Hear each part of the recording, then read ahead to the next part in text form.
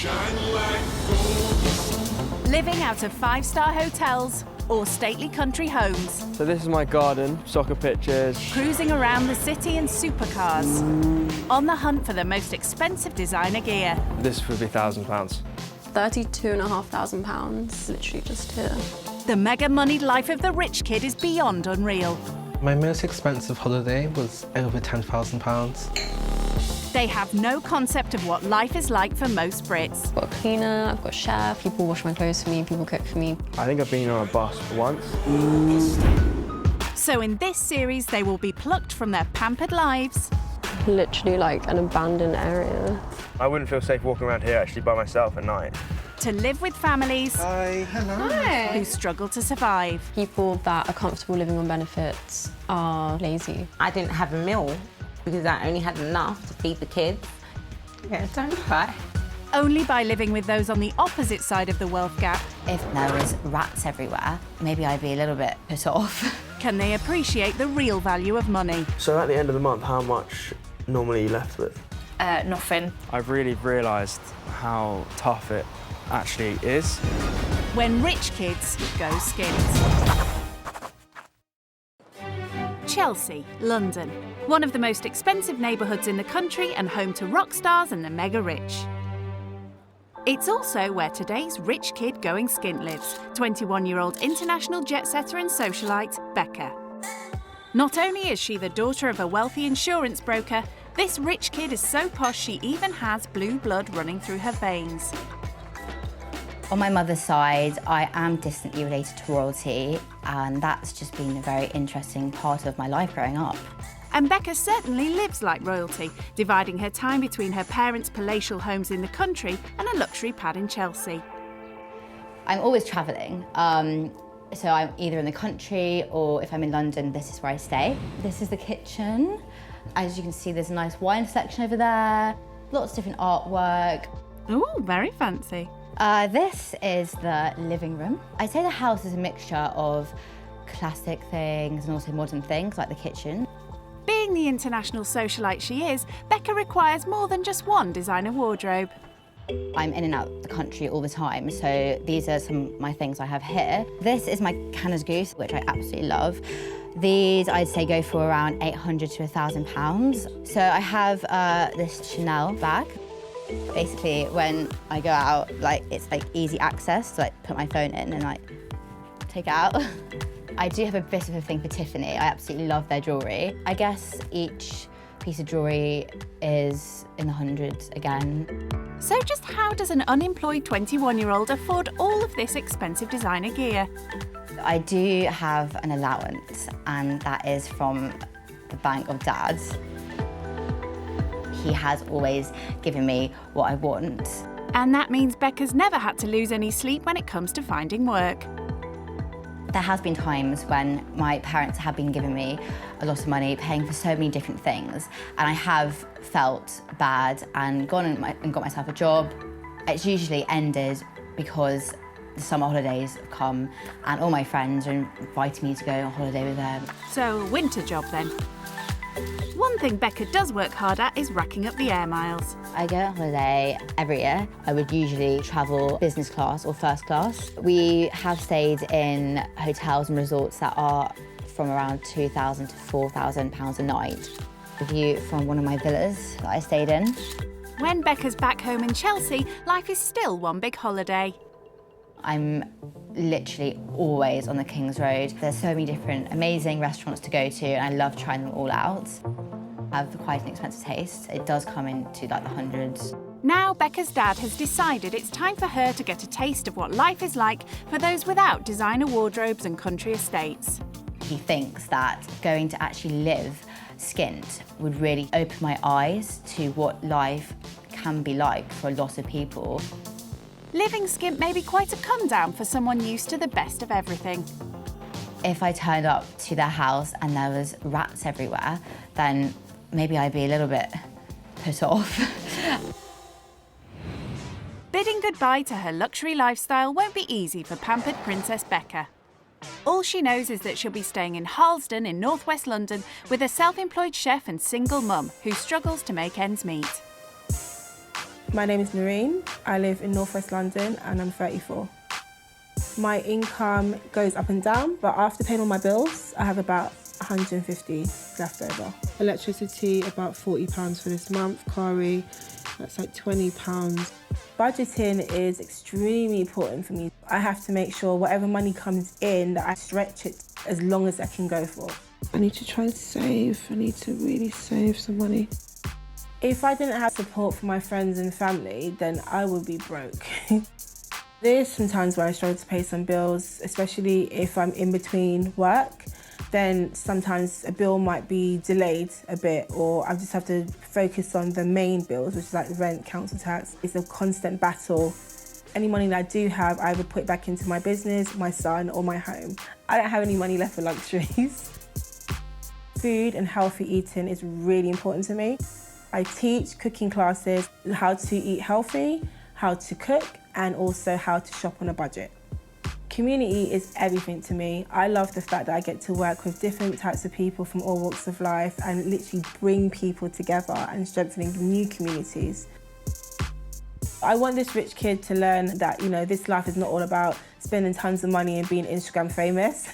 It's literally, you know, you got the hard knocks of life that basically give you lots of challenges and you need to work hard or work through them. So I would like them to learn the concept of money and also to learn how everyday people like myself live. For the first time in her life, Becca is about to be without the bank of daddy. Before she leaves the comfort of her posh pad, she's meeting with best friend Jemima to break the news. So, what is the news you've got to tell me? I'm going to live with an underprivileged family. Oh my word, that is something I did not think you'd be doing. No. Away from Chelsea. I know. Are you nervous? I am. I'm very excited, but I am really nervous as well. I can imagine. Because I'm worried that they'll think I'm some pretentious, snobby person, which You're I'm so not. You're so down to earth and... Yeah, I hope they see that, I really do. So why do you want to do it then? We've grown up in a bubble, surrounded by the same kind of people, which is no bad thing, but I think it's also good to experience all walks of life.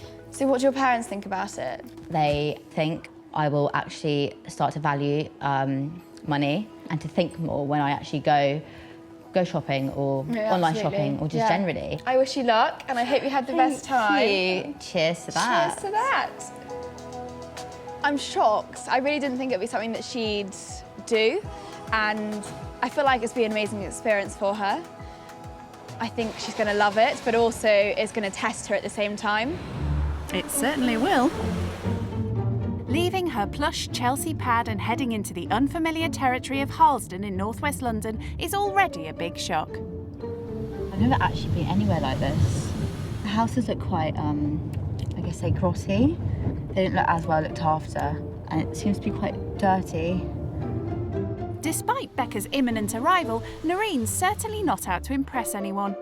I'm really proud of my home and my life because I've had to work extremely hard to even get to this stage. If they start to judge me, I don't even care about it, to be honest with you. Well, that's good, because there's not much about the area that's impressed Becca so far. Obviously, where I live, everyone is quite dressed up, always looking their best. Here, a lot of people seem to be just in tracksuit. I've seen some people just walking around in their pyjamas. So it's, yeah, definitely different.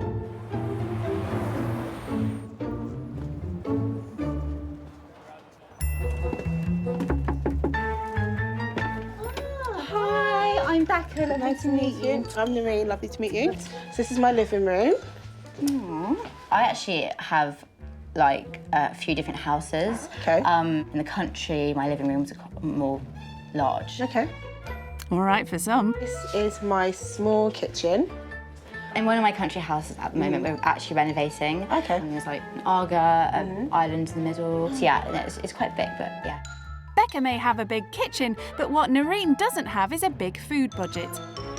If I want to save money, which is really important to me, then I buy everything in bulk. Have you ever had to buy in bulk before? Like, we're just, I guess, fortunate enough not to have to buy in bulk all the time. This is my bedroom. As you can see, I can't even... Oh gosh, no, that is quite close, isn't it? At my dad's, I have like a kitchen and a bathroom, attached to my room. So you literally have your own flat? Yeah, well, it's the barn conversion, and you walk in and there's a really big bed with a TV. There's actually 2 TVs in there. All right, no one likes a show-off. With Noreen's son away, Becca will be bedding down in his small bedroom.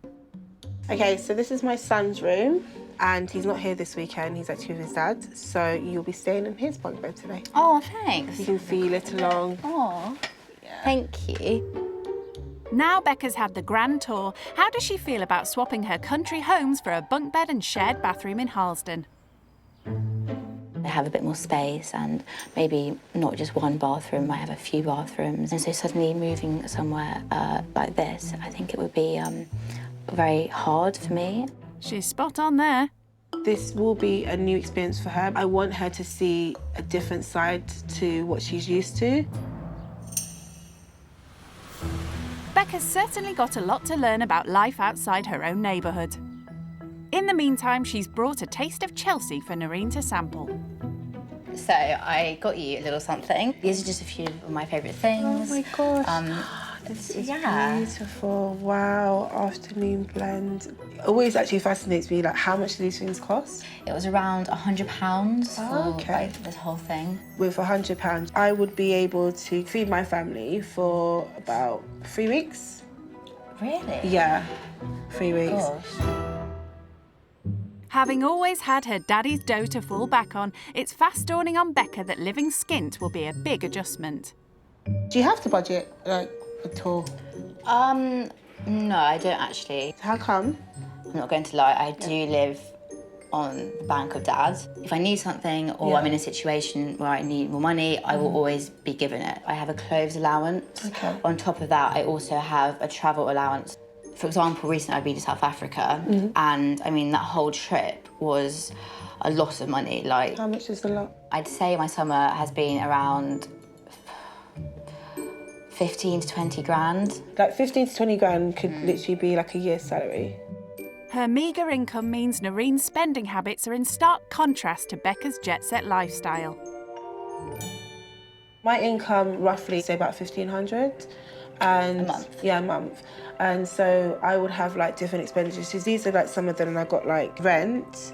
You don't have to pay rent, do you? No, I don't. Yeah, so my rent would be around 600 per month. Okay. And then I've also got council tax. Do you have to pay council tax? I don't think so. And that's like £100 a month. And then for like food shopping, I normally would say I like to spend about £150 a month. £150 on food? Yeah, a on month? food, yeah. So travel would be anywhere between 150 to another 100. Basically, I'm just trying to make ends meet. After I paid for everything, I might have like £150. So with the 150, is that like just to buy some things for you and your son at the end? No. So it's just basically like personal survival. So it's like if I have leftovers, then I'd have to use it for something. Either paying for something for my son, or just something always comes up. So I've always got to like budget for that just in case. Oh, I just feel really like bad, like that I've had this, like I can just go and buy some shoes or something, and which are obviously expensive, and not even really have to think about it that much. And I don't even work for it. You're okay. Come here, baby. It's okay. It's all right, honey. Everything's gonna be okay. When she told me about how much money is left at the end of the month, it really shocked me because, I mean, I can spend that money really quickly. I just thought I've had a really like good life, and like not anything has really like gone wrong. It just really made me emotional because it made me think, gosh, I've been so lucky, and I've, you know, just had so many privileges, and it really touched me. I was surprised that she got emotional. I think she's just realised how fortunate she is, but also how hard I've had to work. The fact that she doesn't have to work if she doesn't want to, but I think she's starting to value or see money in a different light as well, which is quite nice. Becca will often spend her host's entire monthly food budget on a single meal out. Fancy restaurants aren't an option for Noreen, though. Do you have like a personal chef? I don't have a personal chef. My mum and my dad cook for me. And when I think, yes, I'm gonna cook a big, amazing meal, I just think, oh, but the washing up after. I mean, do you have a dishwasher? No, I don't have a dishwasher. Really? No such luxuries when you're living skint. Time for Noreen's guest to get stuck in and help out. Well, I'm literally cutting it like this. Yeah, cutting it, but maybe not like that. I don't know what I'm doing right now. I want her to learn basic life skills. Is that enough? Yeah. Yeah, that's enough. She has a dishwasher, so it'd be nice for her to use her hands, wash the dishes, but also cook. Yeah, have you peeled a chopper on you before? I have, actually. Yeah, I think my cutting skills are just not really No, it's okay. You've got to start off somewhere, darling. Yeah. Come on. By the looks of things, Noreen needs to finish things off. Still, it's a chance for Becca to sample her first. Here you go. Home cooking on a budget.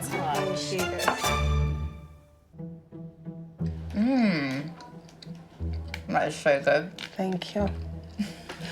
So have you had anything like this before? No, actually, I haven't. Looks as good as anything you'll find in one of Becca's posh restaurants. If I go out to eat for dessert, I'd usually pick sweets over chocolate. Okay. Although the chocolate bomb from the Ivy, which is this restaurant in Chelsea, it's like so nice. Is that one like a Michelin star restaurant? No, I don't think it's Michelin star. It's just a like a normal restaurant. How much would it be to like buy food at the Ivy? I mean, if you're gonna get a lot, then maybe like 100 quid or something. At £100 a meal, no wonder Noreen's never heard of the Ivy. If she wants a fancy meal, she has to get creative in her own kitchen.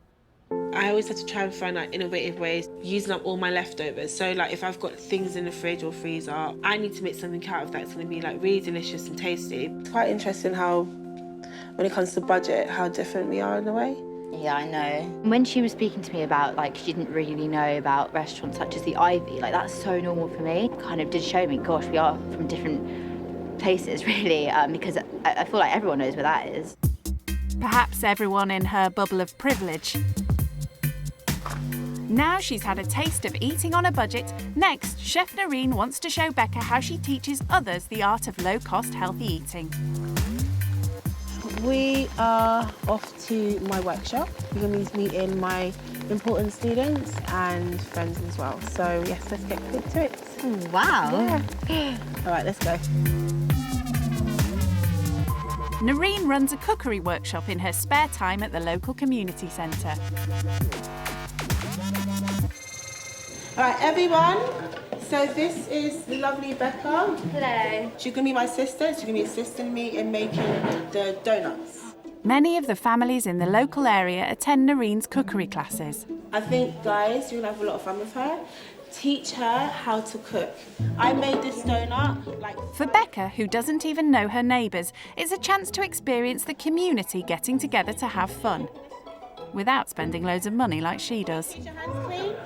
We've got some vanilla essence. Pour a little bit. I'm going to stop, guys. Yeah, you need to... Oh, God. All right, let's start using. Like you're making bread, yeah? Get your hands in. Feels like me. Becca's been roped in to help teach the kids how to make donuts. We want to make some little dumplings out of these, right? Come on. So how many are you making? We're going to make mini balls, yeah? I brought my hand. It's all a far cry from her Michelin star meals on the King's Road. Do we need to use any of that? You're the chef, so you tell me. All right, so... As she learns more from Noreen's mate Samantha, it's clear the community spirit she's seen is a revelation for Becca. I'm guessing like no one has to pay. It's literally an open, friendly. Her workshops chance are always to learn to cook. Yeah, they're always free to the people that come so because they lovely. can't afford it. Yeah. And the thing that she feels really passionate about is about cooking on a budget and making sure that people get the best possible food that they can get with the income that they've got. Kiki? Time to fry the donuts. Try it. And Becca's been put in charge. Thank you. Hearing that, obviously Noreen's been helping kids especially about what they should and shouldn't eat and teaching them, I think that's wonderful. And I didn't even know that existed, really, this kind of community help. I absolutely love the whole experience. I mean, I had no idea what to expect at all. Well done. Boom!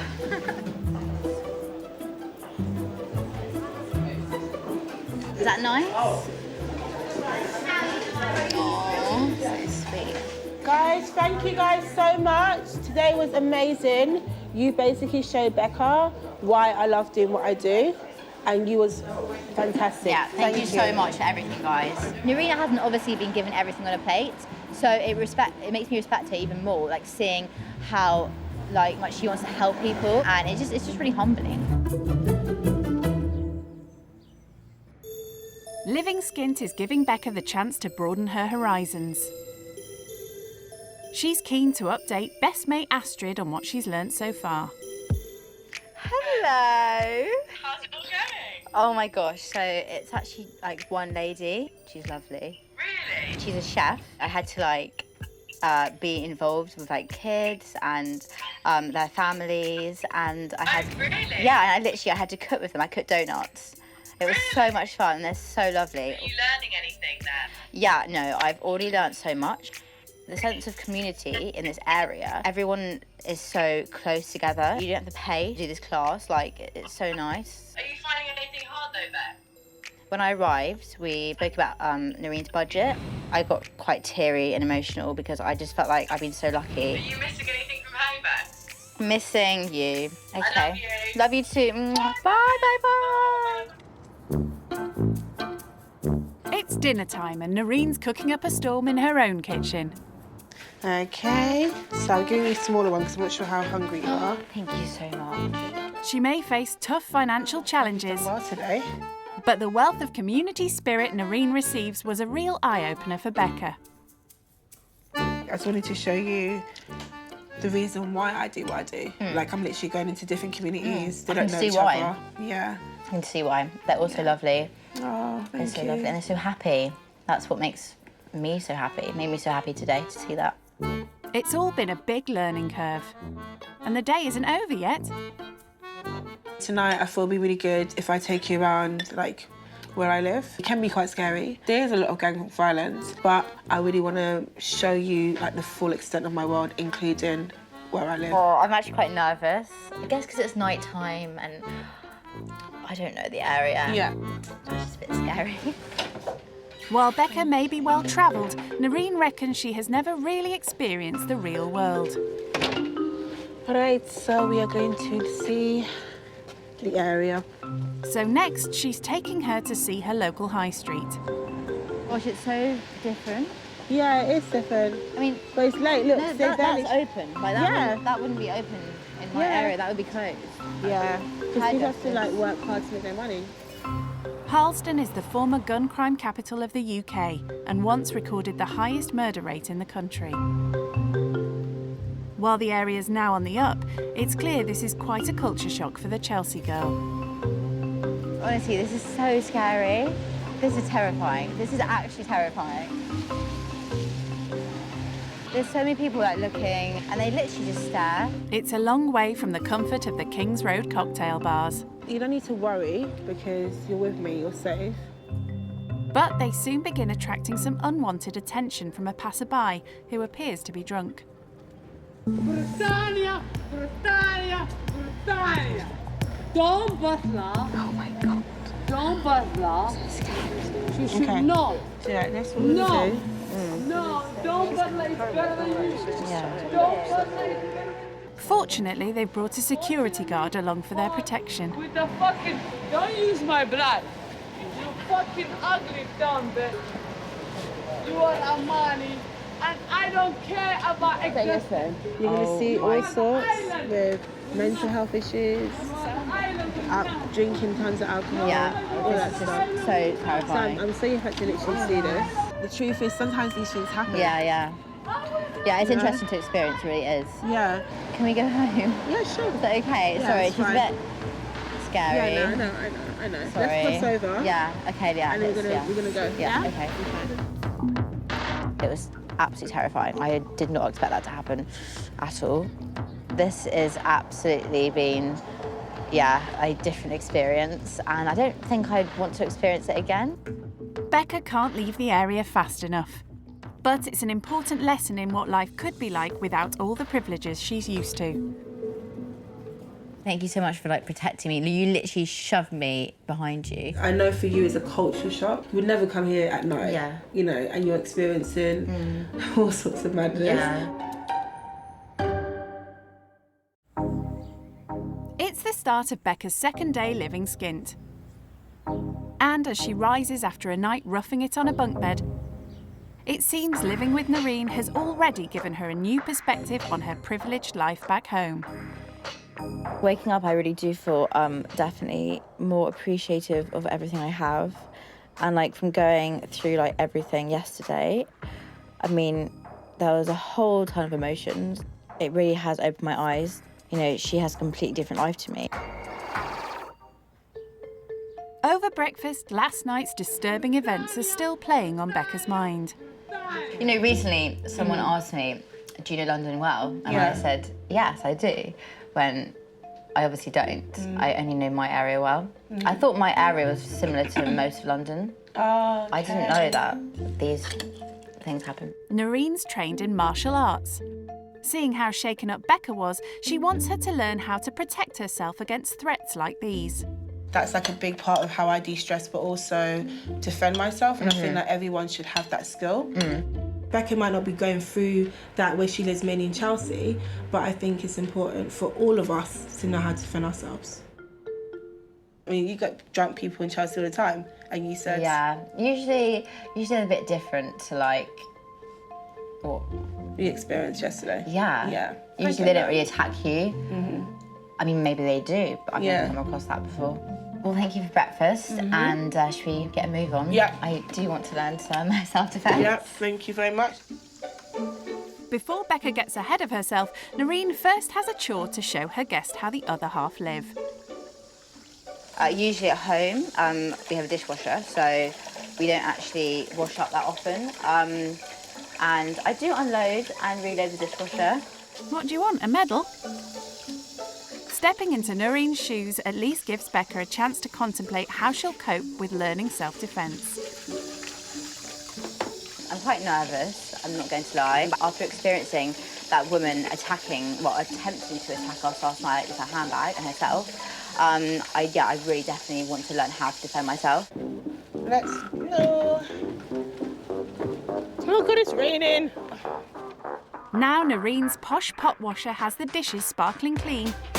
Next, she's taking her for a lesson in the Japanese martial art of jiu-jitsu. For Becca, the new experiences keep coming. She's kitted out in all the gear, but does Becca really have any idea what she's in for? Your head on the chest, and then move around to the side, taking this hand under the armpit like so, and put your head under their heads. All right, now watch me do it a couple of times, and then you're going to do it. So watch, it comes in, just watch me do it. You pull the arm here to the side. Okay, put your head here, underneath. Can you see? Okay, and what's that stopping him from doing? It's stopping you from hitting you. I'm not expecting you to remember all of that, but we are drilling it. So just see if you can get to the first stage, we'll build it up. So, okay, and then... Oh my God, Okay, you're gonna sit down. is she hugging you? It's not quite the move she'd be making on the dance floor of some flashy Chelsea nightclub. Becca's willing to give it a go, though. When you're giving her a hug, you're just getting to the side. Okay. To the side. Yeah, because you need to... However, it soon seems it's all a step too far outside this rich kid's comfort zone. Good. Were they putting this here? Yeah, it's just... On my back. I'm so bad at this. You're not bad, you just started. Yeah, I know, but I'm terrible already. I just don't want to do I need some water. She's a bit stressed out because she's not getting it right, but it's like you have to start from somewhere. You need to make mistakes. You'll be okay. I just feel like everyone is like really experienced, and they're doing everything really well, picking everything up really well. And I've just been here for 5 minutes, but I just feel really embarrassed because I'm doing it really badly. You okay? Yeah, no, I'm fine. I know it's a bit hard, I know, and it's a bit of your comfort zone. Okay. Come, you can do it. Yeah. Your knee here. Okay. Yeah. And then you've got to put your hands here. Boom. After Noreen's words of encouragement, Becca decides to give jiu-jitsu another chance. Pivot. Swing your leg. Yeah, that's it. And then what do I do now? Go over? Sit down. sit down. I am pinching them together. Yeah. I'm pinching them. I didn't really want to come across as this silly girl from Chelsea, can't do anything. So that's when I went back and I just really stuck my head in and actually did it. And I really enjoyed it. And for Noreen, it's another chance to show Becca the community coming together to have fun while learning something new. She took it so seriously and she's so like confident and determined. And I knew that was going to happen to her because it happened to me. She was good. I'm proud of her. Becca may have a new martial art under her belt, but she's not done yet. Back in Chelsea, she's used to regularly dining out on Daddy's money, with never so much as a second thought to the cost. But now, Noreen sets her an even harder task. Okay, so I'll set you a challenge. I want you to shop within a budget. Oh my gosh. And then afterwards, you're going to cook for me a nice meal, traditional Jamaican. Good luck. Thanks.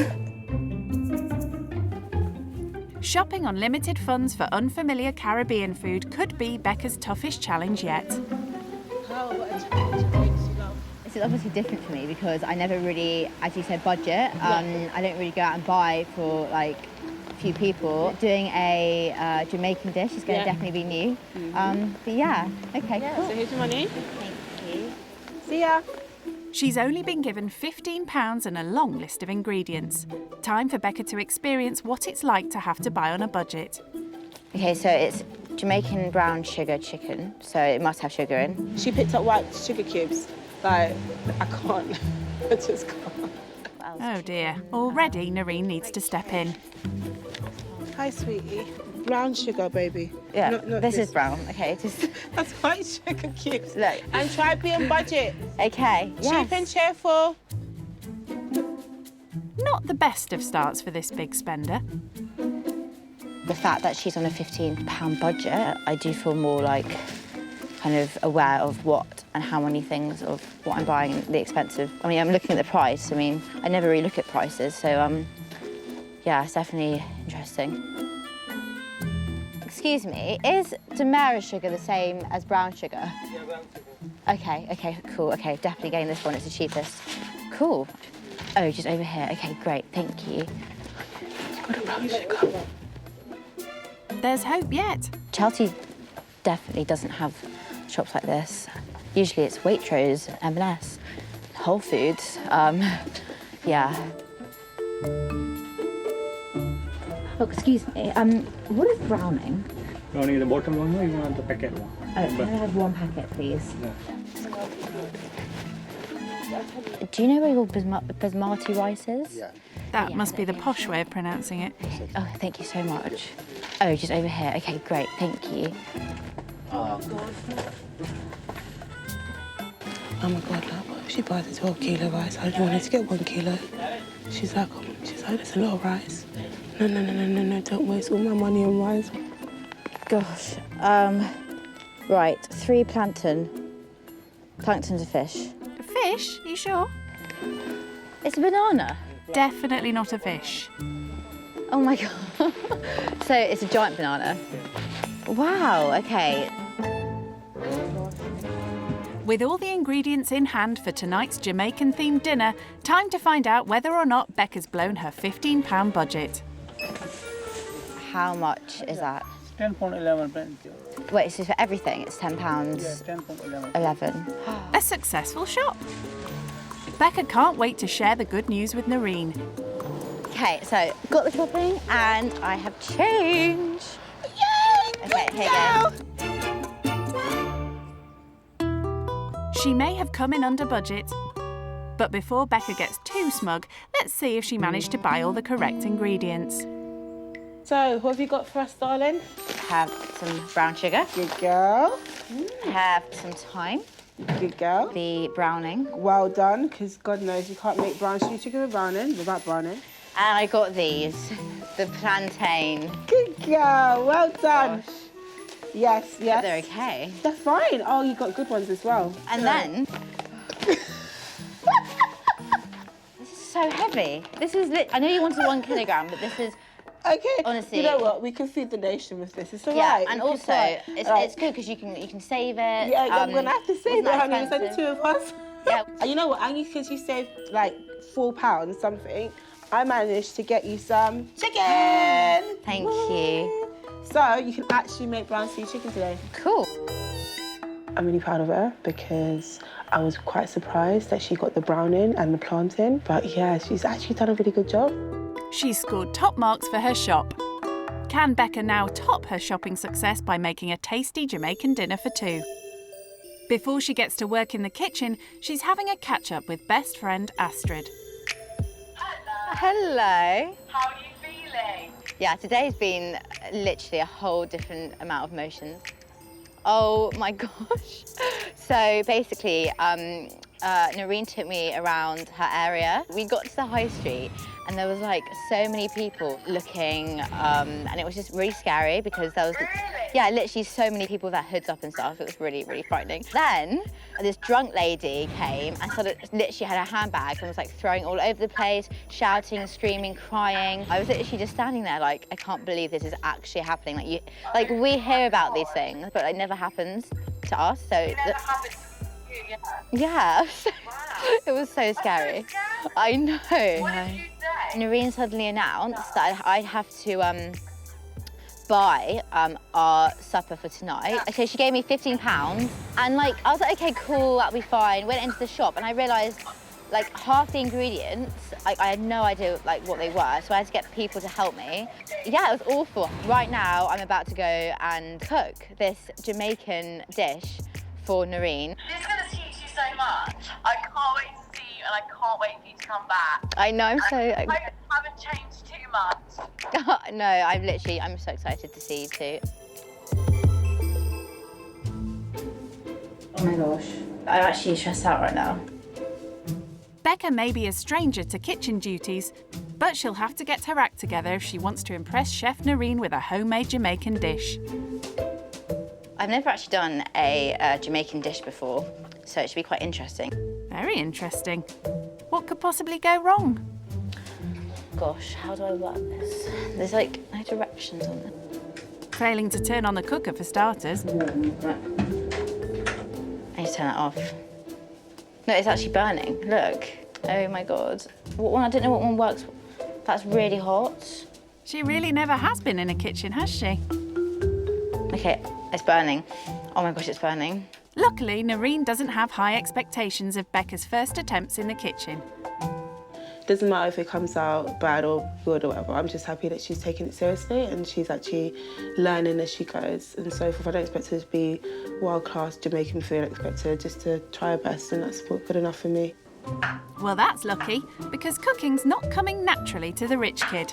To be fair, I'm not sure if it'll be as good as Noreen's cooking, seeing as she is a chef, but hopefully she'll like it. That's all I'm hoping for.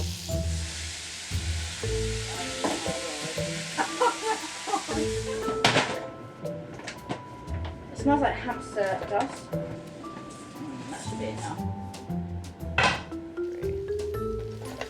Oh gosh.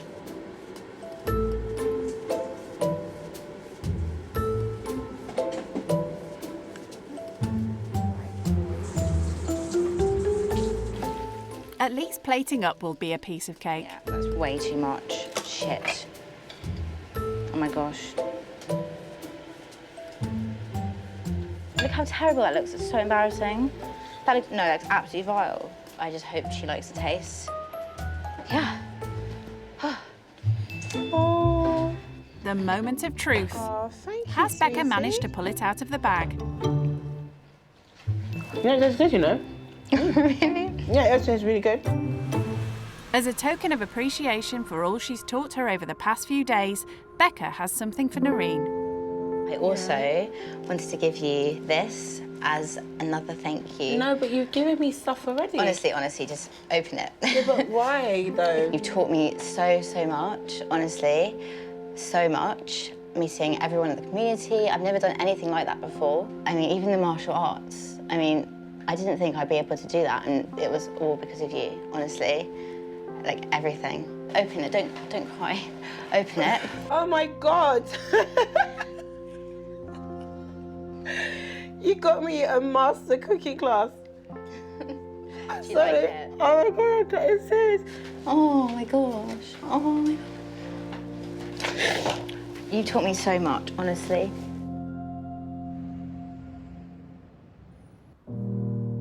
For someone like Becca, who's had things so easy, living skint's been a whirlwind. But her time with Noreen's now come to an end. I'm actually really sad that I'm leaving. I didn't think I'd feel like this at all. I don't want to leave, I really don't. I'm definitely going to be seeing her soon.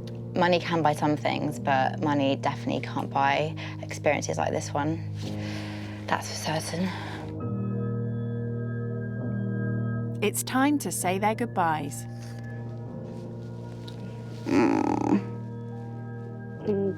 Oh, definitely. Yeah. See you soon. No, I know. I feel the same. Before you go, as you like platypus so much. Oh, platypus. Oh, my plantain. Yes, your plantain. Oh, thank so you. when you get home, just peel it and then slice it lengthways. Okay, lengthways. Yeah. I've got it. Becca's experienced a side of London that she didn't even know existed. And as she reluctantly heads home, she's taking with her not only a new appreciation for the hardships people like Noreen face.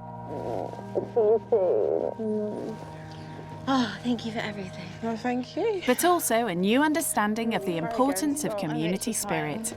I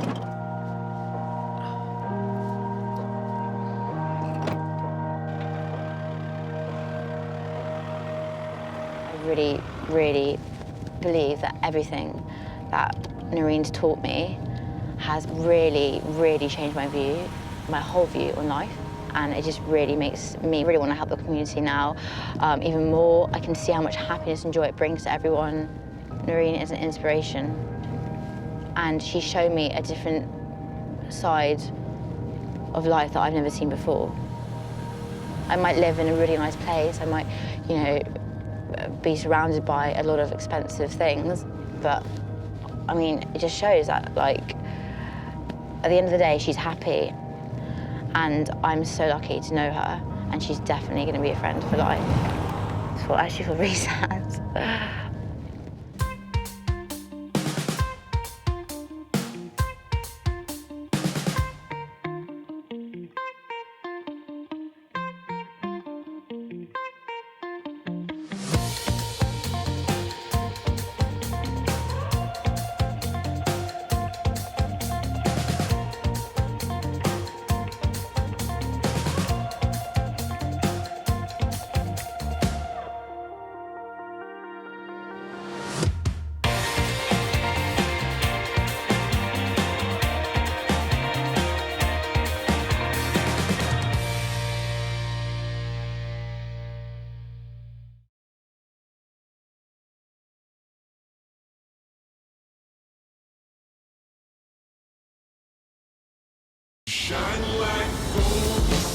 Living out of five-star hotels or stately country homes. So this is my garden, soccer pitches. Cruising around the city in supercars.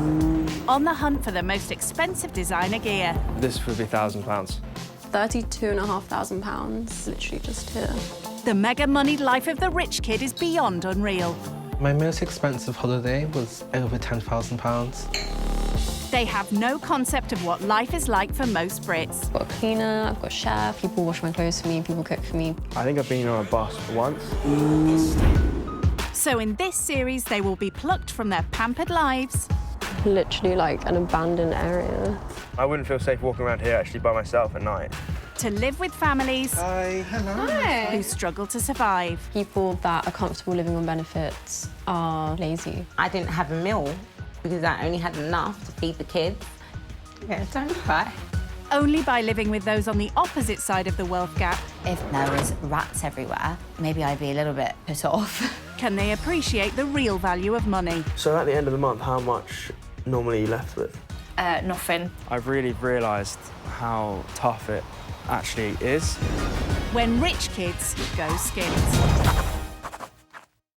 Today's Rich Kid Going Skint is a 19-year-old university student whose parents are multi-millionaires. I'm Yasmin, I'm 19. My dad is Syrian and my mum is from the Netherlands, but I was born and raised in London. But Yasmin is not your average struggling student. Growing up, I've been very fortunate to live the life that I do. My parents have been very generous towards me. I've always been privately educated at school. I get an allowance from my parents, which I get monthly. Home for Yasmin is an exclusive area of southwest London. My main base is in Chelsea. This is the living room here. This is where I chill out a lot. And sort of champagne here, because my mum and I associate it as our happy drink. When she's not studying, this swanky student likes to hit the high-end bars and exclusive eateries on her doorstep. For drinks, I like to go to Bluebird, and for dinner, the Ivy is always nice in Chelsea. I do love, you know, Novikov or Nobu. I can easily spend over £200 for a night out. I go for dinner like 3 or 4 times a week. 3 or 4 times a week? Well, if you're out and about that often, the style stakes have to be very high. For my 18th, I was given a watch, a Rolex watch. I'm actually wearing it now. I love like a statement designer piece or nice shoes, nice handbag. Like let's say this handbag, I got it for when I, you know, got my A-level results back. So this is one of my evening dresses, but actually I got it made for me for my 18th birthday in a shop on King's Road. Go on, tell us, how much was it? It wasn't cheap. When she's not in London, Yasmin can be found holidaying with the super rich.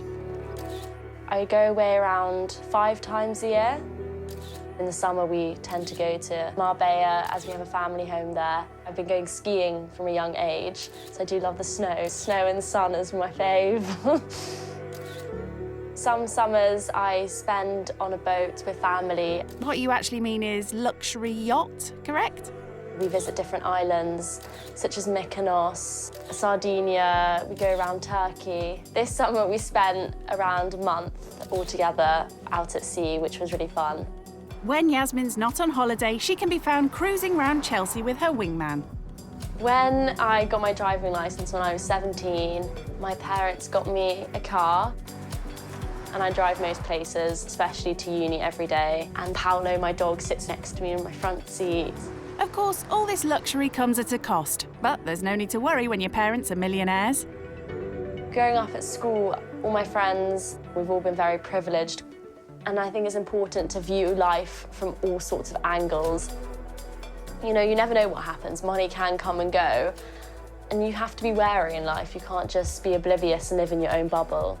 The time has come for her to bid goodbye to plush parties on the King's Road and say hello to life on the breadline. So does she have any concerns about going skint? I'm quite big on hygiene, and hopefully it's clean, which I'm sure it will be, but you never know. I'm super open-minded about meeting the family, and hopefully they don't hate me. Why would anyone hate you? Ah, OK, maybe don't mention the yacht. Waiting to give this rich kid a taste of what it's like living skint are a family of 4 struggling to survive on a council estate in Hertfordshire. I'm Shayla, I'm 24 years old. I live in Welling Garden City with my partner, Miguel, and my 2 kids. I was born and raised in Mexico until I was 9 years old. We live in a 2-bedroom apartment right now, the 4 of us. We are on the top floor. With £520 a month, I have to pay my bills, which includes gas, electric, and any other bills I have. Also, I have to feed myself, Miguel, and my 2 daughters. Not having enough money for us to live and buy things that we would like to, it does stress you out. Sometimes there's nights where I genuinely can't sleep. Miguel, is food nearly ready? Miguel, he helps out a lot in the house. He's really passionate about cooking, so he likes to spend a lot of the time in the kitchen anyway. Gracias. He helps so much. I really, really appreciate him a lot. Bye, Casa. Being on a budget and having 2 daughters, we have to find the cheapest or anything free to do with them. So sometimes we go to walks to the nearest park. Not having a car makes it really difficult with 2 kids having to travel everywhere on the bus. So sometimes we really don't even go out, we just stay at home. So what does Shayla want to teach the rich kid? I hope that that person can learn a little bit from me, and maybe they can realise that, you know, love is everything and money really it's a bonus in life.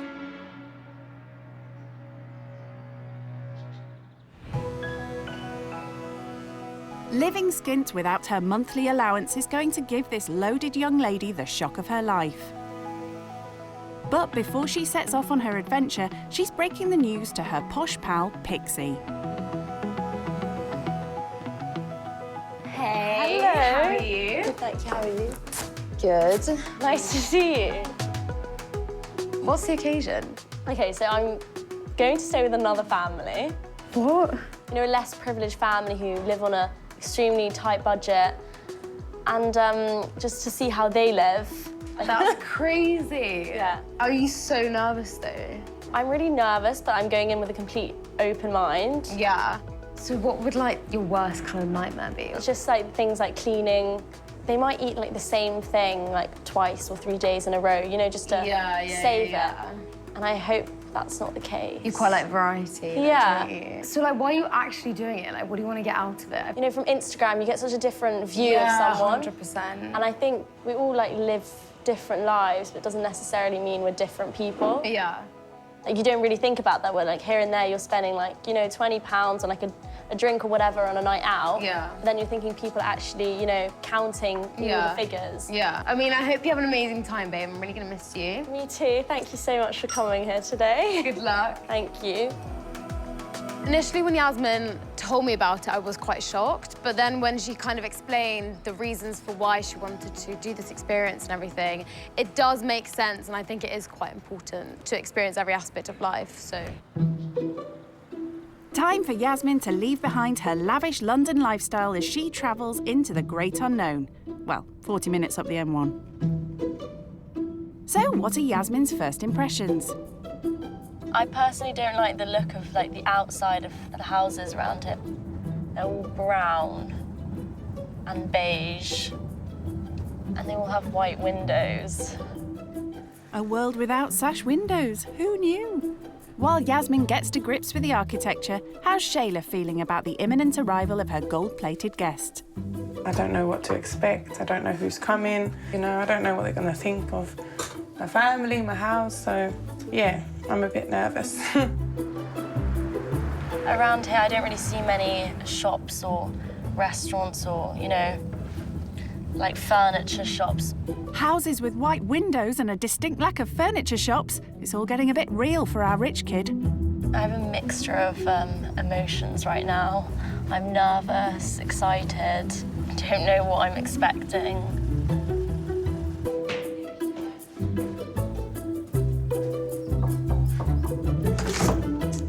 Hi, nice to meet you. I'm Shayla. I'm Yasmin, lovely to meet you. Hi, nice to meet you, I'm Yasmin. This is my little one. Her name's Kiara. Hi, Kiara, I'm Yasmin. So this is Kylie. She's 3 months. Hello, they're so cute. Introduction's over. Let's hope she likes the gift. Do you like dogs? She really likes it. Do you like it? Well, that was awkward. Not a great start. Time for a tour of the flat. This is my kitchen. Okay. But I bet your kitchen's a lot bigger. It's a bit bigger, but it's not a massive kitchen. Okay, that's cool. This is my bedroom. Okay. I sleep with my 3-month-old here. Okay. Because she wakes up 2 or 3 times in the middle of the night crying that she wants to feed, so. Sometimes, like last night, I slept with my mum. Okay. That's I'm okay. a bit of a mummy's girl. Do you do it often, or is it like one-off? I do it maybe like once a week or something. Okay. It's a big bed, so you both fit all right in there. Yeah. She said she sleeps with her mum sometimes, me at this age. Hence why maybe she comes across a bit, you know, younger. I don't know. This is my 2nd bedroom. Okay. Kiara sleeps here. Yeah. With Miguel. How many bedrooms do you have in your house? We have 4, but my mum's made one of them into a, like, office. So the other bedroom's just like... Yeah.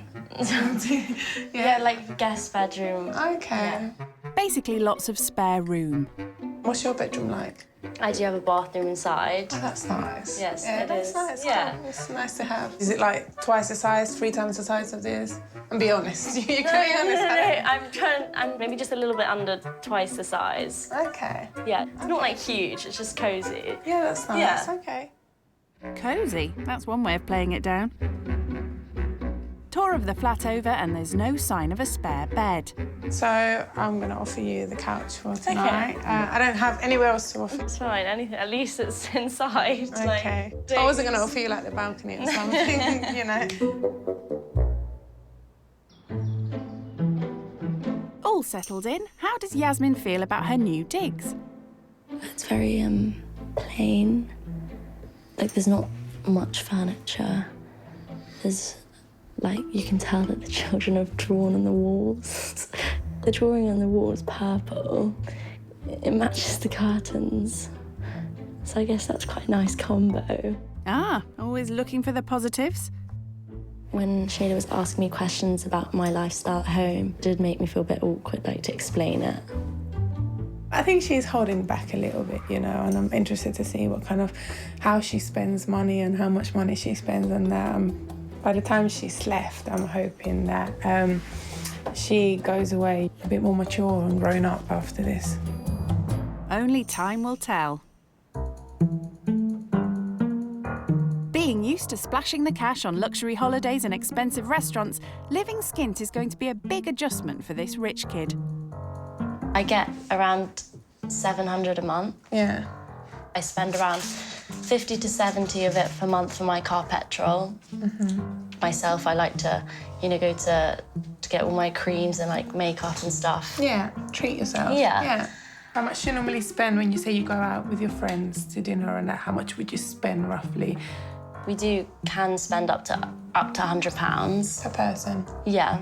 It's helpful having, you know, parents that support you, obviously. Yeah, you're lucky, because not everyone, you know, has that opportunity to have that. You don't pay bills, I'm guessing, and stuff. No. So a lot of the money you do spend is on food out. With Mummy and Daddy's support, Yasmin doesn't have to worry about cash flow. But for Shayla, it's her biggest concern. Miguel and I, right now, obviously, we just live off what the government gives us, which is like £520 a month to just, like, live the 4 of us. And that includes food, nappies, baby wipes, gas, electric, water, the TV, the internet, and whatever. Is it quite hard to manage? Or? It's not quite hard. It's very hard. It's very hard, yeah. There are months that I have to choose who am I gonna buy for this month, like, you know, which obviously is always first my girls, but then it comes to the point where I'm really cold, so I'm having to go cold in the street because I've decided not to buy myself a jacket because I can't afford a jacket, so I have to make sure that they're okay and they're warm before.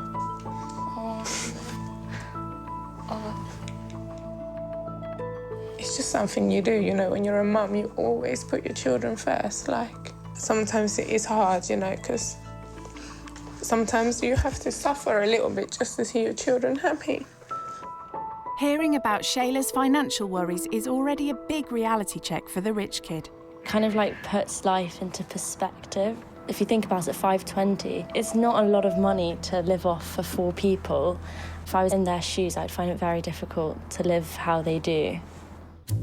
Yasmin may be used to splashing out on swanky suppers, but from the off, Shayla wants her to realise that that's not an option for those on a tight budget.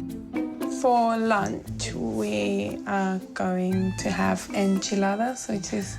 Oh, that's so exciting! Yeah. She's already roped Yasmin in to help prepare the meal.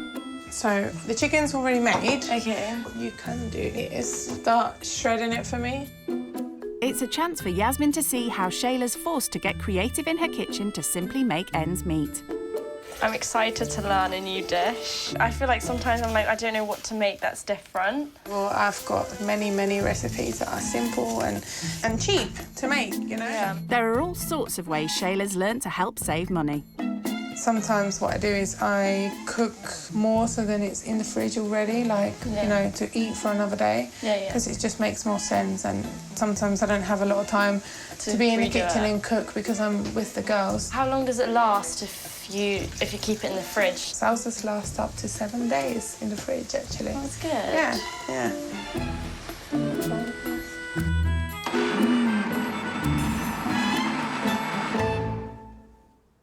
Buying in bulk also helps the family to live within their means. These are made out of corn, and I buy them online. The other day, I ordered 4 kilos, so I got them in the freezer, and that lasts us around 6 months, 6-7 months. Yeah, we make them last. For Yasmin, who's used to dining on expensive restaurant dishes, a cheap homemade alternative is a completely new experience. It's really good. Have you ever eaten enchiladas before, like these ones? No, I've never. I'm really excited to try these. So, how does the rich kid rate Shayla's simple home cooking on a budget? It's really good. Yeah? Yeah. It's not spicy? No. No. So you're enjoying it, yeah? Yeah, you think you'll make this at home yourself? Yeah, definitely. Yeah?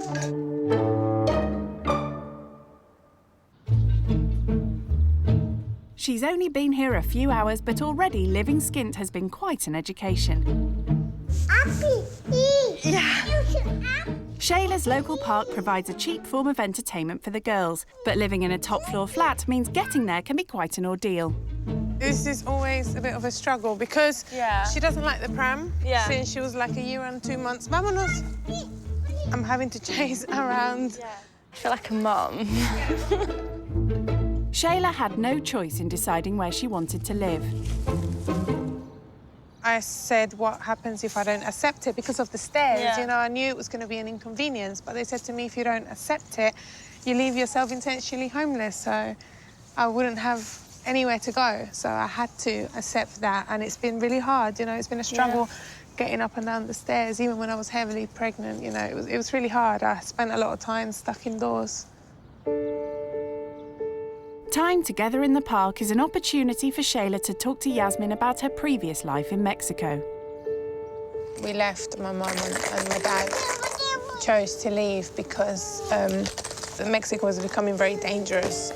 You know, there was a lot of crime and we were at risk a lot of the time. There was a lot of violence, you know, and the cartels and all of that you hear, it's actually 100% true. So my mum chose to bring us here to have a safer upbringing. I didn't realise Mexico was that bad because, like, I always hear people, like, going to holiday to Mexico. But Shayla's experience of Mexico was far from a holiday. Where I was brought up, you know, like in the same neighbourhood that I was brought up, you know, I've heard of a couple of people that I actually know personally of their children being snatched, and yeah, it's hit pretty close to home. And but here, you know, in the UK, it is a lot safer. Like, I do feel a lot safer, and I feel very fortunate and very lucky that my mum and my dad made the decision to come here and bring us here, because I was, you know, now I'm blessed to be able to bring up my own daughters here, you know, because I don't know what it would have been like bringing up my daughters over there. I'd live in constant fear, and I would just be feel like I have to hide all the time. Hearing what Shayla has been through is starting to have an impact on Yasmin. I do relate in that respect because obviously my dad's Syrian and we've had a lot of issues that's gone on, like, as a family. Yes, I've heard and read a lot about Syria as well. You know, it's a shame, all of what's going on around the world. It's just really eye-opening. Like, she's only 24 and she's been through so much in her life, especially with the stories from Mexico. And, like, she seems like such an amazing mum. Like, obviously she wants to do everything for her children. So I think she's, like, in a way, like a role model for a young woman. At 19, you know, when I was Yasmin's age, I had already been through a lot. I had already felt, you know, what it was like to be in danger, what it was like to fear for my own life. And, yeah, I think that she is privileged and she's blessed to have the life she has because, you know, she doesn't have to worry about those things. So I'm trying to set the same life for my children. I'm trying to, you know, make them feel safe too.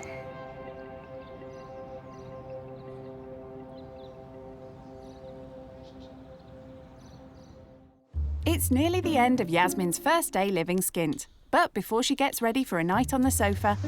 This is the bedding for the night. Okay. Tomorrow I have a really early start when the girls wake up. So I'd like you to help me. Don't know if you ever changed the nappy before? No. Well, you can help me with that and making the breakfast. Yeah. Okay. Have a good night. You too.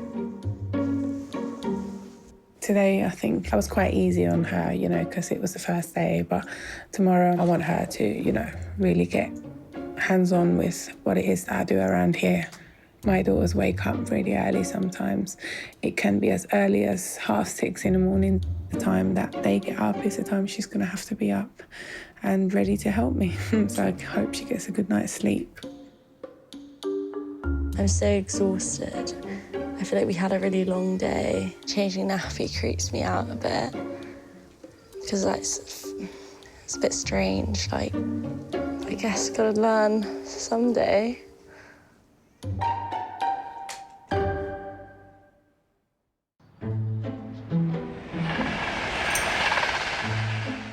Yasmin might be used to a lion, but there's no chance of that in Shayla's house.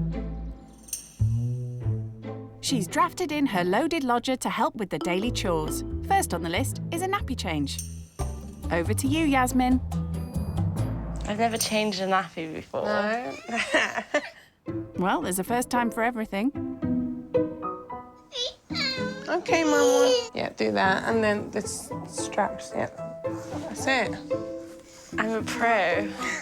You haven't finished yet, Yasmin.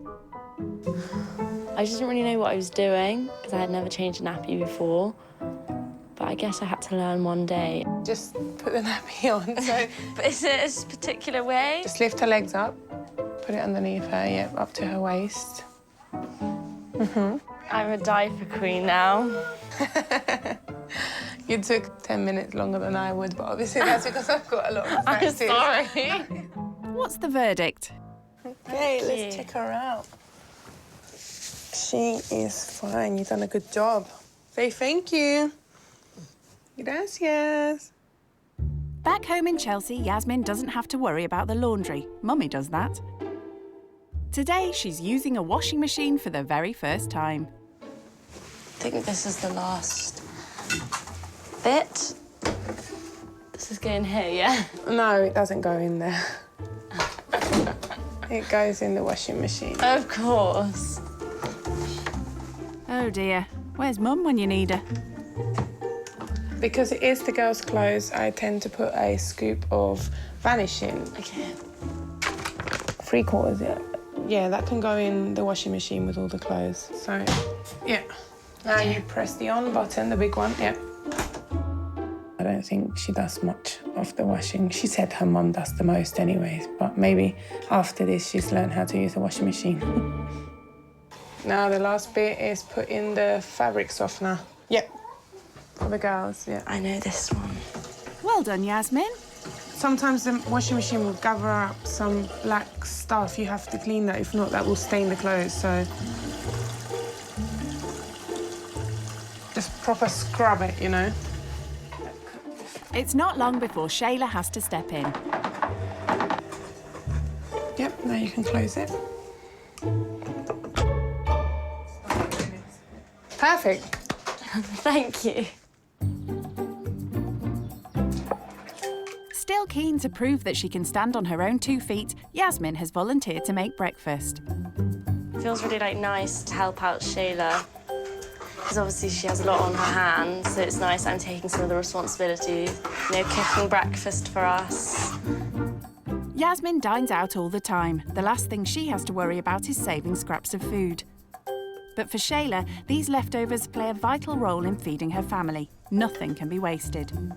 That leftover onion and chilli, you know, I can make some tacos in a couple of days, and there are times where we are running low on food and low on money, so it's kind of you know, every single little bit that's left over helps, you know, to do another meal, you know, so like we just chuck things together and, you know, so we never let anything go to waste. Thank you. It's okay. It's really nice. Yeah. Actually, you've done well. This is what it would look like if I made it. Oh, thank you. Having experienced Shayla's busy daily routine, Yasmin has decided it's time for her to have a break from her hectic everyday life. I thought it'd be quite nice for just the two of us to get out of the house together and go for a little pamper session. So that's what we're going to do together. I appreciate that. That's a nice thought. Thank you. While Miguel looks after the kids, Yasmin and Shayla head out. For Yasmin, a good pamper session is a weekly occurrence, but Shayla doesn't have the time or money for such luxuries. Do you get pampered once in a while or get your nails done? Not in the last couple of years. I haven't done anything like this before. I just do them at home, really. I don't really have the time to, like, go out to a salon or the money, so I just get a cheap nail polish and just do them myself. What about you? What do you do? Mostly get my nails done when I go and get, like, let's say, pampers. Yeah. Obviously, you're always with the kids, so you don't have much time to go out or anything, but do you once in a while dress up and...? I haven't actually for the last 2 years gone out anywhere without the girls, so I haven't had that time to, like, you know, do my makeup properly, you know, have nice clothes, high heels. I've been in trainers for the last 2 years, you know. How often you go out? Like, how often you get to dress up and, you know, get pretty? All my friends are all very young, and it's once or twice a week we dress up and go out somewhere. Yasmin is only a few years younger than Shayla, but it's becoming clear that their lives are very different. She's also learning that she has a lot of growing up to do. I didn't obviously say this because I didn't want to seem silly or anything, but I didn't know actually how to use a washing machine. Oh, OK. I could tell, I'm not going to lie. I'm sorry, but I was able to tell that you didn't know where anything went. She confessed that, you know, earlier on when she was using the washing machine, she never used one before. I don't know if she was embarrassed to say that she hadn't, but I kind of got the sense of it anyway when I watched her. But, you know, that's good. I've learned how to, yeah, that's good. So now I know how to do it myself. After coming clean over the washing machine, let's hope this rich kid will do better in Shayla's next task.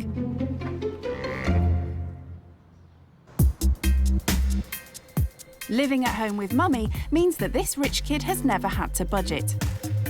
So Shayla has brought Yasmin to her local shop to set her the biggest challenge yet.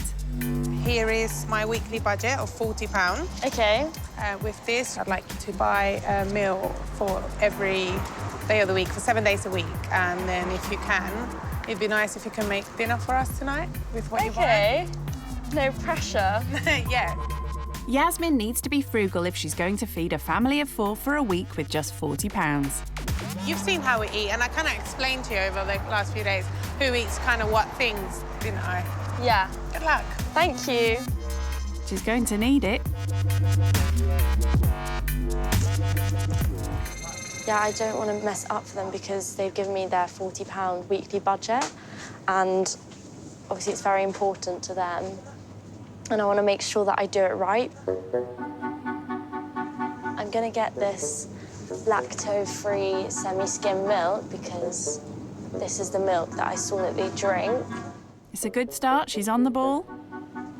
Here are tomatoes. They love their tomatoes. And for my pasta dish, I'm going to be making a tomato-based sauce.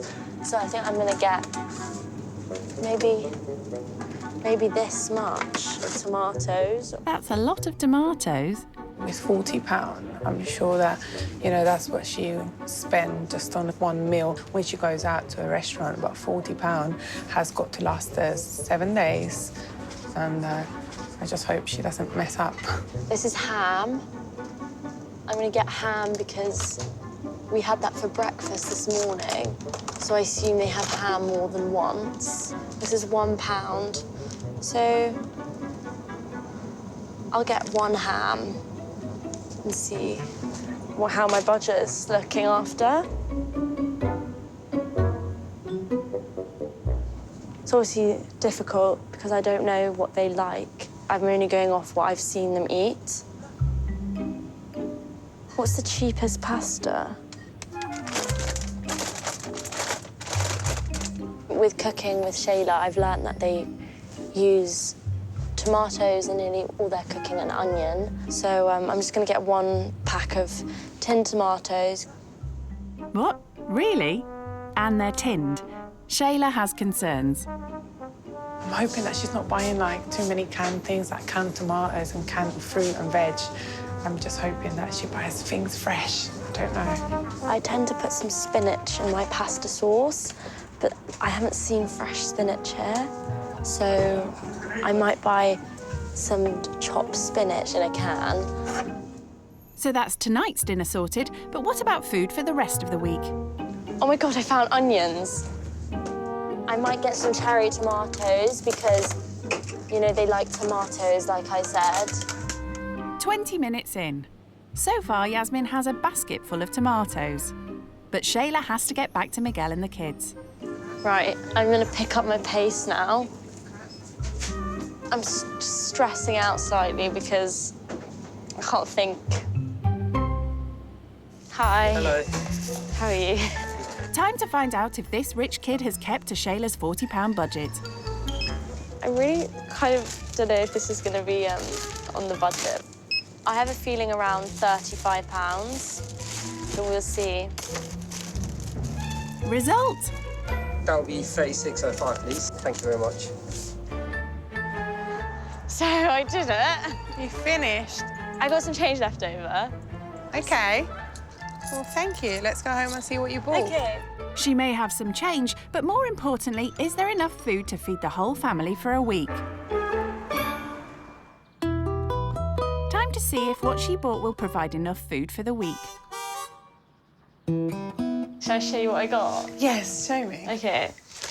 I hope I did it right. There wasn't much choice. Good. We use tomato a lot in this house. For the salsas. One more. Oh, wow. OK, one more. It's looking promising. So did you focus more on what you're going to cook tonight than No. what I'm going to eat throughout the whole week? No, because you said you eat tomatoes nearly every day. That's like 20 tomatoes. OK, no, that's fine. Oh, dear. So I think she got like 4 packets of tomatoes, so there's easily like 15, 16 tomatoes in there. That's going to last me, you know, probably about 3 weeks. Hey, lactose-free milk, well done. I honestly thought you was going to forget that. No. OK, grapes. OK, that's good, you know. It's a lot of fruit and veg. I think you kind of got the idea that, you know, we don't eat meat in this house. But I don't see any meat there. Despite her efforts, Shayla doesn't seem to be too impressed with Yasmin's food shop. I think she was missing, you know, the main part of a meal, which would be, you know, fish or chicken. I don't know if I could cook a lot with that, to be honest. Yeah. I don't think you'll starve. Like, there's a lot of food there, A lot of tomatoes, yeah. We just had a bit of an issue about the amount of tomatoes I bought. I thought it was a bit harsh that she said that I only bought tomatoes because of my dish I'm about to make, when she said to me that she uses tomatoes every day, so that was a bit mean. Disappointed with how she got on in the shopping challenge, Yasmin has decided to call Pixie for some moral support. Hello. How are you? I'm good, thank you. How are you? I'm tired. Tired? Yeah, I had to do their weekly shop, and I bought loads of tomatoes because that's what, you know, that's what they eat a lot. I think she kind of just wasn't impressed with my shopping. You know, So what did she want you to buy more of? meat, more meat. More meat? Yeah, but it's fine. We had a few differences, but that's like nothing major at all. I had to change a nappy. Oh, did you? Oh my God, how did it go? I can't imagine you doing that. Yeah, it was an experience, but luckily it wasn't a bad nappy change. And I had to do their washing. Oh, did you? How was it? Yeah, it was fine, but I didn't know where to put the gel bit, you know. I know how to do that. But do you not do that at home? Oh, don't you stop! I do it. I'm getting slated by you now.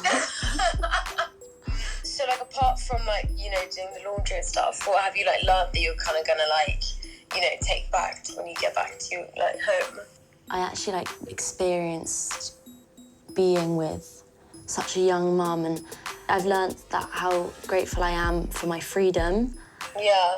They're quite trapped because they do have such two young children. Being here, like, I even, like, texted my mum, I'm so thankful for our life. Oh. When you get back, what are you, like, super excited to see? Like, I'm excited just to be back home in general and, you know, seeing my mum and Paolo. But yeah, I'll be home soon and we'll catch up face to face. Can't wait, babe. Okay, enjoy your last night. Okay, lots of love. Bye.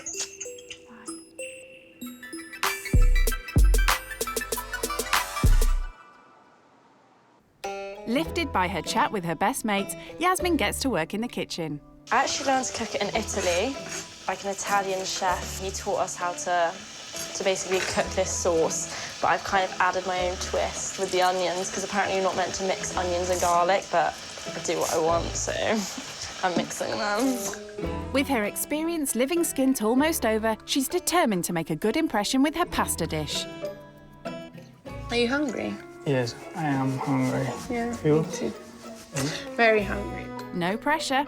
I think I might put some of the onions in this pot, because I don't think I'm going to use it all. She's even putting into practice the food-saving skills that Shayla taught her. Can add these in. She's also starting to see the funny side of the shopping challenge. Won't be running dry on tomatoes. I always have a giggle about a tomato now. You know, that's one thing. I'll never forget that story about the tomatoes. It's looking good. It's decent. I hope I've done them proud with my spice. We'll soon find out. Done. Dinner time. Grub's up. There you go. I'm sorry, I hope it's okay. Thank you. Comida. Gracias. Yummy. Okay. The moment of truth. Has she managed to pull it out of the bag? It's nice. Yeah? You put plenty of chili in that, didn't you? Yeah, I did. Yeah, it's nice. You like it? Yeah. I really didn't think it was going to taste that spicy, but you'll be surprised.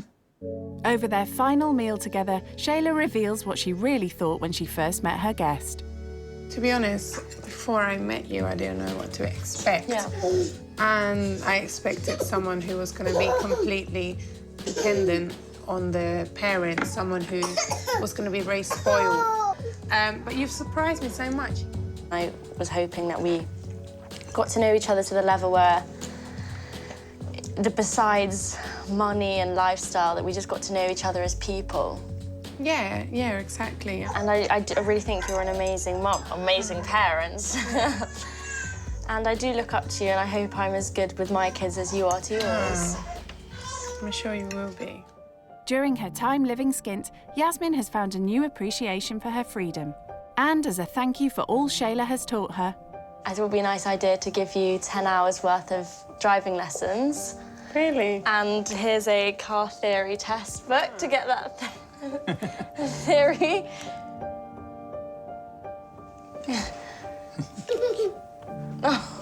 Oh, no. Thank you. It's just a really thoughtful gift, you know, like I didn't expect that at all. And that's nice that you've taken, you know, my goals into consideration and no, that's really nice of you, thank you.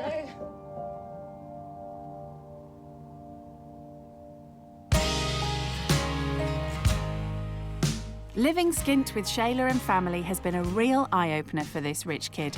Thank you so much for having me. It's been so nice. Thank you for everything. Thank you so much, Miguel. It's shown her just how tough life could be without the financial support from her family. feel actually quite sad that it's over. From this whole experience, I'm taking away the fact that how much I appreciate my lifestyle and my family and being able to see my family whenever I want. And as she heads home, she has a new appreciation for the hardships people like Shayla and Miguel face. She's so young and she has a lot on her hands. I will always remember their family and I hope to keep in touch with them all.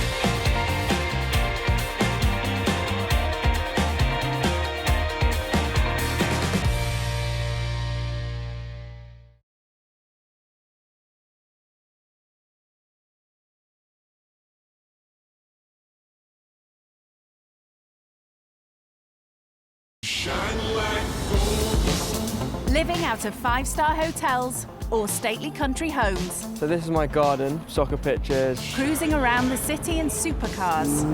On the hunt for the most expensive designer gear. This would be £1,000. £32,500, literally just here. The mega-moneyed life of the rich kid is beyond unreal. My most expensive holiday was over £10,000.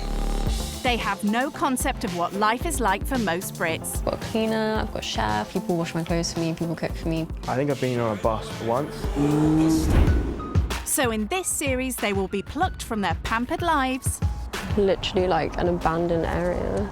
I wouldn't feel safe walking around here actually by myself at night. To live with families who struggle to survive. People that are comfortable living on benefits are lazy. I didn't have a meal because I only had enough to feed the kids. Yeah, don't cry. Only by living with those on the opposite side of the wealth gap. If there was rats everywhere, maybe I'd be a little bit put off. Can they appreciate the real value of money? So at the end of the month, how much normally are you left with? Nothing. I've really realised how tough it actually is. When rich kids go skint. I am considered rich. Today's rich kid going skint is a property development student and son of the CEO of a high-end furniture company. My name is Freddy, I'm 20 years old and I'm from Chelsea. Freddy likes to eat out and doesn't have to worry about the cost of restaurants in Chelsea.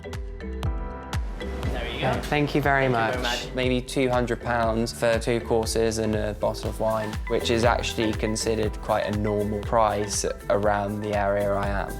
As well as having a posh palate for pricey food, Freddy also likes to shop for fancy threads. This is my morning coat that I wear for Royal Ascot. It's in June every year.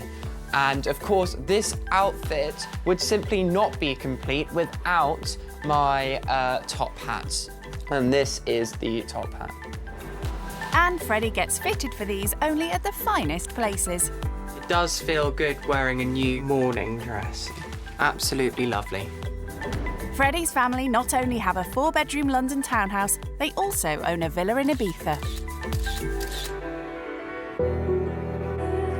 Freddy attended the exclusive Milton Abbey School, which cost the bank of mum and dad just under £200,000. We had a school shoot, a school farm, a sailing academy, and a 9-hole golf course. And with an education like that, Freddy expects to earn the big bucks one day. A couple of £100,000 a year is probably what you would need to sustain that type of lifestyle. Like a lot of students before uni, Freddy took a gap year. I actually did have a budget. I spent £5,000 in about 6 weeks. Not your average student budget. I do invest a lot of money, I guess, in adventure. And his next adventure is to experience life with virtually no disposable income. I think one of the things that I am dying to know is Why do certain families, why are they living in accommodation that's simply too small for them? That is the question.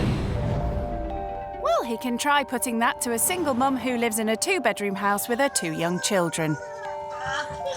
My name's Charmaine. I am 34 years old. I live in Watford and I'm a stay-at-home mum. Well, we'll find some more pieces and we'll finish this as soon as you finish your lunch, OK? 3 years ago, Charmaine's world turned upside down when her marriage collapsed. Put the clothes in. And she moved into emergency accommodation with 1-year-old Sean. I think when I went into the hostel, when I was registered as a homeless person, that was the toughest time of my life. And to find out I was pregnant on top of that, it really did hit me hard. Whoa! That was the point when I realised how I choose to see this experience is going to either make me or break me. Go, go, go, go, go! Charmaine posts her positivity on social media and hopes to one day become a life coach. There is a word for it, #mumtrepreneur. I think I live a very rich life. The fact that I get to hear my kids laughing. How rich am I? Charmaine may be time rich, but she wouldn't say no to a bit more money. So I've got my income each month, which I get from my benefits and my child maintenance. And then my total outgoings are, basically I'm left with £50 a month. I would love to be on about £3 a month. Is that realistic? £50 a month extra is not enough, no. So what is Charmaine hoping rich kid Freddy will learn from his time with her?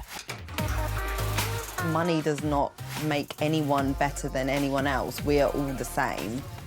It's just what you place value on.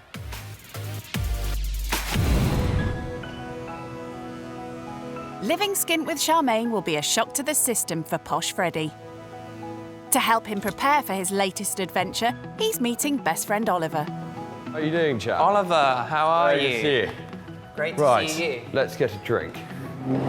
Thank you for meeting with me. No, you're welcome. So why have you dragged me into the middle of London from my house in the country? There better be quite a good reason for this. Well, basically, I have been asked to live with a family that hasn't got much money and I have to eat on their budget and things like that. What sort of budget are we talking? A low okay. one. I can't believe you got yourself in for this. This is hilarious. I just worry, I just wonder what they'll think. And they open that door, they might think... Well, they're going to think you've got Snob. quite a plummy voice. I mean, you're going to go places where they haven't heard you kind of going, hey, hello, my name's Freddy. I mean, that's not going to be something they're used to. Have you ever budgeted in your life? Have you ever got down a piece of paper and gone, look, No, this I've time never- for lunch, I can only spend £2.50? No. I suppose you're going to university soon, you've got to learn how to be poor at some point. Mate, how are you going to justify 36 grand a year on your education alone? That is going to sound obscene. Let's just pray that they don't ask. Right, I see. I would say cheers and good luck, but unfortunately we need another bottle to do that. Well, I will. 'cause Unlucky with I've empty still glass. got a bit, so... Sorry about that, but good luck anyway. He's got quite a plummy voice, like I have and like many do, but I fear he'll say the wrong thing at the wrong time, and he won't mean a word of it, but to some people that will seem incredibly offensive. The big day has arrived and Freddy's been out buying gifts for his host. I love wine and think it's quite a nice gesture. But what's with the fruit, Freddy? I've brought mango because I thought it's probably something they may well not have at all. Maybe he's worried there'll be no food. Well, I woke up at like 6:30 this morning to hoover the sofa because the kids get crumbs everywhere. So I woke up like, oh my God, I've got to clean the sofa.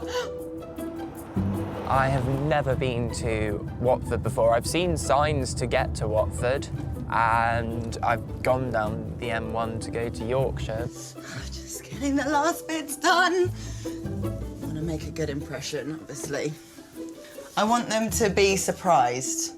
I don't want them to think this is like a typical, you know, poor person gonna slum it for the weekend. A bit nervous. I think now we're getting nearer. Oh, I wonder where is? Is it one of these houses, I wonder? You know, our guest is about to arrive. Hello. I know. We're here.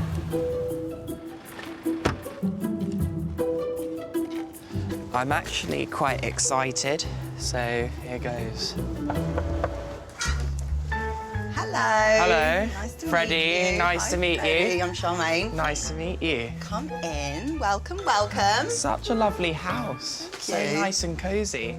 Is that Freddie's polite way of saying small? This is the bathroom. What's your bathroom like? So I have an ensuite bathroom. Of course. Have you always had an ensuite? Have you ever had to share? No, we've never had to share. How many bathrooms do you have in your house? We have 5 bathrooms and then 1 loo downstairs. Okay. Wow. Yes. So they've got 5 bathrooms. That's like more rooms than I've got in this whole house. He's just got on bathrooms. It's amazing. Hopefully he'll come and invite me round. Time for Freddie to sweeten his arrival. I bought you a bottle of wine. Oh, my favourite as well. Some red wine. Got you some mango as well. Thank you. Oh, he was really sweet. I didn't get them, mangoes and stuff, but like, have you ever tried a mango? It's like, yeah, darling. But they were really sweet. What else is he going to pull out? Some chocolates. Nice. Oh, you're so sweet. And I've also Like, you know me so well already. got some sweets and things for the... Oh, that's so cute. So how are you feeling about having me this weekend? Yeah, I'm really excited to get to show you how we find the fun in life with a minimal budget. That is good. Hashtag winning! He seems really sweet. He seems a bit introvert. My aim is just to get him to just chill out, just let his guard down a little bit. And she has just the thing in her kitchen to help with that. This pole. I hadn't really noticed it when I walked in. This is how I let loose. Twerkology 101. Get him a little bit wavy and just see that you can have fun on £5 just as much as you can have on 500. We'll do a little spin and then you come down. Ha-ha! Wow. It's called finding the hoe in the housewife. He's not actually going to have a go, is he? Hey. So foot that way, knee to the pole. Like that. Knee on the other side. Like that. That's it. Pull up. And then cross. pull up. And then, woo! Ooh, nice. I'm not really good at moving around that, so I can't. I think I'll have to let Charmaine do the show, really. We'll have you twerking in no time. The fun continues as Freddie plays with 4-year-old Sean and 2-year-old Shayla. Look, there's a bird. Look what Sean's got. It's a windmill. What is this one? Freddie the engineer. Wow, He's done look, it. it spins, and then you've got it spinning around. Wow. That's like a real one, isn't it? Yeah. Wow. Nice. So he likes things that spin around. Spin, yeah. I mean, that is pretty cool. You're building these all at 4 years old. I know. Do you want to be a scientist? Yeah. Or an engineer. Or an engineer, yeah. You're gonna make me some millions? Yeah. Then we're gonna go and live in Chelsea next to Freddy? Yeah. Yeah? Until then, Charmaine's content with her cosy home. But it means no spare room for Freddie. This is gonna be your boudoir for the evening. Oh, lovely. Don't worry, it does pull out. To be honest, Charmaine's house is a lot nicer than I thought I was going to be living in. It is a lot smaller than mine, but you know, it is a nice, cozy house, and I'm not going to be worried about staying there at all. I was expecting maybe someone a bit more snooty, someone who maybe would look down on the whole place a bit more, but he seems really sweet. This bit that's not fixing on. He does sound posh, but I could sound posh as well. It's like you just got to enunciate, darling.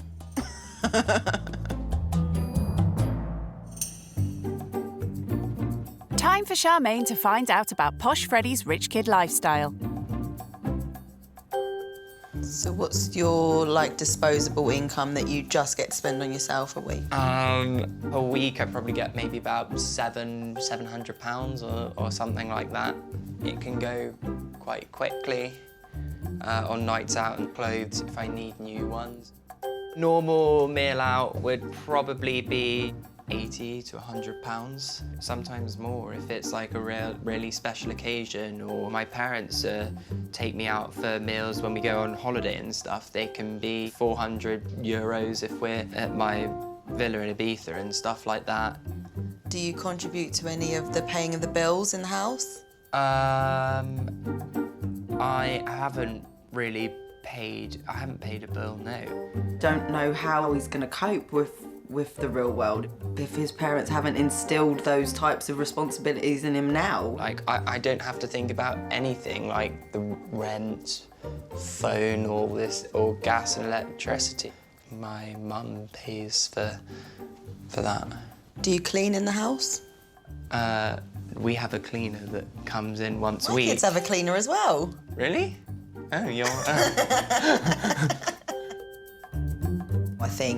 I think I want to teach him a bit more responsibilities and just getting his hands dirty a little bit and getting stuck in.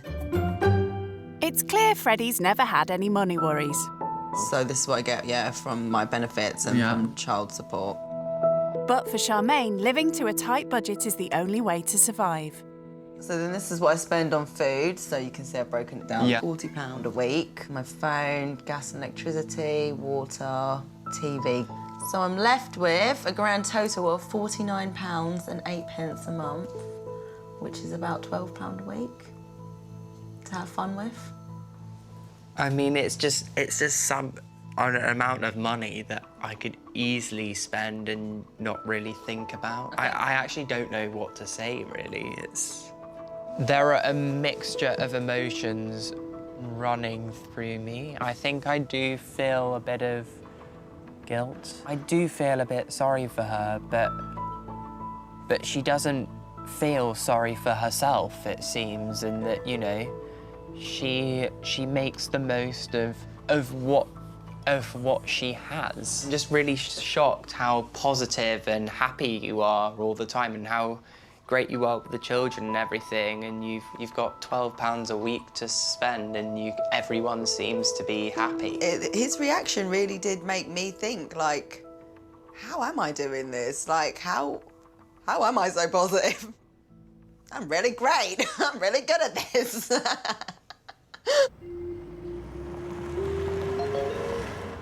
To give Freddy a taste of how Charmaine manages to live life to the max, she's taking him out for lunch where no one needs to go hungry, even on a tight budget. A totally different way of having a meal from what he's used to. I don't think he would ever go out and be like, oh, do you want to share this meal, or look at what was on the menu as to what was going to go the furthest if he was going to share. So normally I come in maybe once a month. How much do you usually spend? So normally I maybe spend maybe £12, £15. So I normally get like a meal and double up on the fries, and then we share it between the three of us. I've been past them, I've never gone in. The salad bar is unlimited. Yeah, if you're still hungry, you get more salad. And bread rolls, babe. It's a far cry from the places Freddy feasts at. What I have learned already is to go for things where you get the best value for money. So same with the drink as well, as an unlimited refill. He's a fast learner, and he's noticing how hard single parenting is too. There you go. Like blue. You want the windmill to go? No, like spinning it. You're really having to multitask and concentrate on both of them at the exact same time. Constantly. Lovely. Yeah. Thank you. Can we get an extra plate, please? You know, you want to have it all before it gets too cold. How was that? That's delicious, thank you. Did Full? you enjoy it? Yeah. Yeah, I'm full. I'm like... Good. Satisfied. Good. One more thing to do before Freddy is satisfied, though. I'm gonna get that. Are you? Because, you know, this is quite a lot for you. That's really sweet, thank you. You're welcome. She's looking for deals, not what she wants to eat, which is a bit upsetting, I think.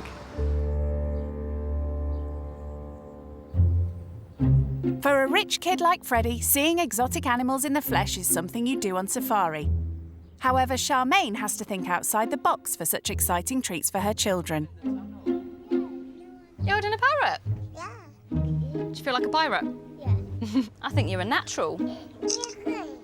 And look at these are different ones. They look quite nice here, but I don't like rats. Yeah, you don't like rats. Likes you, doesn't it, Sean? Yeah, he loves me. When I feel like the kids have been in the house for too long, I just bring them in the car and just let them come and explore for a little bit. Yeah, you know? nice. Do they ever want to buy anything? No, luckily. Charmaine is incredibly creative. She's going to somewhere like the pet shop.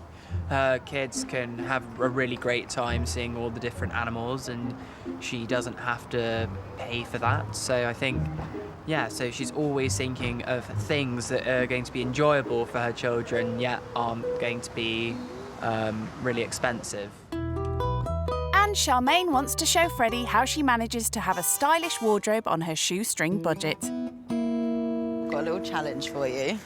Oh, no.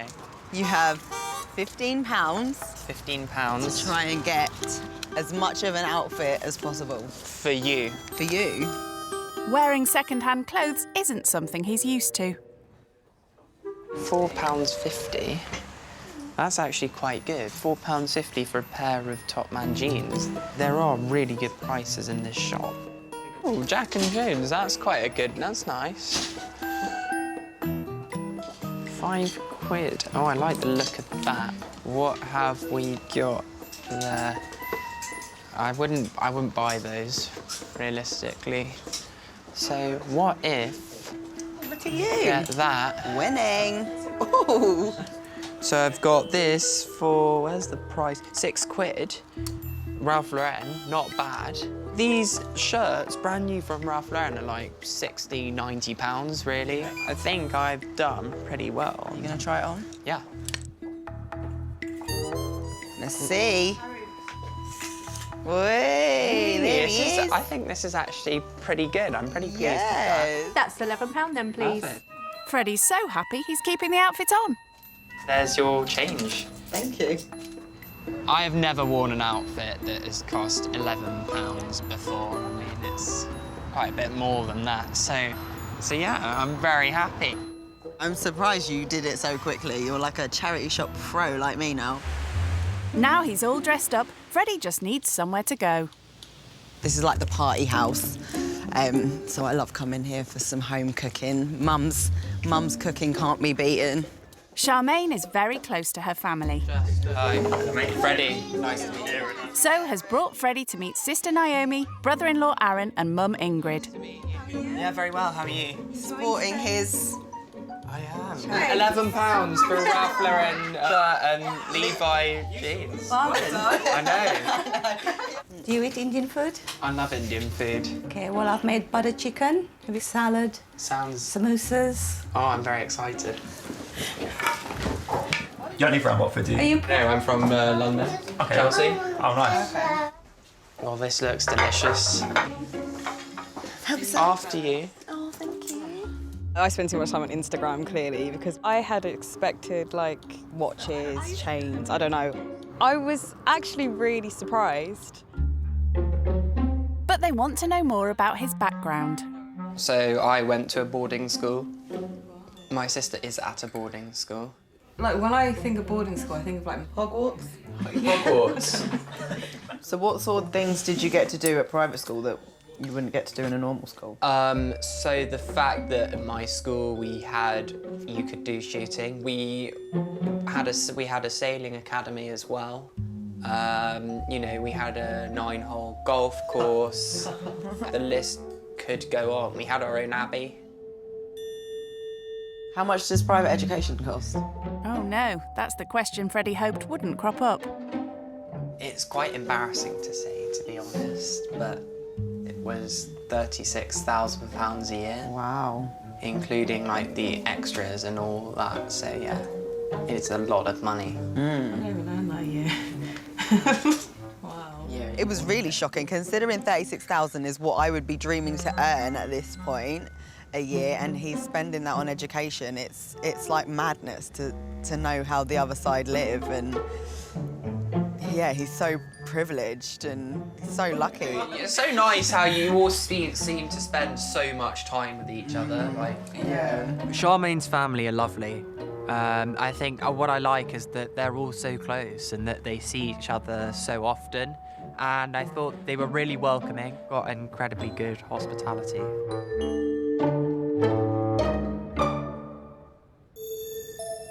Freddy's nearing the end of his first day living skint with Charmaine and is keen to update best mate Oliver. Where in the country are you? I'm in Watford. Crikey. Any fun? Yeah, today's been actually a really interesting day and I've learned quite a lot. So I'm staying with Charmaine and her 2 children. She only has £12 a week to spend. Disposable income at £12 a week? Yeah. Jeez. I know. Entry fees at nightclubs in London are like more than that. Yeah, I know. I mean, that buys you a drink. I just didn't actually know what to say when she told me that. Charmaine gave me a challenge to go to a charity shop in Watford, and I bought a pair of Levi jeans and this Ralph Lauren shirt. I spent £11 in total. Can you tell me where this charity shop is? So, how are you? Where are you? I shot a couple of pigeons last night, so I'm about to have a lovely pigeon salad. Oh, I'm so jealous. I might open a bottle of red later. Oh. Life is good at the moment, actually. Of course it is for you, you lucky, lucky being. I wish you all the best for tonight. Thank you. And, bye. Charmaine's cracked open the wine Freddy brought so they can both relax before turning in for the night. How's your day been? I've learned a lot today. I thought you wouldn't like me, maybe based on the fact you felt maybe I had more of an advantage, that I came from a family with money. You're not what I expected. I thought you was going to be a bit more obnoxious and like a bit more... What, like a bit of a snob type of thing? Yeah, you're not flashy, like you weren't expecting caviar and... Well, that's day 1 down. Here's to tomorrow. Thank you so much for today. That's a good one. Yeah. Thanks for that. Crikey, they're getting on famously. Just need some soft music and candles. Time for Freddy's final challenge of the day, bedding down on a sofa. You all settled? Yeah, I am. Yeah, good. Hope you find it comfortable. I don't think I've ever slept on a sofa before. Ciao, darling. Ciao.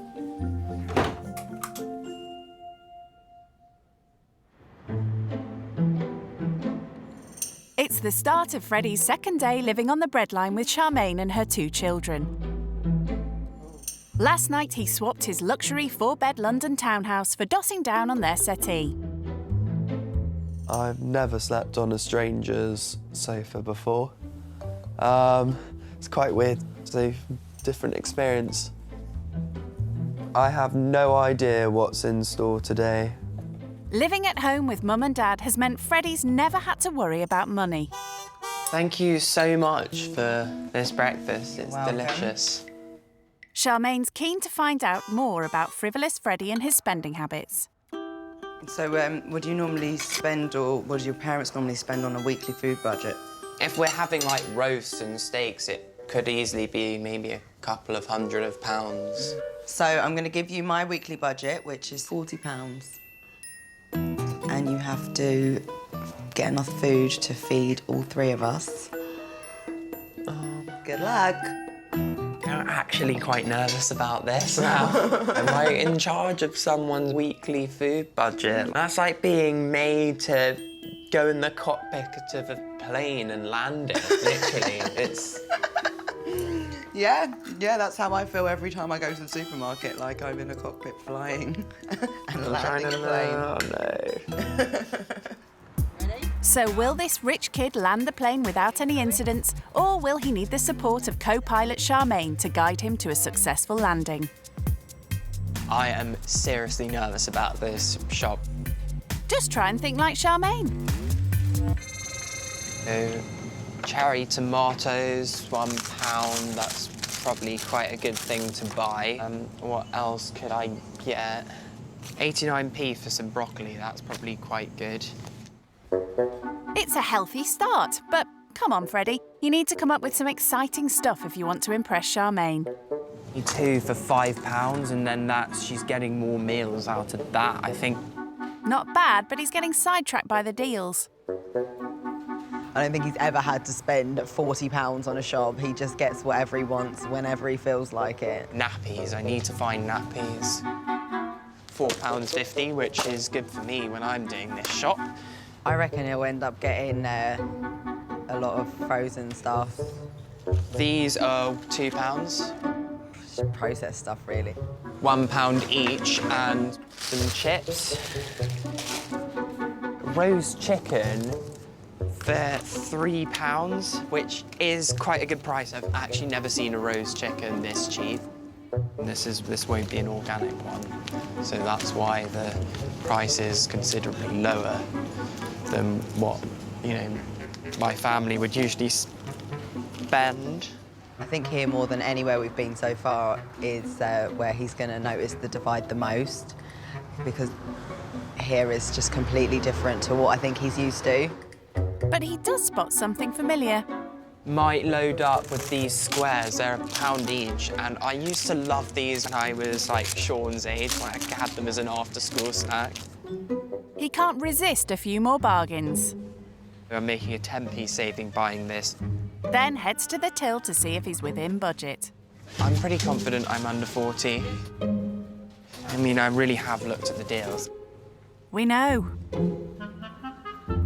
So the total is £34.80, which is under the budget. So, I think I have done quite well on meals. So I think we should be all right. Freddy's chuffed with himself, but will his efforts impress Charmaine? Back home, the fruits and vegetables of Freddy's labour are scrutinised. I've spent £34.80 out of the £40, so... Oh. I got some broccoli. I thought you'd want some veg.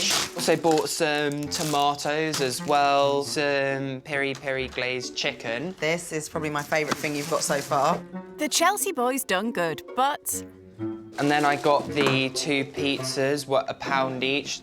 I bought some chips as well. I thought you could maybe get a couple of meals out of that. I think it's a little bit like cliche food that someone in my position would eat.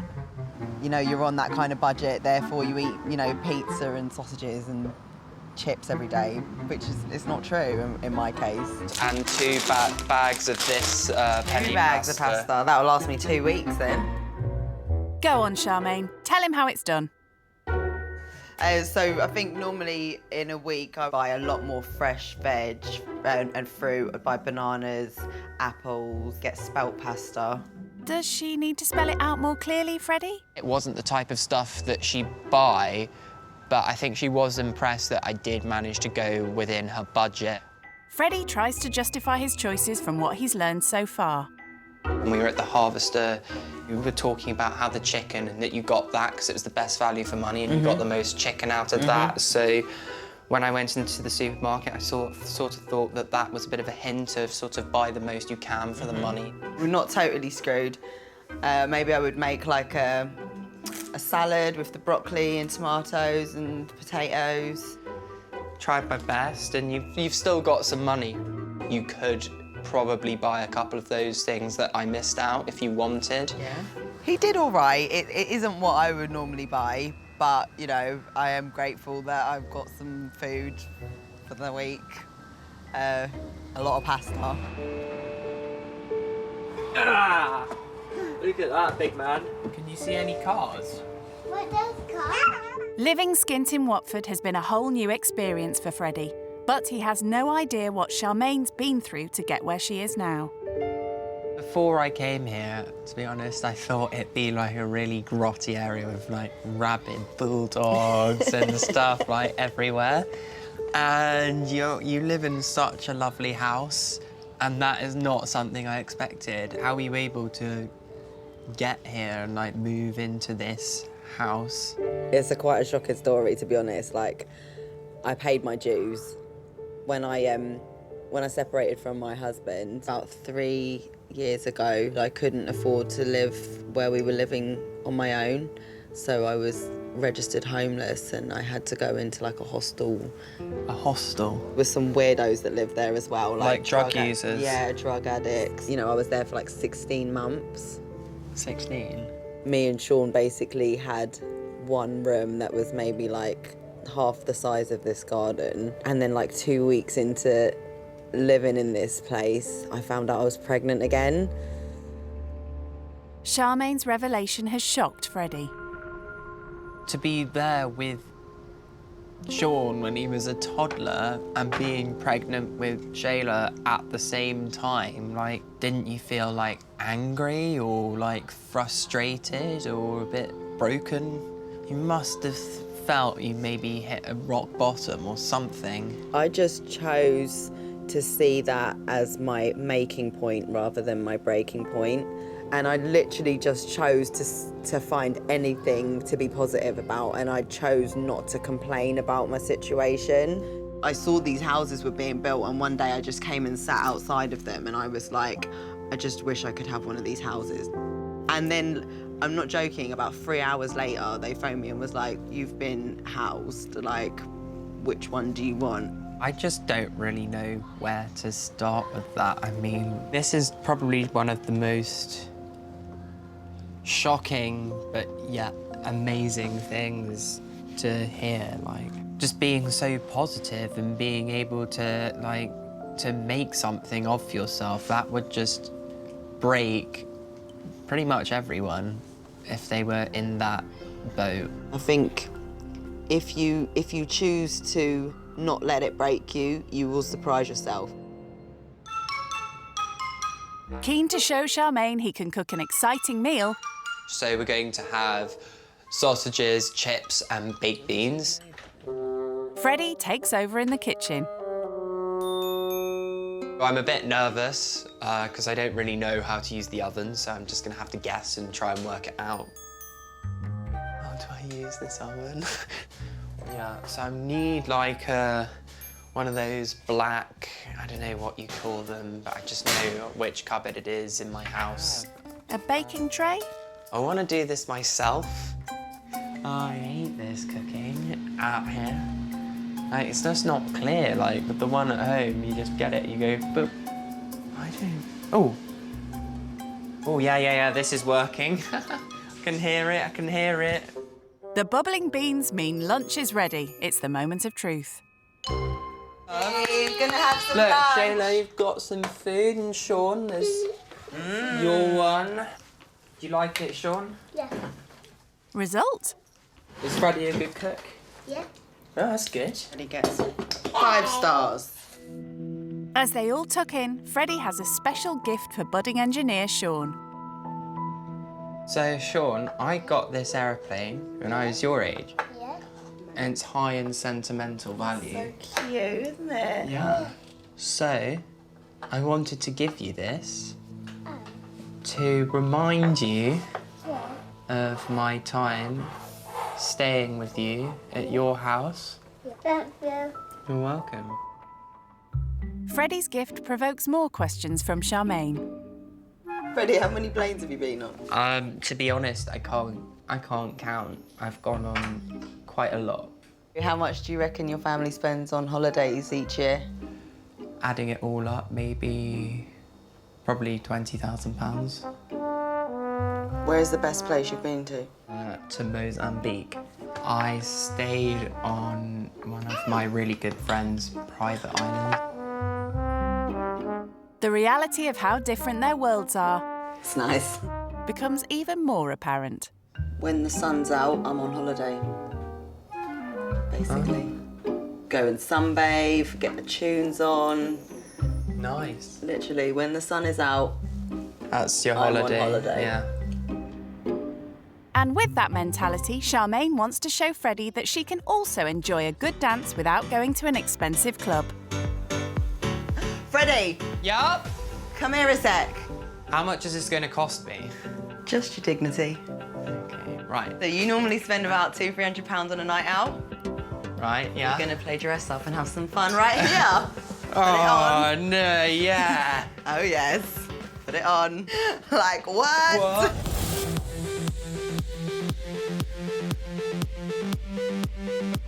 Woo!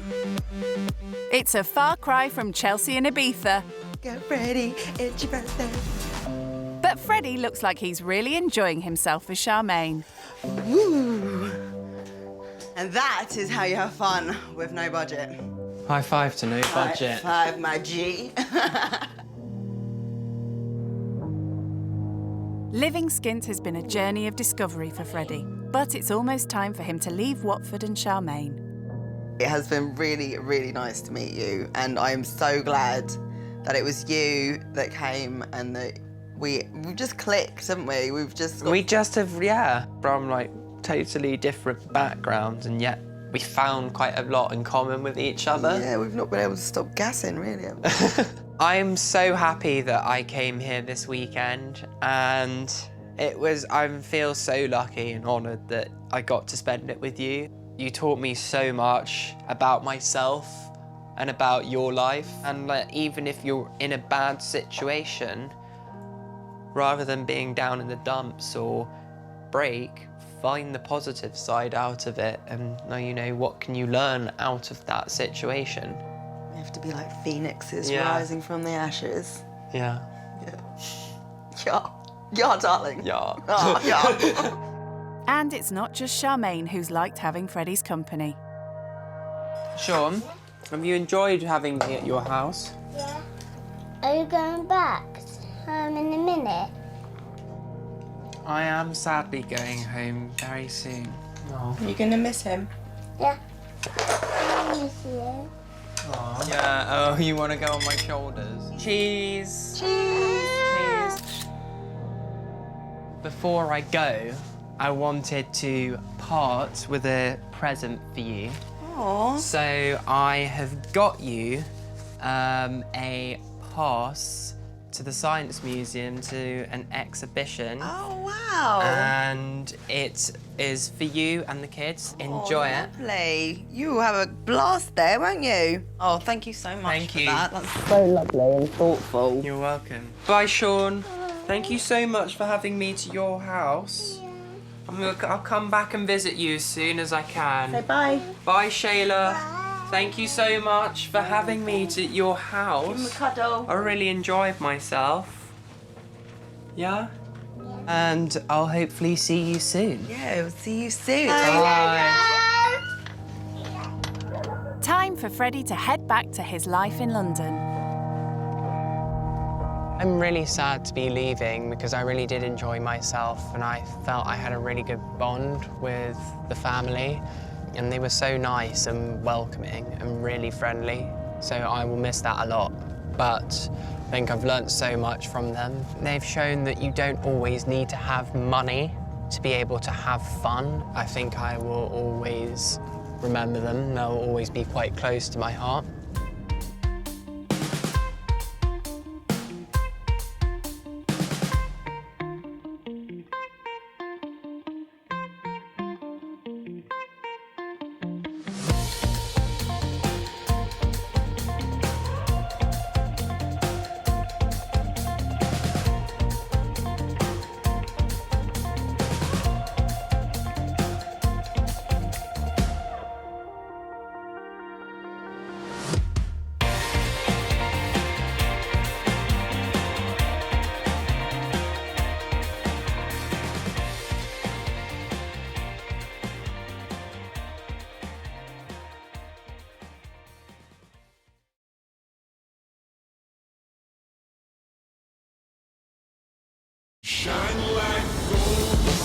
Living out of 5-star hotels, or stately country homes. So this is my garden, soccer pitches. Cruising around the city in supercars.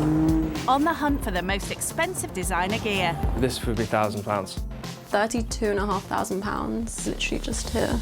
The mega-moneyed life of the rich kid is beyond unreal. My most expensive holiday was over £10,000. They have no concept of what life is like for most Brits. I've got a cleaner, I've got a chef, people wash my clothes for me, people cook for me. I think I've been on a bus once. So in this series, they will be plucked from their pampered lives. Literally like an abandoned area. I wouldn't feel safe walking around here actually by myself at night. To live with families who struggle to survive. People that are comfortable living on benefits are lazy. I didn't have a meal because I only had enough to feed the kids. Yeah, don't cry. Only by living with those on the opposite side of the wealth gap. If there was rats everywhere, maybe I'd be a little bit put off. Can they appreciate the real value of money? So at the end of the month, how much normally are you left with? Nothing. I've really realised how tough it actually is. When rich kids go skint. Today's rich kid going skint is the teenage daughter of wealthy university academics. My name's Shira, I'm 19 and I'm from Switzerland. From a young age, rich kid Shira has been used to rubbing shoulders with the wealthy. I was born in the UK but moved to Switzerland and went to one of the most expensive boarding schools in the world, which costs £100,000 a year. Blimey. It was really a school for the most elite children in the world. When it comes to spending time at home, this rich kid's been spoilt for choice. My family own 4 properties. We have 1 house in Durham. We have 2 properties in Switzerland and 1 in Texas. Despite having 4 houses, it seems Shira's rarely ever home. I'm always travelling. Every holiday I will go to at least 5 or 6 places. When we go on holiday, it ranges from around 1 month to 2 months, and we will usually stay in a 5-star hotel. An average holiday for my family costs around £20,000. Now she's a psychology student at Manchester Uni, Shira's never needed to support herself with a part-time job. My parents give me around £1,000 a month to spend on food and luxuries. However, I also have access to their accounts in case of emergencies or fashion emergencies. So that's when you call the fashion police, is it? I love fashion, especially my big fluffy coats. I have a lot of them. I love this one. I got it in a boutique in Milan and it costs around £500. One thing that I wear a lot in the winter is my Moncler jacket. A jacket like this is around £1,000. Shira doesn't only splash the cash on designer jackets. I'm a big collector of designer bags. I would consider myself a bag lady.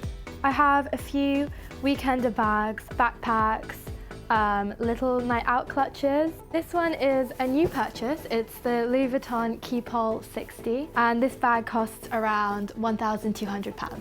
My most expensive item is probably my Tiffany necklace and costs around £7,000. Shira's now turned her passion for fashion into her very own line of high-end couture. So right now I have 3 dresses in my Spring-Summer 2019 collection. I model all of the dresses and I got my best friend to help model with me. Having lived in the lap of luxury all her life, Shira's parents now want her to learn about the hardships some people face. I want to do this experience to learn from people who have a different upbringing and background to me, and how there are struggles that I wouldn't even think about that they might have to face on an everyday basis. Ready to teach Shira all about real-life struggles are a hard-up family of 4 from Northampton. I'm Tara, this is Paul. We've been married for 4 years, but we've been together for 11 and a half. I'm a stay-at-home mum and Paul's a plasterer, and we've got 2 young babies, Seb and Reva. Back it up, back it up, back it up. And go! I'm on maternity leave and that finished 3 months ago, so we just have to rely on Paul's pay. Our income is about £2,000 a month. From that £2,000, we have about £700 on childcare, about £400 on our mortgage, about £400 on our utilities, and then the rest goes on food and essentials. That's kind of about £500. think the biggest money stress for me is because I'm self-employed, I don't have a set income. So if an unexpected bill comes up, I need to make sure that I've got enough work to cover that bill, to ensure that we still pay the mortgage, the food, things like that. This month's going to be quite tight because we've got MOT and service and insurance for the cars as well. So going to have to kind of take some out of kind of the food budget this month. What's this one? Why do you not want any of the dinosaurs? I think childcare is probably our biggest financial struggle. The cost of childcare is ridiculously high. Hey! We haven't been out for a meal since the kids have been born, have we? Despite not having money, it doesn't mean that we're unhappy. A lot of what we do as a family doesn't cost anything. It's about being outdoors, it's about being together, bike rides, picnics, walks in the park, fishing. I get so much joy from our little family. It's brilliant, I love it. We would really like the rich kids to take away kind of what... that money isn't everything. I'd like them to go away with an idea of what some people's lives are really like, and like in the thick of it, where they're kind of having to busy cook, all the time, having to clean, getting your run a hands house. dirty, having to kind of budget, kind of just how to kind of like doing some reality check. Exactly.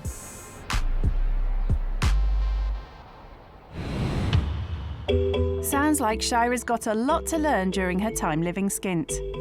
Before she samples life without her mum and dad's dosh, she's meeting best mate Ren for some encouragement. Hello. Hi. How are you? Good, you? I'm good, thanks.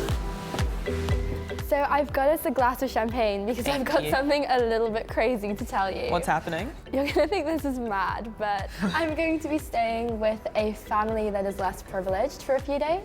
Okay, just to experience the different lifestyle. Yeah, just to see like how they live and how it's different to how we live. But why are you doing it?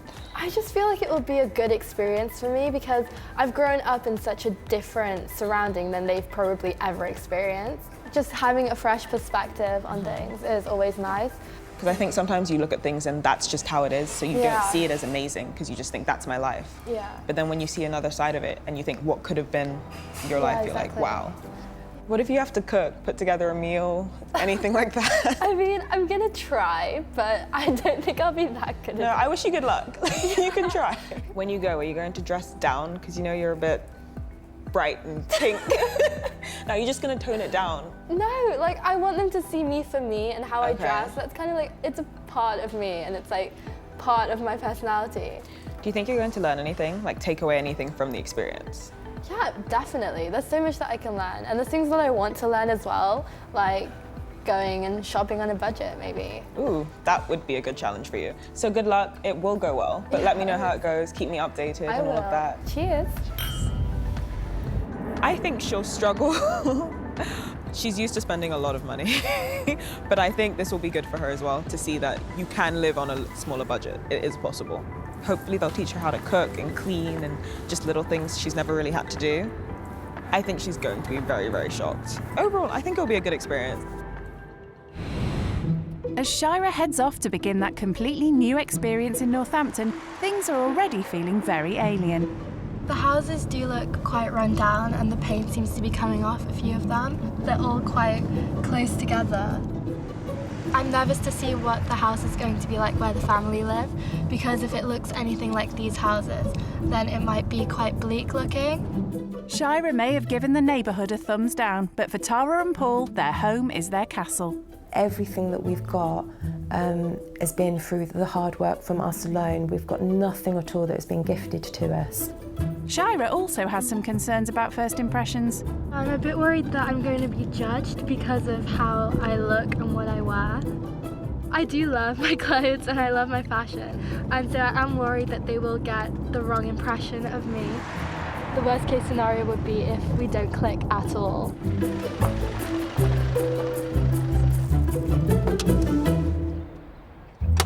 Ready? Yep. Brace yourself. Hiya, you alright? I'm Shira. Hi, I'm Tara. I'm Paul. This is Paul, this is Reva. Oh, hi. Amazing. Come in, go through. This is the lounge. We do most of our play in here. We change nappies kind of here. This is kind of the hub of the house, really? I have several houses dotted around, but all of my houses have quite big living areas. Yeah. How many houses do you have? 4 properties at the moment, and my parents are just buying another house in Switzerland right now. Wow. So it's going to be 5 soon. Come through to the kitchen area. So what's yours like? My kitchens in my houses where I live with my family, they're quite big and very modern. We have like an island and that kind of thing.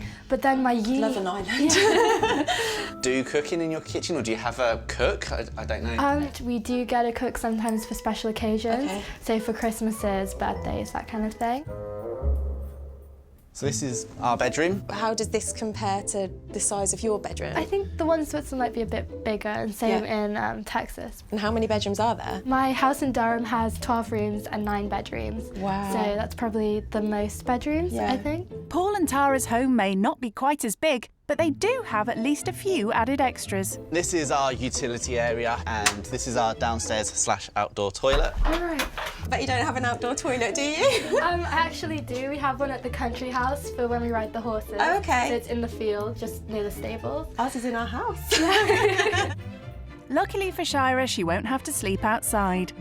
This used to be our attic, our loft space, but Paul changed it and converted it himself. We wouldn't have been able to have afforded for somebody to do that, so we're really lucky that Paul was able to kind of do it himself. I just hope I didn't bang my head on the ceiling.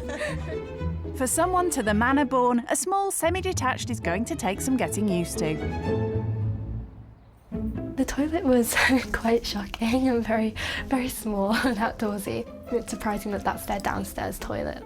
It is quite basic, and obviously there are bits that are a little bit run down still. And her new living quarters?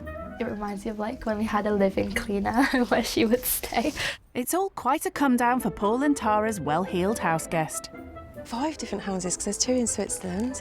That's just mental. That's pretty cool. 12-bedroom house in Texas. That's crazy, isn't it? And her outdoor toilet where the horses are. As Paul and Tara digest the shocking details of Shira's well-to-do upbringing, the couple are keen to hear about how she spends her parents' money. You look beautiful. What's your kind of spends on kind of upkeep? Like that can't be cheap to kind of sort of maintain. I say that in a month, just on maybe eating out, all my cosmetic things and clothes and jewellery, I'd probably spend around 1,000 to 2,000 a month just on that. So that's like or Pretty more much or less everything our I income. earn goes on just your clothes. Yeah. What's like the most expensive items that sort of like what do you buy that's like really expensive? I think the most expensive thing that I've probably spent money on this year was my trip to the Maldives. That was around £20,000 in total for a week. A week? Yeah. Oh my God. It's like 2 years worth of our income or something on your holiday for a week. Yeah. I mean, I do feel like embarrassed that that's how much was spent on that when that could probably feed like a whole family for 6 months or something like that. It is more than a lot of people earn. As I say, that's about kind of, Shira's extravagances are a far cry from Paul and Tara's situation. They've had to make many sacrifices to survive on his meagre income. My wage varies from week to week, so it's usually between sort of £500 and £600 a week. We have Seb in nursery part-time 3 days a week. That's our biggest expenditure. That's about £700 a month. We then have our mortgage, which is about £400 a month. Bills and things come to about another kind of £400–500, and that leaves us about £400 to £500 kind of that we have for food, nappies. Once we've kind of bought everything that is standard, we have about £200 a month left over. It was really shocking to see that they really didn't have any disposable income for things that I usually spend money on. It is sad that I'm able to do those things and they aren't, and they just have to dream about it. The massive wealth gap between the two has been difficult listening. You hear sort of what she spends and what our lives could be like. It's sort of hearing kind of what somebody else has and like the life they live. It's not like a personal attack at all, but it's just hearing that kind of level of wealth. The reality of that situation compared to ours is, yeah, it's quite hard sometimes. Yeah. Oh, are you okay? Hearing kind of like the money that you have to spend on yourself. you don't think about kind of where it comes from, and we're sort of like counting kind of like all the pounds that are kind of being spent and kind of working out what we're going to spend on and what we're not going to spend on. And it's just the reality of that wealth. Our life could benefit so much kind of from a fraction of that. Yeah. Do you think this would kind of impact on how you view things at all? Yeah, definitely. I had no idea that the money that I just spent on a holiday could really like help, for example, your family for like the whole year. You're such a loving family unit, and it's something that I never really had for long because obviously my parents aren't together anymore. Right. And so like seeing you together with your kids and just being such like a happy little family, like it makes me like, it's so sweet to see.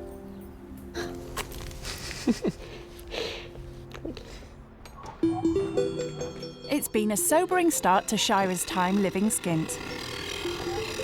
Next, Paul and Tara want to show her that creating close family bonds doesn't require loads of money.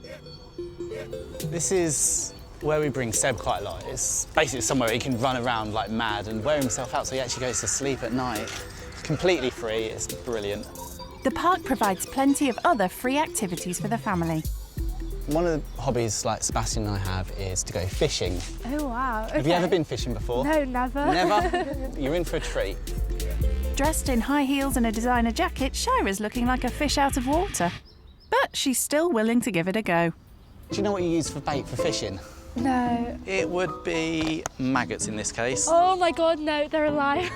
Your challenge basically is to put him on the end of that hook. Okay, wait. You got him? Oh my God, it's so squishy. It's so squishy. It is very Oh squishy. my God, oh my God. You can do this. Oh, this is so gross. Come Can on. I just like I hold believe it in with you. the ends of my nails? Yeah, if you want. Oh, stop moving, I'm so sorry. I did it. You did it. Well done. Oh. Never done anything like that before, and I honestly hate anything slimy, so it was a really big thing for me to touch that and to put it on the hook. Then hold it. She's giving it a go. She's sat there. I think this is obviously like something totally different, and I wouldn't touch the maggots if I'm honest. Right forward.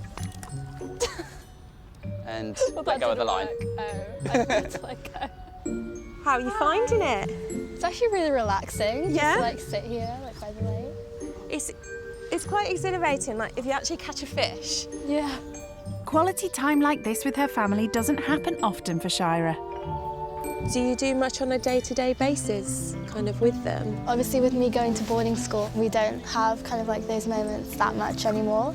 So like I feel like this kind of thing is just like, this is really valuable. This is something that I probably wouldn't get that often anymore. Yeah. We feel kind of really lucky actually that we're able to kind of just do things like this. It's kind of really simple, doesn't kind of require kind of much, but we kind of get a lot out of it. Yeah. Don't we? And it seems Shira's got something out of the pond. Then grab the fish. Oh my God, I don't think I can. It's okay. We got it. We got it. Wait, I don't think I can touch it. It's okay. Is he still alive? He's alive. He'll go back alive. Oh my God, oh my God. Hold your hand up there and hold it. There you go. You caught a fish. Your Oh my first ever fish. I can't believe that I caught a fish. Like, it's crazy to me that I even went fishing. So yeah, it's just been amazing. We'll let him go because he's been out of water a little while. It's really nice to kind of bring them along to kind of show her sort of some of the things that we do as a family and kind of show her that like you don't have to spend a lot of money to kind of have a nice time. And she seemed to embrace it. She seemed to kind of recognise kind of that slow pace, that kind of like family time, that sort of bonding time. The family's tight financial situation means Paul has to make any home improvements with his own bare hands. Like a play area for the kids. It would probably cost a fair few £100s to get somebody to do it all and landscape the garden. So it's one of those things, yeah, cut the cost down, do it yourself. Paul's decided to make use of an extra pair of hands to show Shira how rewarding it is to make things yourself. I'm hoping that the nails won't break because I just got them done, so hopefully it won't be the kind of garden work that requires them to get really dirty. It's unlikely Shira's ever had to do any DIY before, but Paul wants her to realise that not everyone could afford hired help. This whole area here needs to be gravelled. Have you ever had to lug any gravel, anything like that before? No, never. The only thing I've ever lugged is suitcases. Excellent. One of the first requirements of the job is ditching the designer gear. If I was mucking out the horses or doing the stables, I'd probably be wearing horse riding gear, which is a little bit more glamorous than this. So this is really like something interesting, but I feel like it's a look, so I'm gonna like work it. She certainly will be working it. There's 20 bags of gravel for starters. Oh no. It literally says heavy on the bag. It does. It says take care when lifting. Oh my gosh. Brace yourself. Okay. Oh my gosh. I literally... Come on, lift with your leg. This is so heavy. Oh my god, I literally can't even lift it up. It's really not that heavy, come on. Ew, why is it dripping? Because they're wet. She'll be a few minutes. Manual labour's clearly taking its toll on the beauty regime of someone who never normally has to lift a finger. My nails chipped a little bit on the inside, which is unfortunate, but oh well. Stanley knife, slice. That's nice and easy.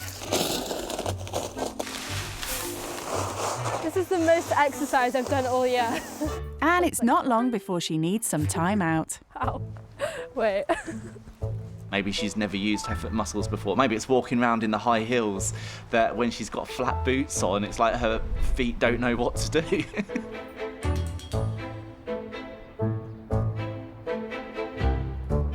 After injury time, Shira's soon back on shift. And her efforts are impressing her hosts. How's the hard graft going? Yeah, it's actually not bad. Like, it's actually quite fun. Yeah. Because just seeing how, like, I already know, like, what it's going to look like completed. Yeah. And that kind of, like, makes you want to do it. Do you feel like a sense of achievement? Yeah, in a way? it's good fun. It's been another valuable lesson for the rich kid. I usually get people to do this for us. We have gardeners and people like that. So it was really interesting to really, like, get into it and do it myself. And it is a lot more rewarding than I thought it would be. She recovered from her cramp, she got her boots back on, and she went at it full force, and she did a great job. All that hard labour's worked up their appetites, but there's no funds for fancy takeaways when you're skint. With a small budget to feed their family, Tara wants to give Shira another lesson in the value of making things yourself. We're gonna have a go at cooking a chicken katsu curry. Okay. It's our version of a takeaway. We call it a fakeaway. Oh, cool. So, okay. if we were to kind of buy a curry in, we're kind of looking at about £30. Right. Whereas this kind of works out sort of about less than £5. Oh, right. So it's massively cheaper. Yeah. And there's no rest for the rich kid who's been roped in as the chef's assistant. So just yeah, go for it. Go for it. Really go for it. I think it's pretty flat. Yeah, great. No, that's perfect. That's all we need to do. This is great. I love having a kitchen aid. For Shira, who spends around £100 a month on takeaways, kitchen duty's a valuable opportunity to learn to cook homemade meals for a fraction of the cost. So is the main reason that you don't cook because you don't have to? I do feel like that is part of it, because obviously I don't have the pressure to need to learn how to cook. But I feel like a little bit of that pressure would be good, because then I'd at least have some more life skills. It's a skill that I definitely want to learn. While Tara finishes off making the fake away, it's a chance for Shira to fill in her best mate Ren on what she's learnt so far. Hi. Hey. Hey, how are you? I'm good, and you? Oh, good, thanks. What have you been doing? Oh my god, it's been so intense. The family is so nice though. That's good. So what did you do? Oh my god, so much. So like in the garden they had like this play area, and I put like gravel like in the play area so that like the children can play. So I was like lugging gravel. Wait, what shoes were you wearing while you were laying the gravel? So they gave me some wellies, so don't worry, I wasn't wearing heels. We also went fishing, and you know how I You went fishing? Yeah. How did you do? Okay, the maggots were alive, and I had to put them on a hook. Can't believe you touched one. And then I even caught a fish, so you should be really impressed with me. Well done. What have you learned overall from being there? I think the main thing that I've learned is how the family is still so close, even though they don't have much money. They have like really close family values and they're really close to their children and they make the most of what they have. And it just made me really look at things from a different perspective to see how important it really is to be close to people around you rather than having money and having like clothes and materialistic things. So it sounds like you're doing well, but call me if you need anything, if you need any more support tomorrow. Bye, babe. I'll talk to you soon. Bye. Love I you. love you. Talk to you in a bit. Bye. Shira certainly spends loads of money on expensive takeaways. But Tara's been teaching her how to make a low-cost alternative. But presentation's quite key. To wash it all down, the rich kids brought a taste of luxury from home that she can't do without. I drink this maybe 2 or 3 times a week. Oh, really? So I thought I would get you this. Oh, thank you very much. Thank you. I really appreciate that. That's lovely. The bubbly's gone down well. So, is a homemade alternative takeaway to the rich kids' taste. It's basically the same, probably better than some restaurants I've been to. We don't feel like it's really missing out so much. And especially when having champagne with it, we're definitely not missing out. Since having kids, the one thing Paul and Tara have been missing out on is quality time together. So tonight, Shira's offered to babysit. Oh, we're here, finally. It's like a year and a half. Oh, that's crazy. Like one night out in a year and a half. It was too long. I just hope she's okay with them. Yeah, Still I'm sure about she'll that. be okay. Just looking after Seb, it'll be all right. Perhaps not. I hope that he settles down soon because I'm getting really tired. To a night out? Cheers. Cheers. Oh, I need that. That's so nice. Back home, the pressures of parenting are fast becoming apparent. It's really lucky that Reba's in bed because it's just one that I've got to look after. But now he's suddenly had this huge burst of energy. I'm not really sure what to do with it because he's got more energy than I do right now for sure. I think he'll be all right. You know, like kids are always angels for other people. Yeah. She's not going to get a real experience. No. Seb's your toy? No. Elephant? Not really sure how else to entertain him. I'm trying with the elephant, but he keeps saying no to like all of his toys. What if he does a massive poo and she needs to change his nappy? He does like to do a nice big poo before bed. Luckily, the nanny's not been summoned to nappy duty. So he really wasn't settling down, so I thought I'd bring him upstairs, and as soon as I put him in his crib, he went straight to sleep, so I'm really happy with that. Finally, an exhausted Shira can put her feet up. Babysitting has shown her some of the many challenges she'd face raising children of her own. How did you find it? Yeah, it was intense. Is it enough to put you off having kids Definitely. for the rest of your life? for the time being, I think, yeah. Did you have a good time? Oh, no, it was really nice. It was like a little bit of a throwback back to us, kind of how it sort of used to be. And it was like just not being interrupted and... Probably the best gift we've had for a long time. Yeah. It's been a hectic first day living skint, but Paul and Tara hope everything they've taught Shira today will give her a fresh perspective on her spendthrift lifestyle. It's not a bad thing to not necessarily be going out all the time, and actually you can have quite a nice meal and you can have quite a nice time without spending kind of too much money. And I think a full-on day with the kids has really sort of, you know, got Opened to her eyes. Yeah, opened her eyes. It's the start of Shira's second day living skint, and morning has broken far earlier than she's used to. I slept pretty well, but then I got woken up at 5 a.m. by baby screaming, which I think is part of parenthood. So that was not that nice because I was so tired and I just couldn't get back to bed because they were just making noise and playing from 5 a.m. onwards. This morning, Paul and Tara have invited Shira to join them for breakfast at their local Greasy Spoon. Something she's never heard of before. it's really tasty. Yeah. And yeah, good, honest, quite cheap food. Okay. But it's a nice little treat. It's all a bit of a shock for Shira, who has come dressed ready for a Michelin star meal. A greasy spoon sounds a bit like fried food, greasy food, just, yeah, a bit fatty type of food. Is that the kind of food you'd usually eat? Not really. No. I usually have like avocado, smoked salmon, poached eggs. It's soon clear to Shira that they won't be serving any of her fancy breakfasts here. I thought Greasy Spoon was the name of the restaurant. I thought it would be like a cosy little pub for a nice brunch, but turns out it was plastic walls. It just looked a bit makeshift, but I guess that's what a Greasy Spoon is. How much would you usually spend on breakfast? It can be anywhere from like 30 to 35, something like that. Is that per person? Yeah. Yeah. So we've just ordered kind of for 4 people. Yeah. That just came to £18. Yeah, I'm surprised that there's a place where you can eat out that cheaply. Yeah. Because I didn't know that. Thank you. Thank you. And Sebby's got a bit of toast. Oh, What do you think of your first Greasy Spoon breakfast then? It's a lot like boarding school food, just kind of what we Really? have in the morning. Oh, really? Yeah, they just make like eggs and toast. Served differently, but Probably cost a bit same more. thing, yeah. So what was your experience of boarding school like? Did you like it?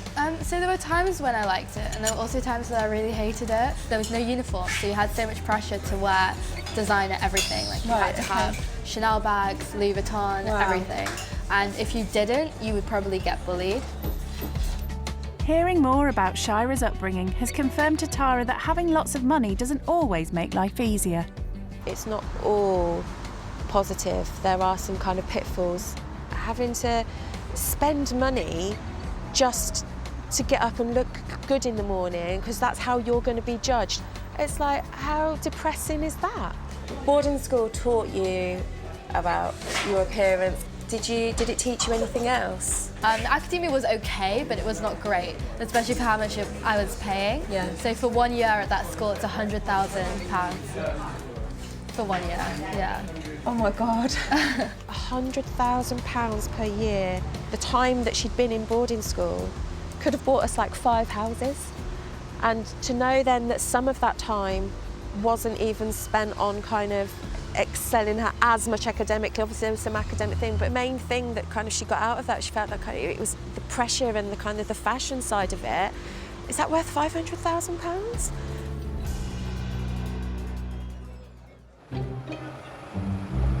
Ready access to her parents' seemingly bottomless bank account means Shira's never been bothered by price tags. My parents give me around £1,000 a month to spend on food and luxuries. So next, Paul and Tara want to give her an insight into the demands of feeding a family on a meagre income. This is a different type of shopping to what you're used to. You have a £10 budget to go and get a Sunday roast for 4 people. Absolutely everything we need. For £10? For £10. Okay, I'll give it a go. For spendthrift Shira, a £10 lunch budget is a big ask. Never considered money when shopping just for food, because I feel like you can't really go overboard that much when food shopping, because you just get like what you want to eat. But this is really hard trying to stick into the budget. Okay, so what goes into a roast dinner? So I need vegetables. Where are vegetables? I don't think she's done this before. She's used to going out for meals and she would eat this kind of thing, obviously, but shopping is a whole different ball game. Can I Google it, or is that cheating? Just to see what goes into a roast dinner. I'm gonna need chicken, roast potatoes. Wait. I think she's like had to Google what's in a Sunday roast. Vegetables such as parsnips, Brussels sprouts, peas, carrots, runner beans. Well, I see some carrots, so I can probably get those. There's no Brussels sprouts. I've never had frozen peas before, so I'm not actually sure how you make them. I found some gravy, but this one looks like it's the cheapest one. Oh, there's one for like a few p cheaper, so I might get that one. She's like really taking on board how much you can get for your money now and just valuing things. She's doing well. This is like reduced stuff. I've never shopped in the reduced aisle before, but it actually looks like you can get stuff a little bit cheaper. Well, the clue's in the name. So I definitely need a chicken. But it's kind of expensive, so I might get chicken drumsticks instead. Yeah. Because these are only £2, so I should still be within the budget. She'll soon find out. £10 isn't much for a family roast. I'm trying to work out how much it is as he's scanning them. Total is $12.58. Oh dear. Can I put back the broccoli and the second vegetable? This one? Yeah, and the broccoli. And it's back, eh? Yeah. That's okay. I've never had to put anything back before while shopping, so it's a little bit embarrassing, but I guess that's what you have to do to stay in the budget. Looks like you've done well. Yeah, I think I got everything that we need. So. Cool. Well, let's get this home and then we can unpack it and see how you did. Yeah. Let's go. Shira's just scraped in under budget, but has the rich kid bought enough ingredients to feed 5 people? Well, for a start, she's fallen foul with the main ingredient. The whole chicken was £4 and that was too much for the budget. Okay. So instead I got some chicken drumsticks. Okay, yeah. Not what we'd usually have as a Sunday roast, but okay. Okay.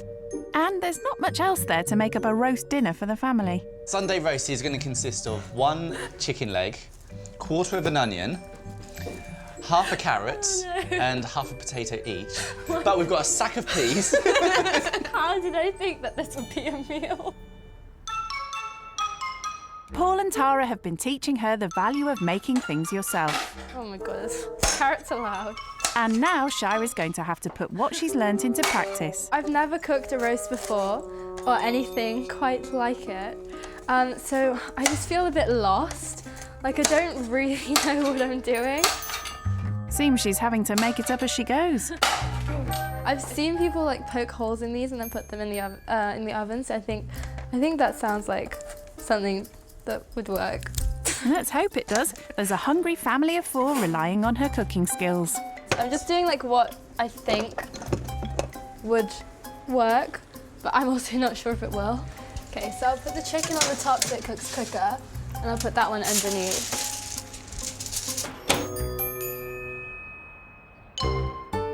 While dinner's in the oven, Shira wants some time out for a do-it-yourself pampering session with Tara. It's just been quite a long time since I've been able to do something like this. It's an opportunity to tell Tara just how much she's learnt during her time living skint. This is something that costs almost nothing. It's just some nail polish and a few nail files. And it's enough to make you feel relaxed and like you're having like a nice time for yourself and also doing something that you're gonna feel confident about. And really, like, money can't buy you me time. Like, you have to be able to... No, that's really true. That's really true. Since I was young, it was always about looking your best and that making you feel your best, and it really doesn't. It's more about the connections that you have with people and like the achievements that you make for yourself. We would rather kind of like spend the money on making memories rather than having the material things. Exactly. They're the things that last. Yeah, They're the things you take with you. Because the memories, they honestly last so much longer than any item or car that you can buy. The family's given Shira a lot to think about. And having to make the dinner ingredients stretch to feed a family is another lesson well learnt.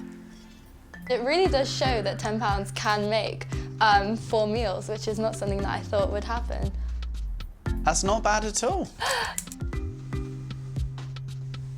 How did you find cooking for the first time in your life? I think it went well. I mean, there's a little bit of everything. Yeah, I just hope it tastes good. Well, it looks good. So, what's the verdict?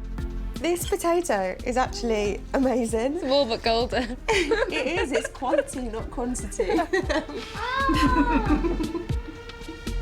Just having these last few days, I just feel like I've really got to know you as a family. There's so much that we have in common aside from money and all of that. Like, as people, I feel like we did click. You've really thrown yourself into kind of every challenge, I think, that we've set you. To say a big thank you for all they've taught her, Shira has a surprise for the family. If you read this card, you'll know what it is. I have learnt things that I will be able to take and carry with me for the rest of my life. So as a token, I would love to give you a glamping trip for the whole family, which is basically a glam camping holiday. As well as that, I would love to have the honour of designing Tara and Reva custom dresses from my clothing line, so that you can keep a little piece of me. All my love, Shira. That's so sweet of you. Oh, thank you so much. Spending time with Paul and Tara has given Shira a fresh outlook on life. Cheers to friendships and new experiences. Cheers. Cheers. Cheers. Cheers, Sebby. Cheers. Oh, so cute. But now it's time for her to head back home. I'm really sad that it's over, and I feel like I've learned so much. I definitely think we're going to stay in touch. I feel like me and Tara especially had a really close bond just from the moment that we met.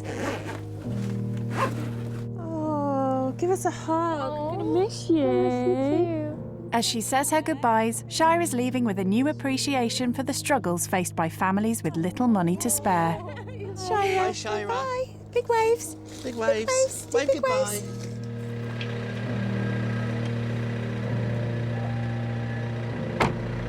It really has changed my perspective on money and its worth, and I feel like also learning to budget will really help me in the future once I start a family of my own. I've learned a lot about family values and how important they really are, and how those kind of bonds can't be bought with any money, and that it really all does come down to those connections.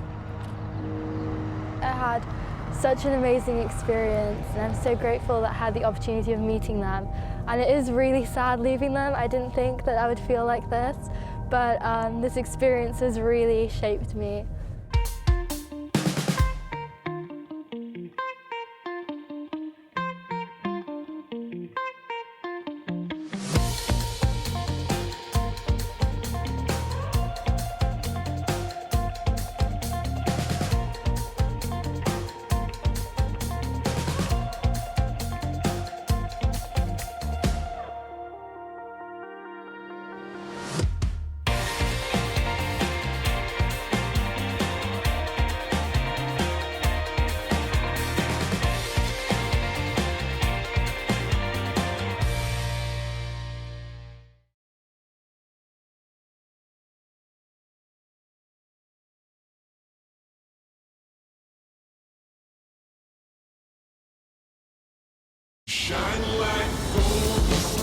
Living out of five-star hotels or stately country homes. So this is my garden, soccer pitches. Cruising around the city in supercars.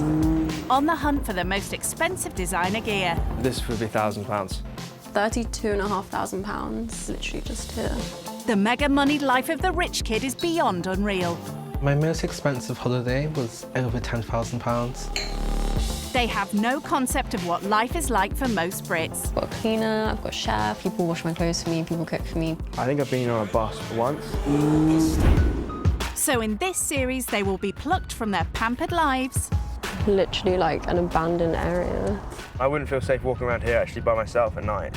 To live with families who struggle to survive. People that are comfortable living on benefits are lazy. I didn't have a meal because I only had enough to feed the kids. Yeah, don't cry. Only by living with those on the opposite side of the wealth gap. If there was rats everywhere, maybe I'd be a little bit put off.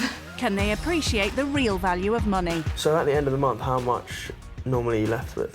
Nothing. I've really realised how tough it actually is. When rich kids go skint. Today's rich kid going skint is 18-year-old Kofi, son of multimillionaire parents who takes luxury living to another level. Growing up, my life was good. I got to travel a lot with my family. We go to the best places for dinner. My parents bought me everything I really wanted. So I definitely now expect to find the things in life. Having rich parents who pay for everything has allowed Kofi to indulge his one big passion in life. I'm definitely a self-confessed shopaholic. It's something I do every day and something I love doing. I can't live without shopping. Kofi splits his time between his parents' country mansion in Sheffield and high-end shopping sprees in London. You know, you can't beat Bond Street. There's really nowhere better. And when he's in the capital, this rich kid spends weeks on end hopping from one 5-star hotel to another. Whenever I'm here, I tend to stay in the Dorchester, the Ritz, Shangri-La. When I go shopping, I don't really have a budget or look at the price of things, but I'd probably say I'd spend maybe 4 or 5 figures, or I just fall in love with a piece of clothing or an accessory and I end up with it in my wardrobe. This one is my silk shirt from Dolce & Gabbana. It costs around £700. Diesel jacket costs around £600. For every day, I just wear Gucci. Splashing your parents' cash around designer boutiques can really take it out of you. So this champagne-loving rich kid makes sure he always pencils in some downtime to keep up appearances. I tend to go to the spa at least once a week. I go twice a month to see my skincare therapist at the Dorchester. You know, each time I go to a spa, it's about £300. I mean, I think I'm blessed with genetics, but maintaining my smooth skin, it's definitely dedication. Kofi's also passionate about taking regular luxury holidays abroad. My most expensive holiday was Dubai. The whole trip probably, you know, over £10,000. Spending his parents' money is a full-time job for Kofi, leaving him little time to consider the plight of those less fortunate.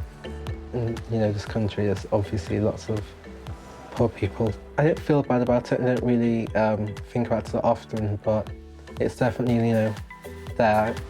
It's time for Kofi to plunge himself into life with a family struggling to make ends meet. Managing money is not something that I really have to think about, so it'll be interesting to see how this person manages to live on a, you know, tight budget. So, does he have any concerns about going skint? I couldn't handle, just, I don't know, cheap, bad quality food. My taste buds are high maintenance, so yeah, I don't know if I could handle that. But as Kofi prepares to step into frugal family life, it seems he's not quite ready to give up all his luxuries. I'm bringing some designer stuff simply because it's amazing quality.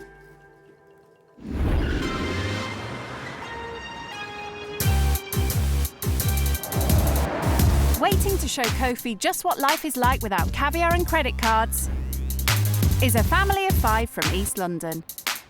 My name's Paul and I live in Leytonstone. I'm Nikki. We have 3 daughters, Brooke, who's 10, Macy, who's 8, and Paige, who's 2. I was the stay-at-home mum. I then had Paige while Paul was working. He then gave up work so I could experience going back to work. You're a bit clever girl. I would like to go back to work, but at the moment, someone has to sacrifice being at home with a baby. Another one.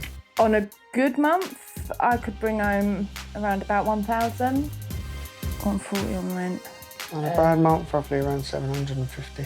And then after bills and everything's paid with the 750 and that, you're left with roughly around 150 to see us through the month, and that's where we have to budget our shopping to make sure the kids eat and what have you. Catch! Oh! Daddy's turn. They're always asking for stuff, like, can we get this, can we have that? And then we have to, it's horrible to say no. I can't see it.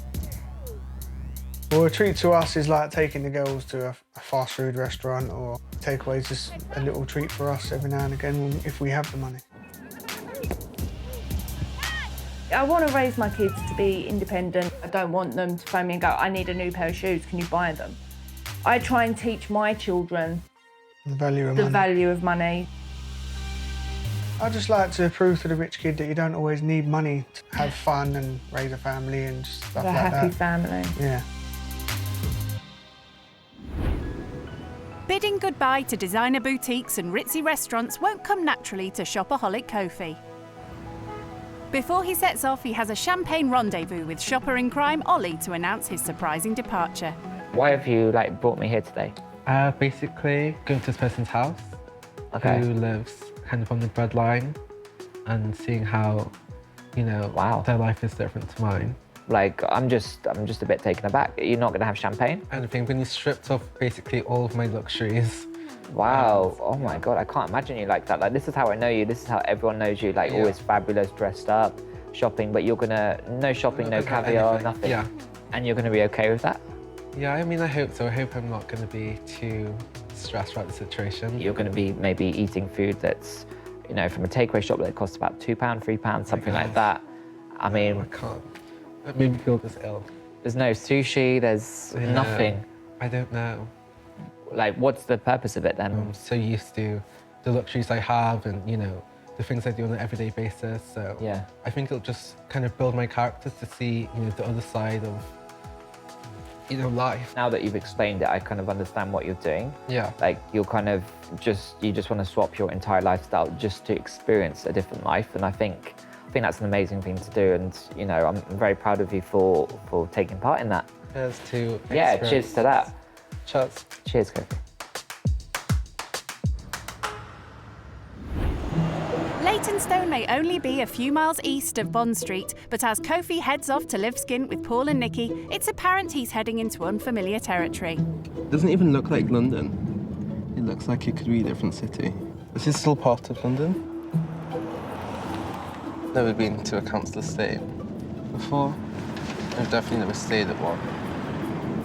If I had to walk around here, I'd have serious anxiety. You know, I definitely wouldn't feel necessarily safe. Kofi's not the only one feeling unsure about what the next few days hold in store. I think it's what their first sort of impressions of the home, the way my children are, the way we are. When I get there, I guess I'll know how I feel, but until I get there, I'm quite, like, apprehensive. And so he should be. With their daughter's birthday just around the corner, Paul and Nikki have a busy few days planned for the rich kid. Maybe set them a task. We normally make cupcakes or birthday cakes, something they've never done before. But yeah.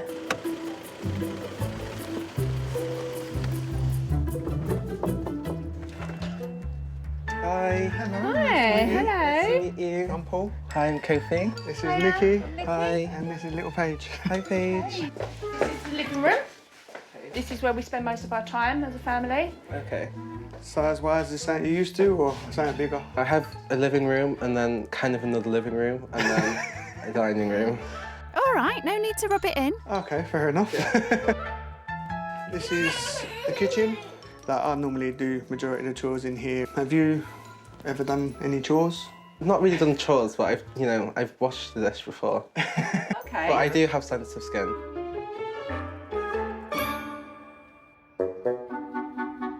This is the girls' bedroom. Obviously, you've got 2 bunk beds for the 2 older ones, and you've got the baby's bed there. Yeah, I have a brother and sister. Okay. But yeah, I've never shared a room with them. Never shared a room at all? No. Never. No need for bunk beds in his parents' house. Do you have your own little walk-in wardrobe, or?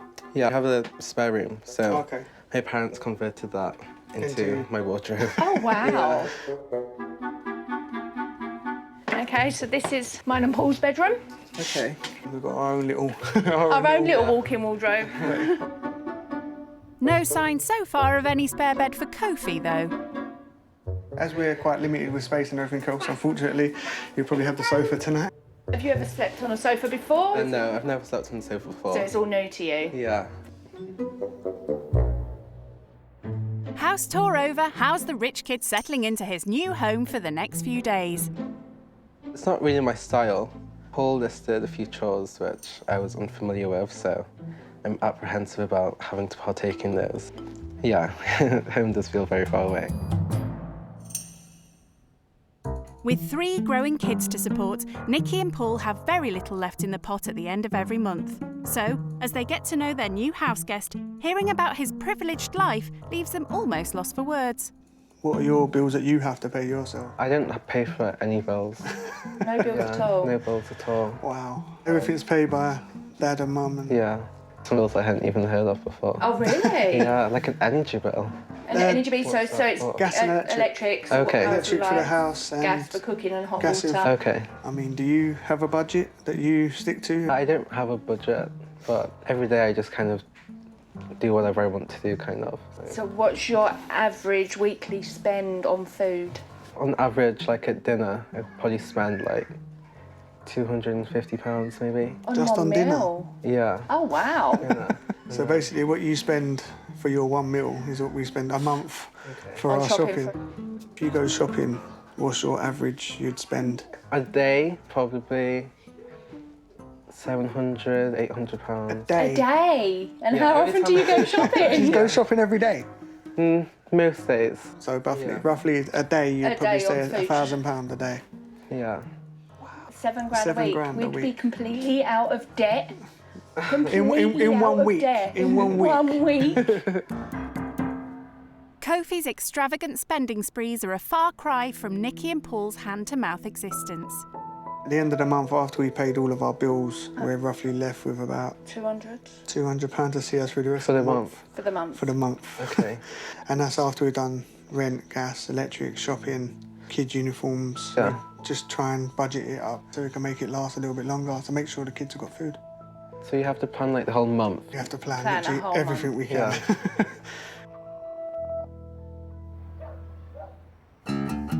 Kofi may be cocooned in a life of luxury back home, but to fit into this family, Nikki and Paul reckon he needs a taste of what life is like for those living on the breadline. I'm going to challenge him. Give him a little bit of a challenge. Okay, so you can challenge him on the house like I challenge him in the kitchen. Yeah. Would you like the crust or no? Yeah, no, they leave the crust on. They'd put him straight to task making sandwiches for a picnic lunch. Doing things on a tight budget is a first for Kofi. Just try to use a little less butter. Okay. That tub's lasted us about 2 weeks, maybe 3 weeks. If the rich kid thought he was here to sit back and relax, he's sadly mistaken. I'm actually working up a sweat. I have to make the kids their packed lunches in the mornings every day. Yeah, I'm actually really. And then no sauce. Lavish lunches in Knightsbridge or perhaps an afternoon tea at the Ritz are all in a day's work for this rich kid. But he's fast learning that when it comes to eating out, Paul and Nikki have to make do with far less splendid surroundings. We've always had like little picnics in the park. Yeah. It's a nice like little treat. It's low cost. Yeah. Ham and cheese sandwiches may not be up to Kofi's high standards, but as a little treat for the family, he's brought along something from home that is. So, macaroons. Okay, so how much does this box of treats cost? Maybe like £12, £13. Okay. £12. For 6 macaroons. So for £12, I could probably make about, I'd say 50 to 60, maybe more cupcakes. Really? For that. Yeah. That is a lot of cupcakes. That is a lot of cupcakes, and that's with topping as well. Yeah, I mean, they do like gift boxes and box sets. They can cost like hundreds. I was surprised that she was shocked because it's not too expensive. Like, there's 6 macaroons. So, and they're only £2 each. Still a lot when you're living on a tight budget. I couldn't allow myself to spend £12 on them, but that is really good. That is really good. He just obviously doesn't know the value of money at the moment. His budget. He hasn't got one. Well, the it's thing. about £1,000 a day. Yeah. For the amount of money he spends a day, we probably don't even spend that on ourselves. A year? Roughly in about a year. As a stay-at-home dad, much of Paul's time is taken up doing domestic chores around the house. Do you do this more than once a day? Yeah. Okay. I'll say at least 2, maybe 3 times a day. Oh, okay. But while the rich kid's in residence, he's determined to make Kofi pull his weight and help out. Have you like always done this? Like, you've never had a dishwasher? Never had a dishwasher. I call myself the dishwasher. But this dishwasher seems to be struggling. This is like tiring. And he's only just started. Are you working up a sweat? Yeah, it's tiring. Ta-da! Imagine doing that every day, 3 times a day. Oh my God, I can't imagine. I really can't. Well, he'd better start. No rest for the rich kid, who's been sent upstairs to experience another first. I've never done bathroom cleaning before. This is not easy. Perhaps ditching the designer gear would help. This jacket was £700, so I should treat it with more dignity. I don't actually know who cleans the bathrooms in my house, but they aren't always clean, so. Obviously, he's not used to doing chores and not used to doing things himself, so I wouldn't say he needs to man up. It's just that he just probably needs to help out around the house a lot more with his mum and dad, and I think that'll give him a lot more satisfaction in himself. I would feel like I'm being punished for some reason if I had to stay and do this all day. It's not fun. It's like being Cinderella, trapped in a castle, having to clean. He's got all of the cleaning to get done before he can go to the ball. A bit of elbow grease wouldn't go amiss either. It's like a workout.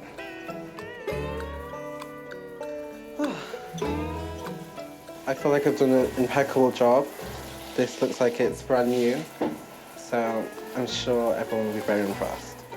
The jury's still out on that one. He's certainly no domestic goddess, but being forced to get his hands dirty has been another important lesson for Kofi. I think that's me finished. I think it might have been a bit of a shock to him at first, seeing that I had to do washing up twice, 3 times a day, do the bathroom every day, do like cleaning, hoovering and stuff like that. I think he'll appreciate that what we have to do to keep the family together. I think he might take that away from this. Kofi's a regular at some of London's classiest restaurants, with menu prices to make your eyes water. For this family, any eating out is usually at their local Greasy Spoon, somewhere Kofi would normally not be seen dead in. I'd never really come to restaurants like this, but No? yeah, I'll look at the menu and see what they have to offer. It's an East End cat. Pudding. Okay. Like on EastEnders or something. Eating out is a rare luxury for the family. Yeah, that's me. Thank you. It's all in stark contrast to Kofi, who never holds back when it comes to extravagances. We would go out once a month or have a takeaway dinner to our home as a treat. What would your treat be? We go to spas a lot, so... Spas? Yeah, Okay. so I might do that at least once a week or twice a week. How much does that set you back? It would be like $270, I think. And you go roughly twice a week? Yeah, at least once. Yeah. Every week? Not once a month, every No, week? yeah, every week. The closest I get to any sort of treat would be my nails, which I haven't had done for 3 months because I can't afford it. And the average cost is £30. Okay. I mean, your expenditures and everything, it's like, I've never met anybody that can do that. The difference is really shocking. What he likes is what he pays no matter what the price is. Yeah. So with us, we have to think about what we can have and what the kids can have, and he can just go and do whatever he wants. Even with that sort of money, I think we'll still try and budget it and stuff like that, like what we've been used to. I don't know how, I'd be if I had to budget everything. If I had to think about money all the time and stuff like that, it kind of be like stressful. It's very stressful to actually look at what you're spending it on. But it's a lesson that I've sort of learned as I've grown up. Family and time with family is more than just spending money on clothes and shoes and things like that. If I was rich, I'd give some to charity and buy some clothes and presents for other people. Yeah. And give money to homeless people when they have nothing. If I was rich, I would spend lots of money on charity and share presents with everyone. It's nice. That type of response from such a young child would make you proud. I feel like they prioritise spending time together and being raised the best way that they can possibly be. Oh, are you okay? Yeah, just having a 10-year-old say something like that she's actually not only thinking of herself, thinking of others, and an 8-year-old as well, it does make me feel that I've brought them up the way I wanted to. Yeah. You've done a great job raising your children. Your family is amazing. Your children are so happy, and that's what's important. Thank you. Yeah. It means a lot. Yeah. It does mean a lot. You okay? Yeah, I'm good, thank you. For a 7-year-old to actually know that there's other people out there that are worse off than what we are, it's made me very proud. Yeah. Actually, Listening to that. Yeah. I'm happy. We brought them up the right way. They know the value of money and stuff like that, and hopefully Kofi at the end of this will learn hopefully the same thing. Rock, paper, scissors, shoot. Uh-oh. With the kids safely tucked up in bed, Nikki and Paul take Kofi out to show him their local neighbourhood at night. And Nikki's regular walk home from work. How would you feel if you had to walk through here by yourself? I wouldn't even attempt to, because like I would just feel a bit scared. Yeah, I mean, I get worried when she finishes work over night time and has to walk home by herself. Yeah. Because of what's been going on around the areas and stuff like that. Absolutely, and stuff like that. And stuff like that, yes. So if she's home a bit later than usual, I'm like, where are you? I normally leave London whenever there's an attack. So I'm normally... You go back to Sheffield? Yeah, I normally get in the car and just drive or get on the train. Yeah, so I'm never in London that long if there's a like attack or something. Yeah. I just feel unsafe, like I wouldn't want to go out anyway. When they mentioned acid attacks, I was like, OMG. Yeah, that was definitely scary to think about. It has opened my eyes that I am kind of privileged. I think where you live definitely can affect, you know, your life. I don't think he was in his comfort zone at all. He did seem to be sort of like jittery. Around these sort of areas is a lot different to what he's used to. He has got a hell of a lot to learn. Kofi's normally used to his comfy king bed. So, as His Majesty begins his second day fitting into frugal family life in Leytonstone, how does a sofa compare? I'm missing the king bed. I can stretch my whole body out, but this is definitely an adjustment. I had to put my scarf on the pillow because it just felt a lot more comfortable. Kofi may be pining for his home comforts. Hi, good morning. Morning, how are you? I'm good. How did you sleep? Slept well, thank you. Yeah? Yeah. But there's no such thing as breakfast in bed when you're living skint. His eyes are barely open when Nikki springs a surprise challenge on him. We've got a big day ahead of us. It's Macy's 8th birthday, so you're going to be throwing her a birthday party today. Okay, that sounds fun. Anything she wants to do in particular? I'll leave that down to you. So you'll be Okay. doing food, the entertainment. Maybe you can surprise us. Yeah, I'll come up with some great ideas. Kofi's life may be one big party, but organising one for an 8-year-old is a tough ask. Not only does he have to sort the decorations, but all the party food too. He might struggle because there's only a small budget. It's not loads of money to do a party. So I'm hoping he does well. So does the birthday girl Kofi. Welcome to managing a family on a tight budget. I've been to lots of parties, but I have never thrown one myself, so yeah, it's a lot of responsibility. I guess it might be a lot of hard work, but I know what a good party looks like, so we'll have a ball. But first, it's breakfast time. Do I have to press anything? And it's clear the rich kid is not used to making his own. Not on the buttons, you've got push levers. Yeah, just put that down. Okay. Is it all gone That's down? on? Yeah. Yeah, so it'll warm up and it'll Okay. pop up. In the mornings, I'm just not really into like doing too much. I just like to take it easy, wind into the day, like wait until it gets a bit later. See, we're on the go continuously from the minute we wake up to the minute we go to bed. Yeah. Today, you'll see how it actually runs to clockwork. Yeah. We've got the party for Macy.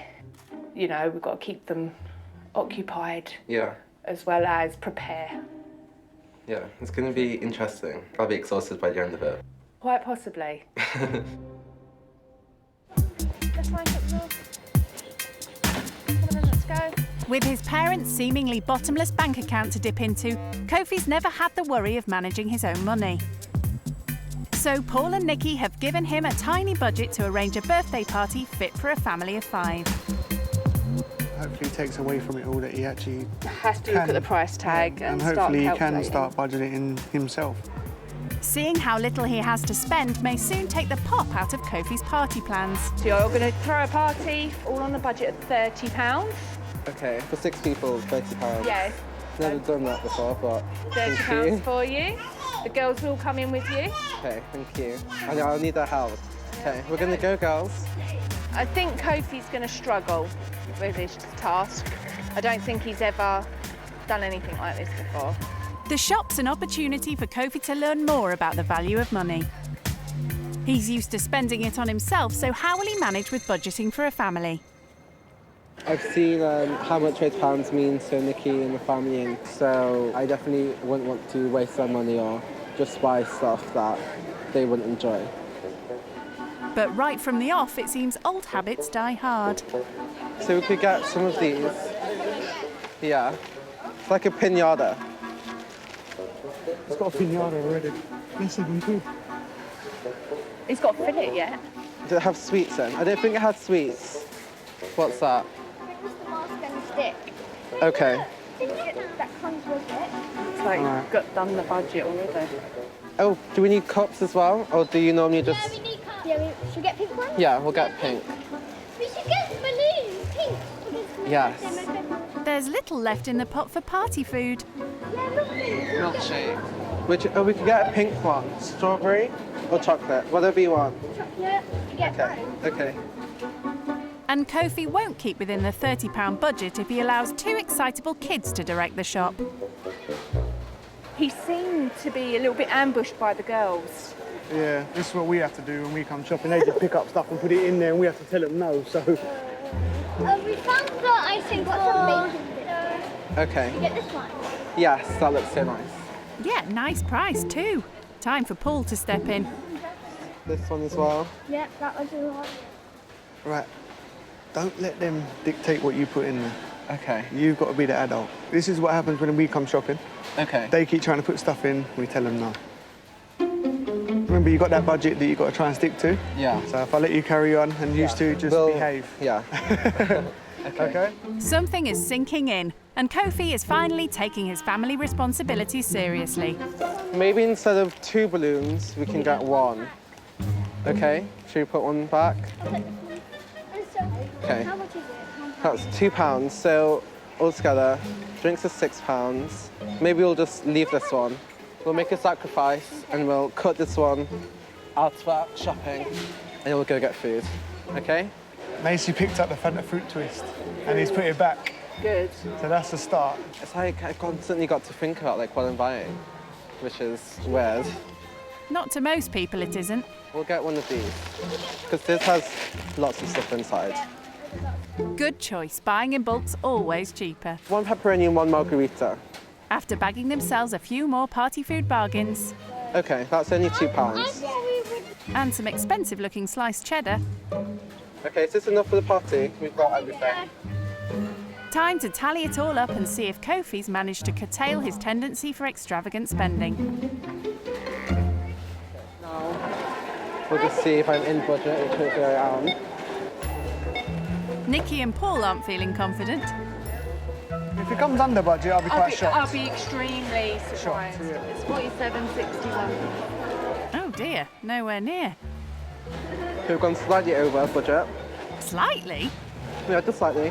So I'm just going to pay out and then pay the rest on my card. That'll teach him to look at the price of things. I thought I was doing really well. I thought I was like in budget. So we've got everything we need and now we're going to have a good party. See, that just goes to show just trying to do a party on a budget, I don't think he's used to.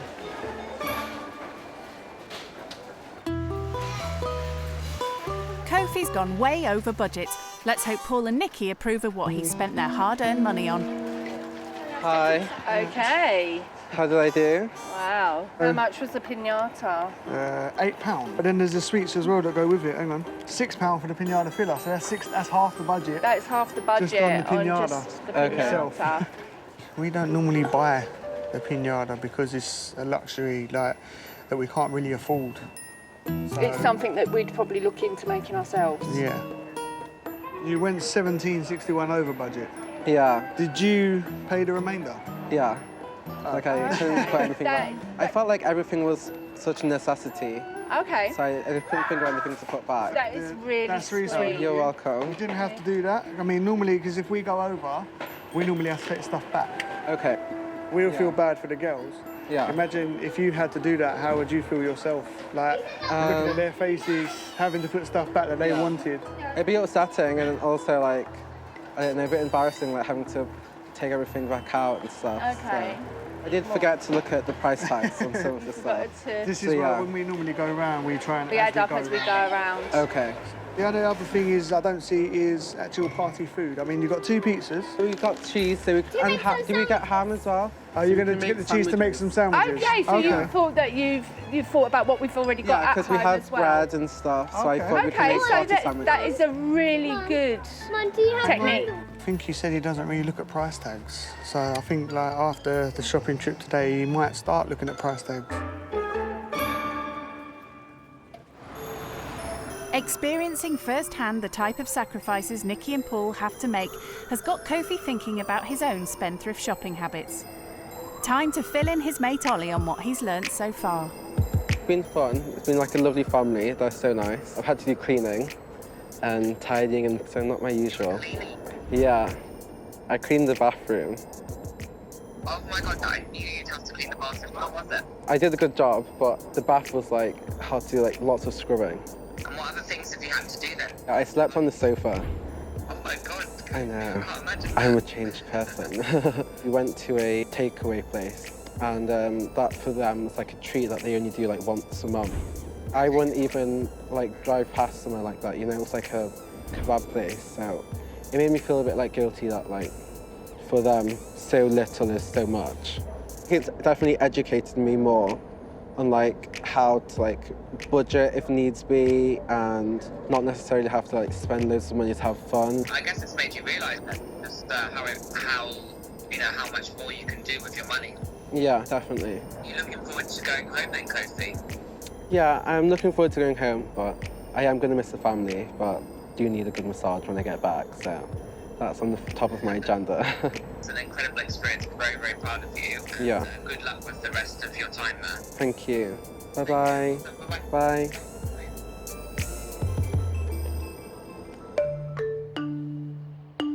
Rich Kid Kofi's been challenged to organise a party for Nikki and Paul's daughter Macy. What he didn't reckon on was having to make her birthday cake. You baked anything before? No, I've never baked anything before, so this is definitely a first for me. Well, he's on his own here. I'm going to go and put my feet up for 5 minutes. Okay, enjoy, and I will produce an amazing cake. Every parent knows the pressure of creating the perfect birthday cake for their kid. So, how will Uncle Kofi cope? A good party involves me doing nothing, just turning up and looking amazing, with amazing food, amazing drink, amazing venue. He's also promised Macy an amazing cake. Best he gets cracking. Okay, I need to mix eggs first. Oh, God. Not the most promising of starts. I don't know whether to put the oil in there and mix it, or mix it and then put the oil in. Perhaps reading the instructions would help? Kofi's ideas for the celebration have been inspired by his regular afternoon teas at the Ritz. I plan to do the Kofi Case special of afternoon tea at the party, we should call it. Yeah, so it's my version of the Ritz. Just not quite to the same high standards. It's a bit lumpy, so I'm just trying to make it smooth and silky. It's actually really hurting. I've got like a slight bruise on my finger there. Let's hope it tastes a lot better than it looks. Yeah, it doesn't taste very nice. It doesn't taste like chocolate, but hopefully when it's cooked it'll be better. This is ready. The cake's in the oven. Let's see who can make the biggest balloon. I can't do it. You can't do it? No. Okay. But there's no rest for the rich kid, who's fast finding out that throwing a family party isn't as easy as simply attending one. Who knew balloons would be so hard to do? Do you not have a pump or anything? No. No, okay. Where do you want it? Here? Decorations sorted. How's the birthday cake looking?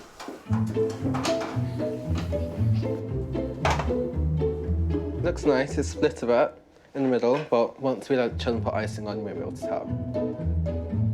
I'm trying to make this into a circle so I can put it on the cake. Baking cakes may not be the rich kid's preferred pastime. I'm going to start again because it just wasn't good enough. But it's given Kofi time to consider how lucky he's got it. Perfect. I kind of realised that I'm not stressed about money, ever. I'm always out for dinner or lunch or just out to make me look at my life and think some aspects of it are quite privileged, I guess. And I've got a hat. Not sure that was one of the ingredients. With the help of a couple of willing assistants, Kofi's first birthday cake, or his attempt at one, is finally complete. Perfect. Let the birthday celebrations begin. Yeah, it looks good if I do say so myself. Yeah, you've done really well. Oh, Cut it in half and everything. that. So, do Kofi's efforts match up to the birthday girl's discerning standards? How does it taste? Good? Oh, there we go. Are you ready to smash this pinata? Yeah? 1, 2, 3, go. 1. The party entertainment also appears to be a big hit. Who's going to spin him? 3. 1, 2, 3. Up, 2. There you go. And again. And again. Organising a kids' party is far removed from anything he's used to. But it's given Kofi a new appreciation for the family values Paul and Nikki have instilled in their daughters. No matter like what you do, like you always have fun. You guys could be doing anything, but as long as you're all together, it's like such a fun time. You don't even notice like doing the chores. It's just like part and parcel with like having family and spending time together. The family have also shown the rich kid that having fun doesn't need to cost the earth, unlike his expensive jaunts out. Afternoon tea, I go like the Ritz or the Dorchester. Is that an everyday thing or not just... every day? So maybe like once a week. How much would that roughly cost? 50 to like £80. No more than £100. I Okay, think. what, per person or for the group? that Yeah, you're per with? person. Per person? Per person. Yeah. Your afternoon tea, I say twice or maybe 3 times the budget of the party that you just had to pay for. But seeing that we spend £30 on a tea party for 5. Yeah. Do you see that in a different way now? Yeah, it makes me see that like, you know, I don't have to spend lots of money to have a good time. Like, I could just do something similar like I've done today with my friends and have an equally good time as going out. Have you learned the sort of like the value of money as well? I think it's definitely like educated me on like how people just have to budget and how difficult that can be. I didn't know how expensive things were, and so it taught me that I have to maybe just look at things more and just be more aware. Seeing like how you live, obviously how much money you spend on yourself every day and stuff like that was a bit of a shock to us, but you're a really down-to-earth guy, really nice guy. Yeah, and very nice guy. The way you've been with the girls and the way the girls have taken to you, it was really lovely. You're a sweet person. Thank you. Kofi's time with the family's almost over, but before returning home, he has a surprise for the birthday girl. And now I've got something for you. Oh, wow. Do you like it? Yeah. Happy birthday. Thank you. You're welcome. I hope you like it. Oh, look at that. Perfect fit size. as well. There you go. I Thank you hope very like much. it. Thank you very so much. You're welcome. You have made her day. Oh, thank you.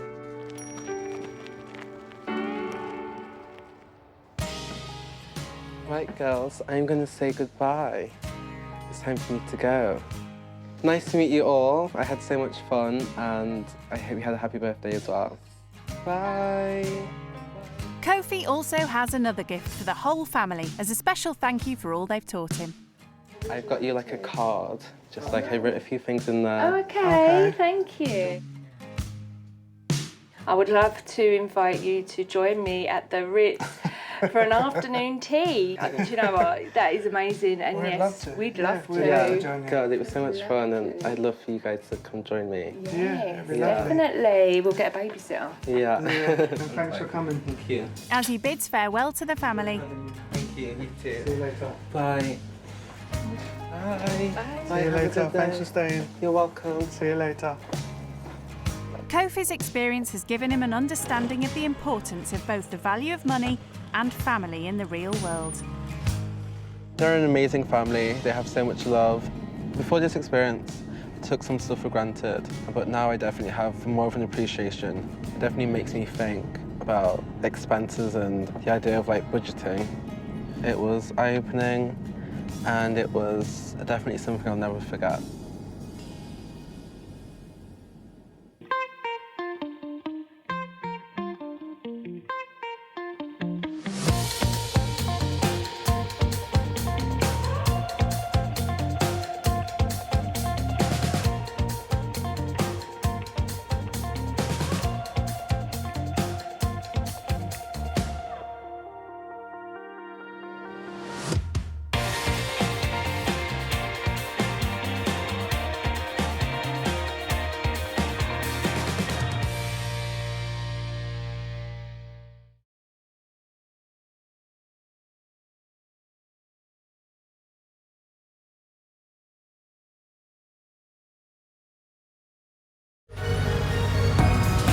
The mega moneyed life of the rich kid is beyond unreal. It costs about £10,000. And went to one of the most expensive boarding schools in the world, £100,000 a year. They have no concept of what real life is like for most Brits. I've got a cleaner, I've got a chef. I haven't washed my hair myself for the past 4 or 5 years. I think I've been on a bus once. So in this series, they will be plucked from their pampered lives. It seems to be quite dirty. I wouldn't feel safe walking around here actually by myself at night. To live with families who struggle to survive. I am dying to know why they're living in accommodation that's simply too small for them. Only then can they realise the real value of money. £150 on food? Yeah, a on month? food, yeah. Basically, I'm just trying to make ends meet. You're okay, come here, baby. Life can be so cruel sometimes. When rich kids go skint. I think my childhood was very kind of enchanted and magical. Today's rich kid going skint is the daughter of a wealthy property magnate in Buckinghamshire. I'm Fatima, I'm 20 years old and I live near Tamalo. Fatima has had a very privileged upbringing. The most extravagant thing I've probably done is going gown shopping, with each gown kind of amounting up to £1,000 each, as well as a ball ticket being about £500 for one person. She's talking very elite balls. I felt like a princess being dressed in sort of tiaras and jewellery. It all stems from Fatima's first love. Fashion is something that's actually played a massive part in my life in the sense that it's something that I use to express myself creatively, and I feel like the best way is through clothing and styling. And that means spending money. I love shopping, and I think that's something that I've kind of inherited genetically from my mum. This is actually one of my favourites. It's something that I can wear out along with during the day. If I was to wear like an all black outfit, I'd probably pair it with it because it's got a chain inside. So this retails for about £1,000. My favourite shoes probably are the Valentinos, just because it's such a pretty metallic colour. These retail for about £600. A lot of my money that I spend, like my outgoings, pretty much go on clothes and food. If I'm in London a lot of the time, then my friends and I will just be in Mayfair or Knightsbridge. We love cool brunch spots. I think it's quite easy to spend between £1,500 to £2,000 a week. So what on earth inspired a pampered princess to try living skint? When I think about people who are in a kind of less fortunate financial situation, I feel terribly bad about, coming from a place of kind of financial comfort, and I couldn't imagine what it would be like if I was just to be taken out of my life and put in a completely different situation, and knowing that was going to be permanent. The idea that it's temporary definitely subconsciously comforts you. Fatima will be temporarily spending her time with a single mum who lives in a 2-bedroom maisonette with her 5-year-old daughter, Imogen. I'm Nikki Brooker, I'm 35 and I'm from Maidstone in Kent. My little monster. Are you gonna keep working? I work for a local charity and I'm a youth worker at that charity. I work full-time. I do overtime. I give my daughter all the opportunities that a two-parent family could give her, but just through working hard. I think that bit's the bottom bit. Imogen's a very creative child. She's always making something. I like the purple. Oh, that's nice.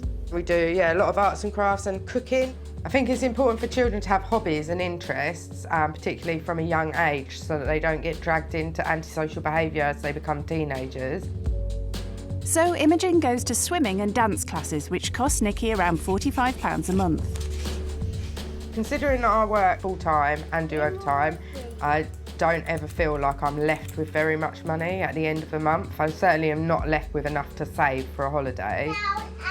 After all my expenses that I have to pay out, I'm left with like £85 a week, which I have to buy food, pay for petrol, pay for car parking, if I drive to work, buy Imogen clothes, buy myself clothes. A big treat for me and Imogen would be like maybe a takeaway or a trip to the cinema, because they're both quite expensive treats, or a trip like I'd love to do a London show and take her to a London show, but that's like a dream. Nikki wishes she had more time to spend with Imogen, but also values her work. If I gave up work to live off of benefits, I would become very depressed very quickly, and I don't think it'd be good for my mental health. 9 years ago, Nikki was diagnosed with bipolar disorder. There's a lot of stigma around mental health, and hopefully through the work that I do, we can break down these barriers. I'm actually quite proud to be like a functioning bipolar person, and I inspire a lot of young people. So what does Nikki hope rich kid Fatima will learn from spending time with her?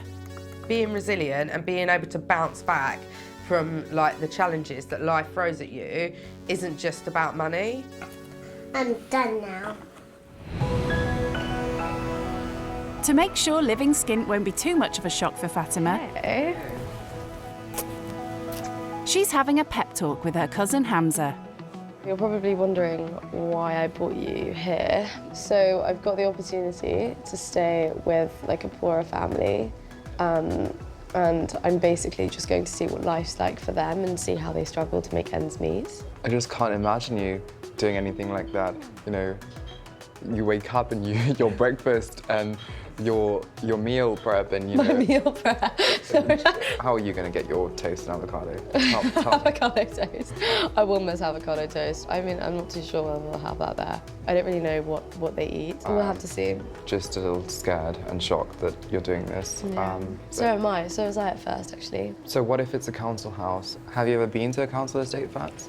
Like, I've obviously heard of like a council estate living, but I've never been into one. What if you don't have a bed? But you're not you if you don't have a good night's sleep. Yeah, true. You're the most crankiest person on planet Earth.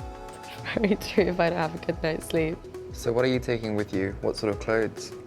I don't think I can take sort of like fur jackets or sort of bags or blazers or like... I would just take a purse. Yeah.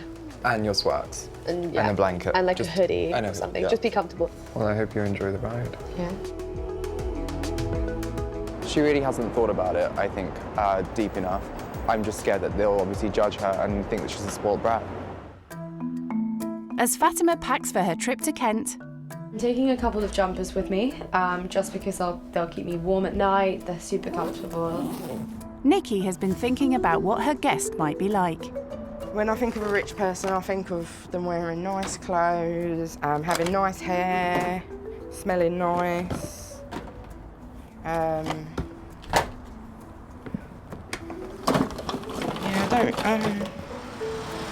Where I'm from is more kind of countryside, lots of greenery.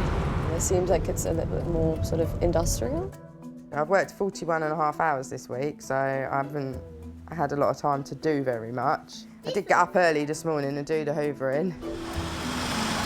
I'm sure council houses usually have like a plaque that will have a number. What are we hoping for, a girl or a boy, Imogen? A girl. Oh, are they terraced houses or looks like council houses? Like quotes? Is it like a community? No, I'm not telling you. You're not telling me. Because we like girls, don't we? Better than boys, really. I'm a bit nervous. I don't know where it is. It looks like I think a council house. And I've never been inside one before. so I'm intrigued.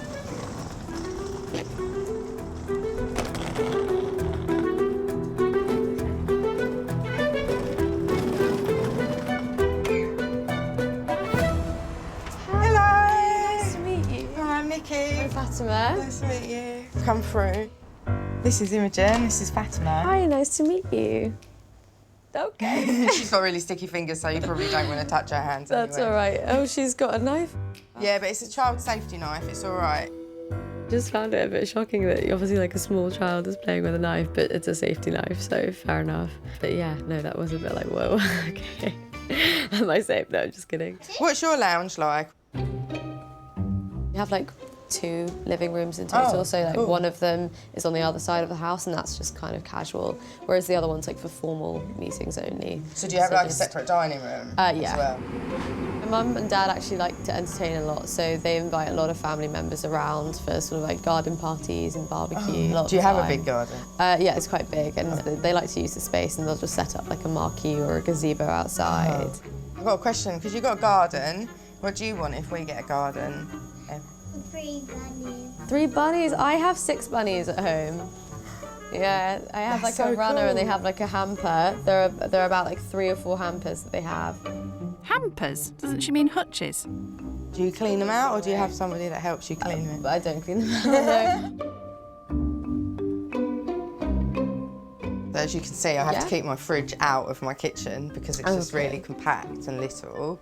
What is your kitchen like? It's quite big, so there's like an open plan, there's like an island in between. And Oh, we just nice. use that to kind of just chop up things and prepare food. Nikki shows Fatima upstairs. So this is my room. Yeah. But Imogen also thinks it's her room. Oh, okay, so do you share it? I'm ashamed to say that she sleeps with me still. I made a rod for my own back. She does have her own room, but she prefers to sleep on this side of the bed, and I Okay. sleep on that side of the bed, and she puts her toys there. I did my washing last night, so that's an area full of damp clothes that I'm drying at the moment. Oh, okay. So what do you do? I when mean, you- I just have like a tumble dryer at home in the laundry room. I'd love a tumble dryer. So this is Imogen's room. Okay, nice. She does play a lot in here. There's like a unicorn theme going on. Yeah, she loves unicorns. And so I thought that maybe you might like to sleep in Yeah, that no, bed. I'd love to sleep in that bed. Yeah, Cool. that will work for me. I was definitely way more nervous outside, and I think now that I'm inside, I feel a bit more at ease, just because I've met Nikki and I've met Imogen, and they seem like a really sweet family. I think she's probably more approachable than I thought that she would have been, but yeah, I'm just like looking forward to having more of a chat with her, really. And the first chat they have is about Fatima's rich kid lifestyle. Have you got any idea, like roughly how much you would spend in a month? In a month? London? Oh, in London, I think a week's spending is probably like, what, 1,000. Wow. In Selfridges, with like the branded stuff that you would buy, I mean, you can literally get 3 things for like under £1,000. In some. She can spend £1,000 on 3 outfits from Selfridges. So that's just, yeah, mind-blowing, really. For Nikki, £1,000 a week is way more than she earns as a youth worker. I get paid like £1,500 a month. Yeah. And then after bills and everything, I'm left with like £85 a week to Okay. spend on like petrol, parking, food, clothing, anything that we need that month. So it can be quite tight. That could just be a day out for me, or, you know, just in like what I would spend in the morning if I was in London. I think that was shocker to me, that actually she's working so much and I'm not working at all. I don't qualify for any housing benefit or any of the benefits to help you. I only qualify for child benefit. It's like £20.70 a week that you get from that, from the government. Have you heard of child benefit, like the one that the mum... I've heard about it just because I studied politics at school, but I don't really know much about like how the benefits work, like what you can apply for and whether you have to be working or not. I think her idea of single parents has probably come from textbooks. Yeah, I don't think she's met somebody like me before. Do you find that helps though? Like, do you think like £20 is like enough to sort of like just give you that? It covers Imogen's dance classes, or like a proportion of her dance classes. You know, she's having to work so many hours just to make things me. For her to be so open with me just makes me feel that much more sort of closer, and I can sort of empathise with her and really, really get to know her and find out more about, you know, how she lives and her difficulties and you know, the strengths that she sort of builds up as she carries on. To give Fatima a taste of how they live, Chicken and salad wraps. Nikki is doing a salad lunch for them all, but it's not the sort that Fatima is used to. For lunch, I usually just have like a salad with some like quinoa and grains and then some like chicken or something like that. I mean, I try and avoid gluten where I can, or dairy. Also, and I can only have like halal meat as well. Like one of my favourite places is Farm Girl, and it is like near the King's Road. And they do like gluten-free bread, so I'll just have that with like some smashed avocado and like a poached egg on top. Or I'll just go have sushi. I eat a lot of sushi. Oh, nice. Yeah, that's like my favourite food. Oh, cool.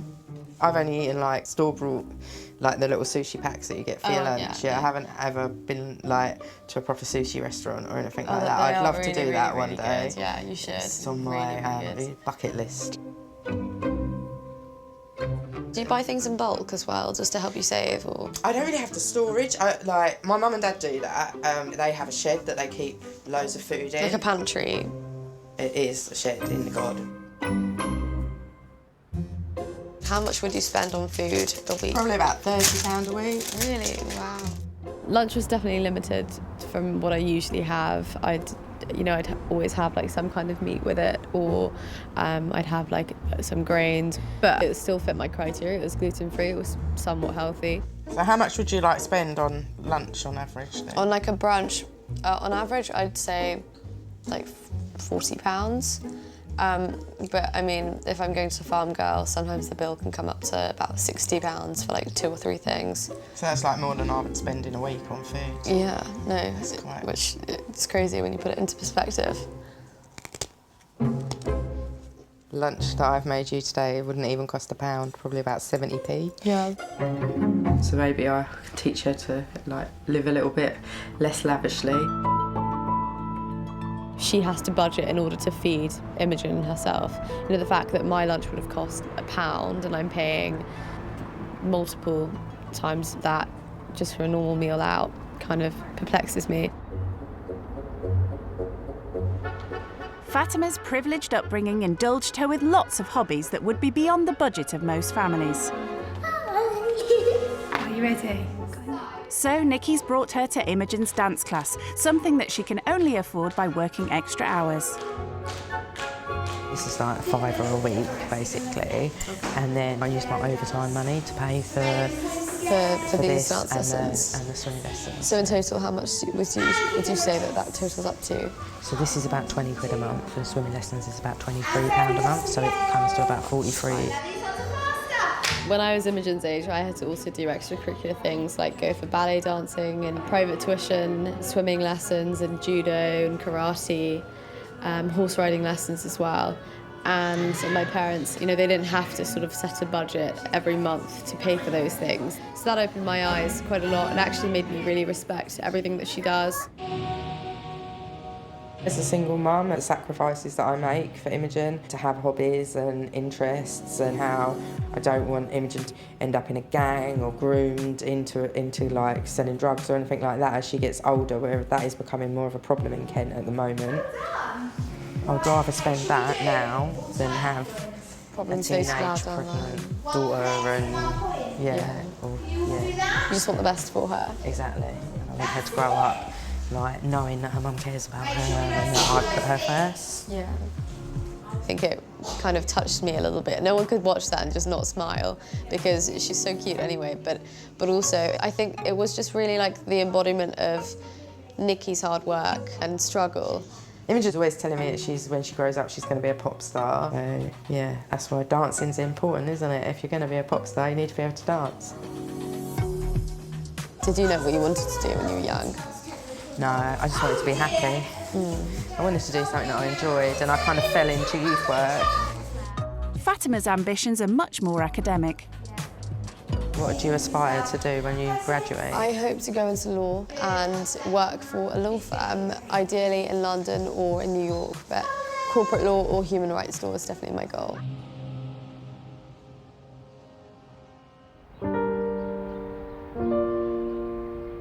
Fatima's fortunate to have a life that is cushioned by her parents. When I was your age, I fell out with my mum and dad quite badly. But for Nikki, that security hasn't always been there. Haven't always had the easiest relationship with my mum and dad. And I've been homeless actually twice in my life. Wow. The first time I was homeless when I was 17. I got a place in a hostel for young people that are 16 to 24. It's like a specialist hostel in the town centre.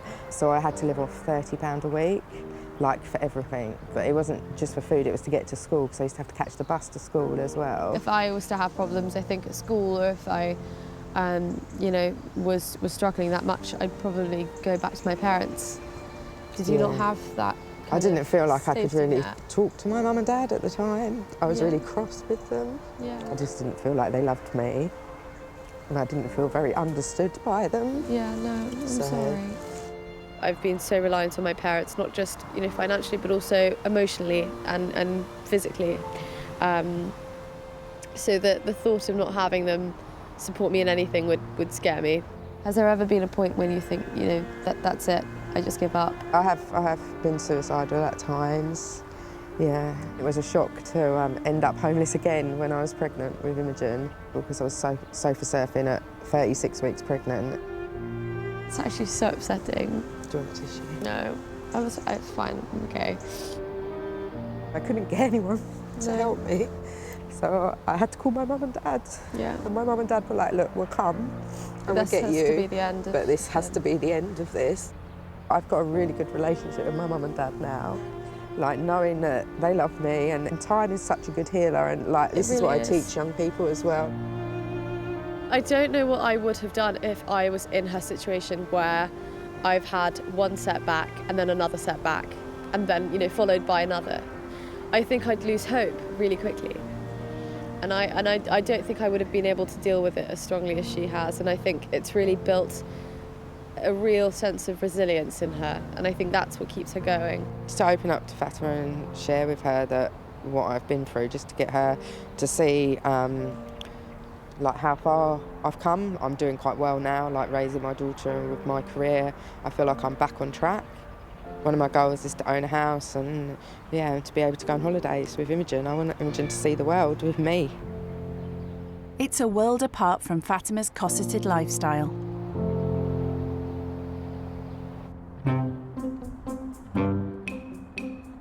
You like cooking, don't you? Yeah, I do, actually. Would you, like, it's not a challenge, you don't have to do it if you don't want to, but Imogen's getting hungry, so would you mind making dinner? Yeah, I don't mind, and I'd I'll love make to. her a drink. Yeah, perfect. So what is it, pesto pasta? Yeah, it's Imogen's favourite. Okay, perfect. All right, thank you. Sweet.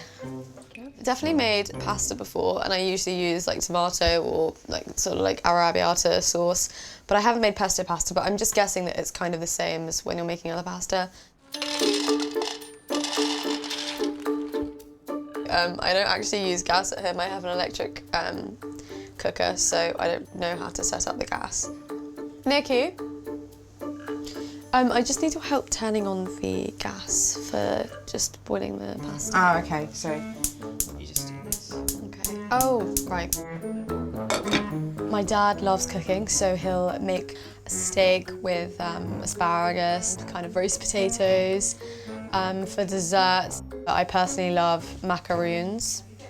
That's like my favourite dessert, so I always have them in the fridge. How do you know when pasta's ready? Do you just like taste it? No, it's not ready. I'm a culinary goddess. Nikki? Yeah? Do you know how much pesto I should add? About half a jar. Half a jar. Definitely ready. Go.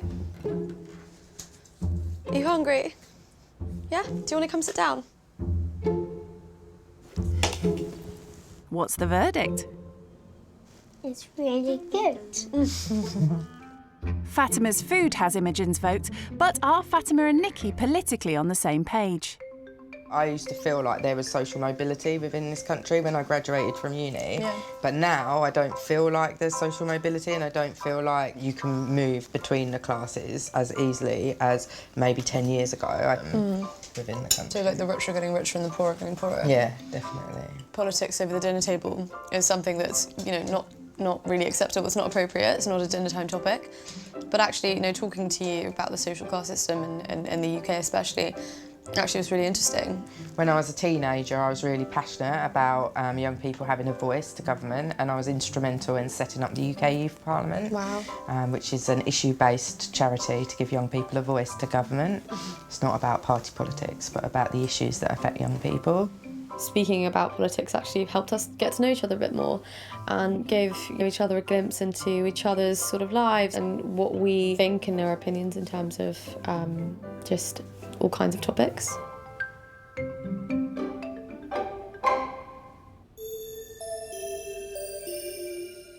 It's getting towards the end of Fatima's first day living skint with Nikki. She decides to update cousin Hamza. Hey. Hey, what's the family like?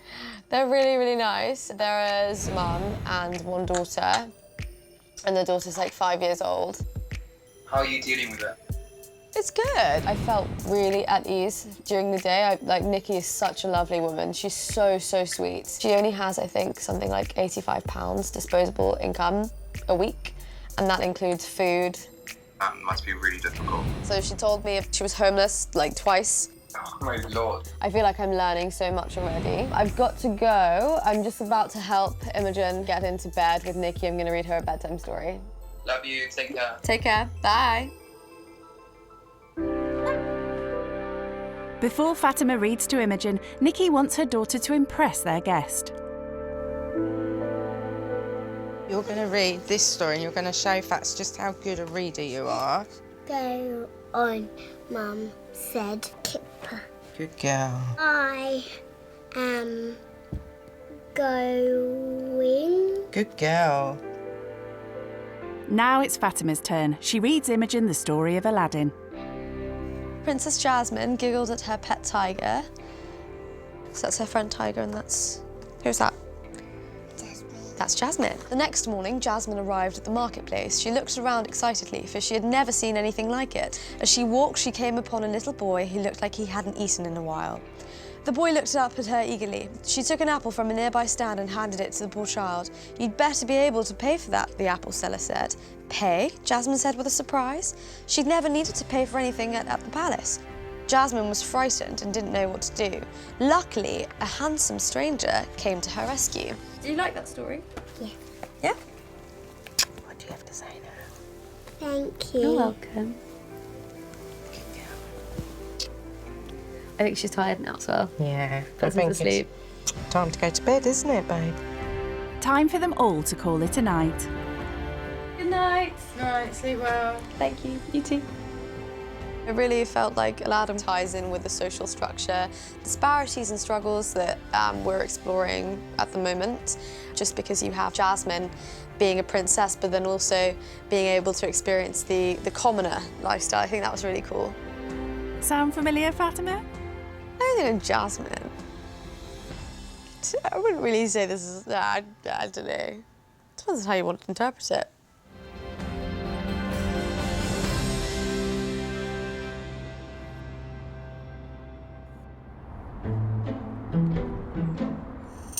It's the start of Fatima's second day living skint with Nikki.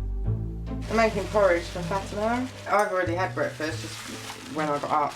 Yeah, I've been up for a little while. I needed to do some stuff this morning. Yesterday was definitely quite tiring. I kind of slept like a baby. I didn't really, wake up at all at night. I think I want to get the same unicorn bed sheets just because they're so cool. Fatima, your breakfast is ready. While Fatima's been slumbering, there's been no rest for Nikki, who's been up at the crack of dawn doing jobs. Morning. Morning. Was the bed comfortable? Yeah, I slept really well. Oh, cool. Maybe you could tell Imogen that the bed's comfortable. Yeah, I will let her know so she can start sleeping in it. Is the porridge all right? Yeah, no, it's really good. I'm just not too hungry at the moment. Oh, okay, cool.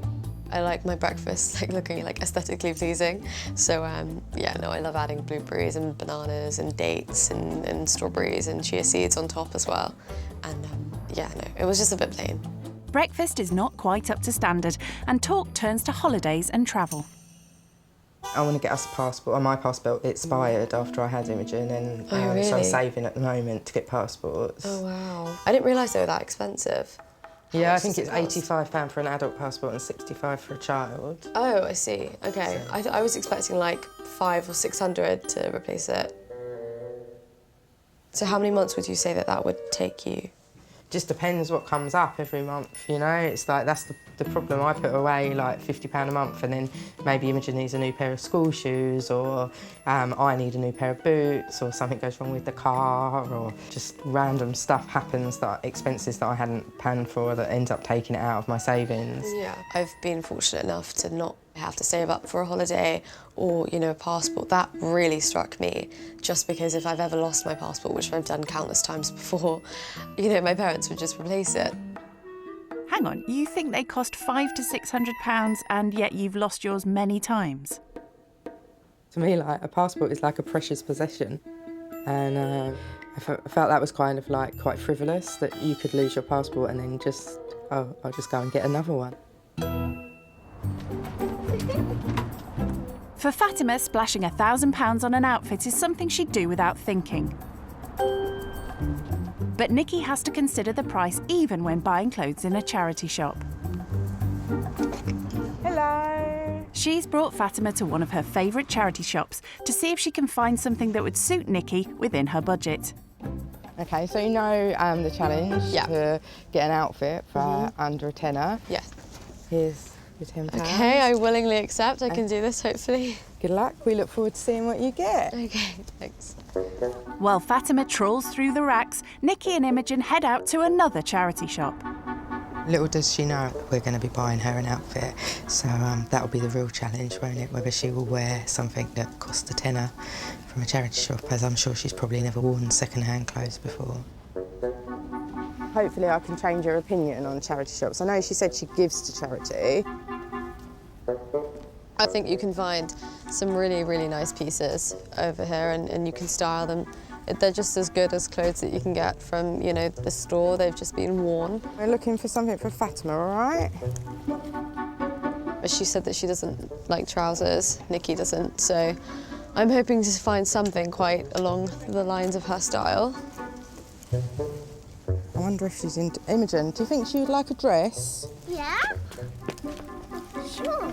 It's all like quite mishmash in the sense that it's not really organised as such, but then that's a charity shop, so I think there'll be something, hopefully like a hidden gem somewhere that will just work. So I'm going to be persistent and just look. Which one can you imagine Fatima wearing? That one. Yeah, I think that's a really good choice. I think she's going to look beautiful in that. So this is $5.50, and it would give me sort of money as well for shoes, or maybe something to go with it, like a jacket. Imogen, will you go and give that to the man, please, while I hang this one back up? Yeah.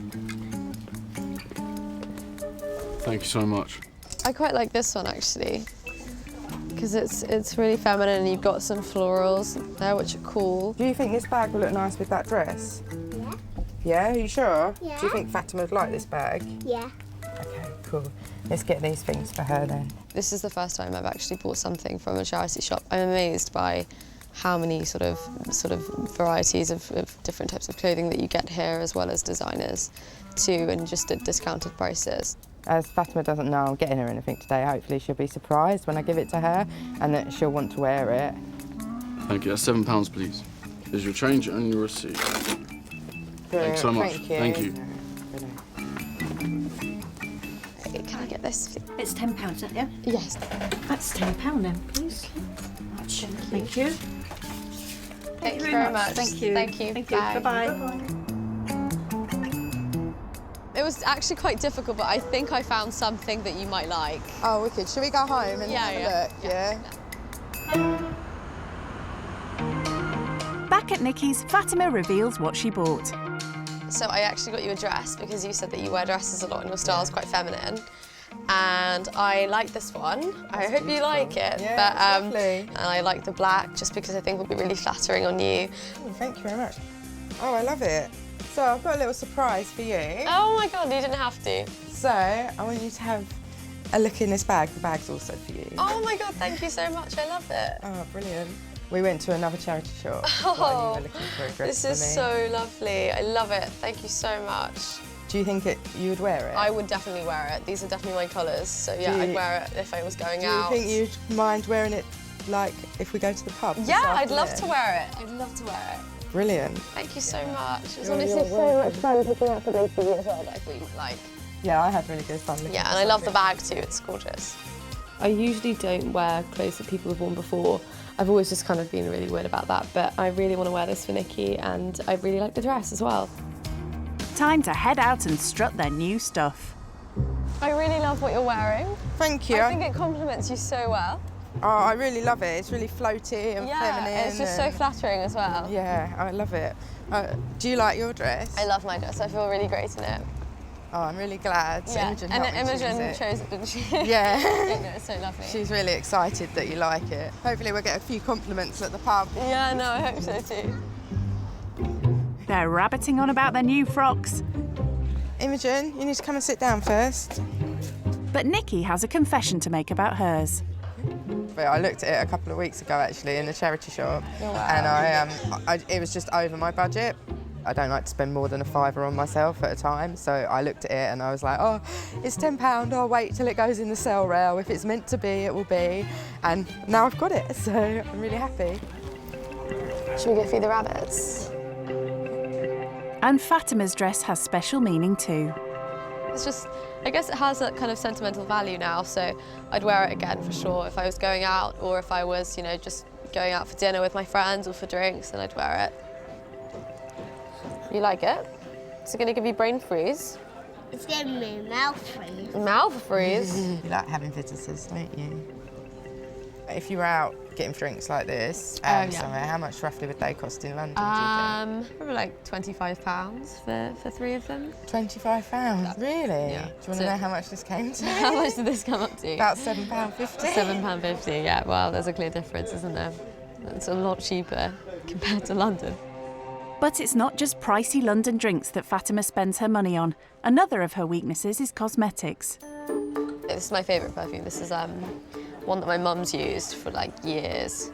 If I buy this perfume from like Selfridges or any other retailer, it usually costs me like £80. How much would you like spend even? I don't buy perfumes or things like that. Do you not? No, Really? I don't wear I makeup. love perfumes. I occasionally wear moisturiser, but even then. No way. Makeup is my worst. I spend so much money on makeup. Do Yeah. Foundation would cost me about £35. Oh my God. And I'll buy like 2 shades because I'll need. You mix them? I mix them. Then like bronzer.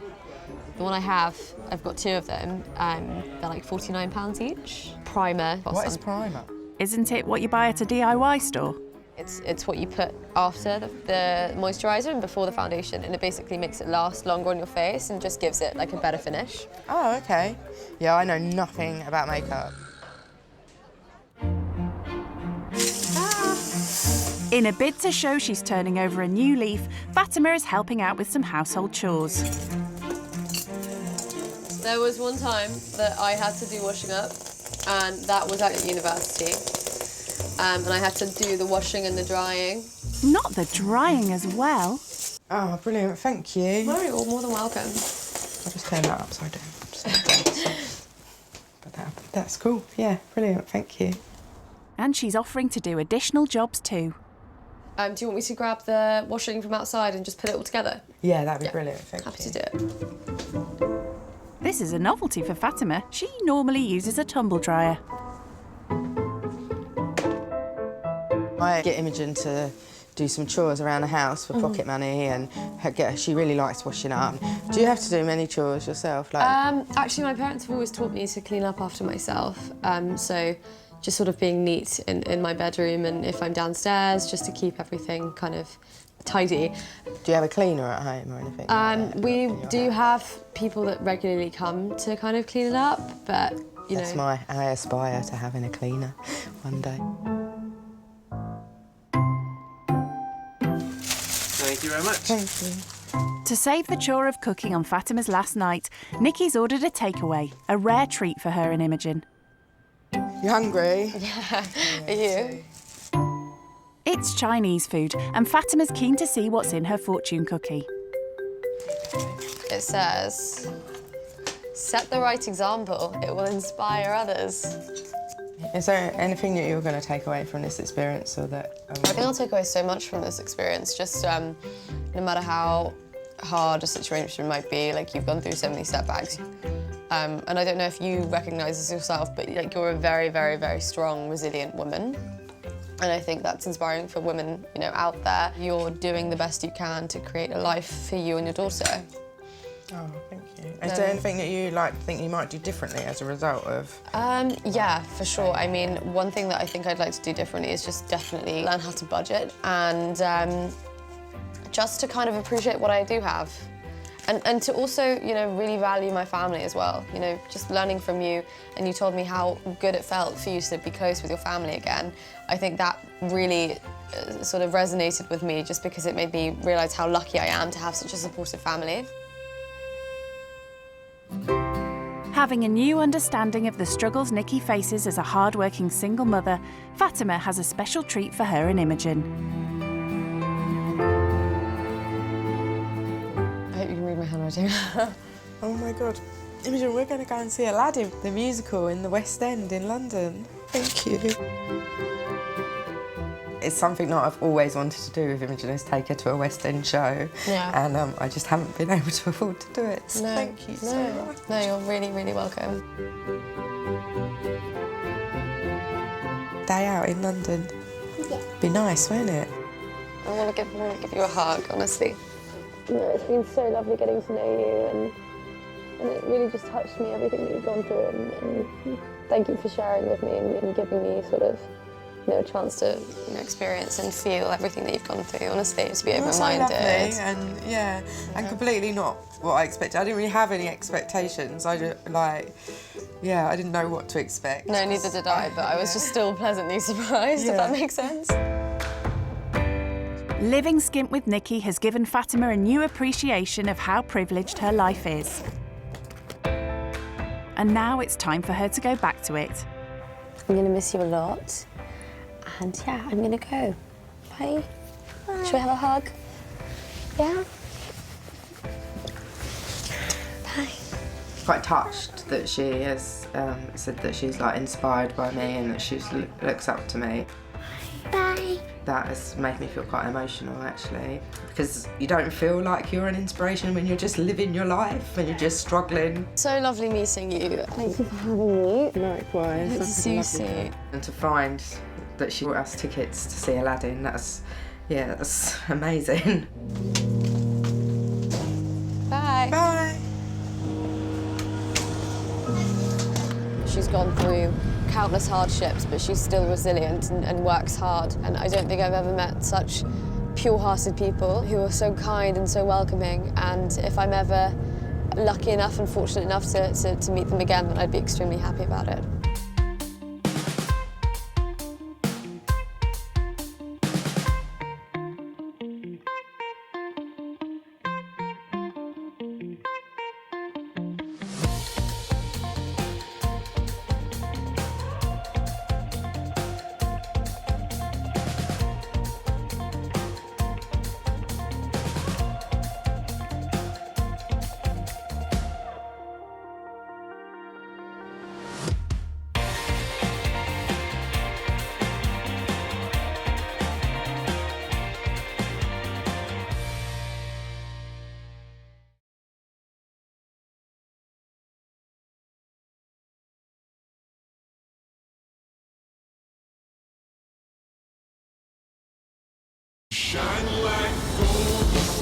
Living out of 5-star hotels or stately country homes. So this is my garden, soccer pitches. Cruising around the city in supercars.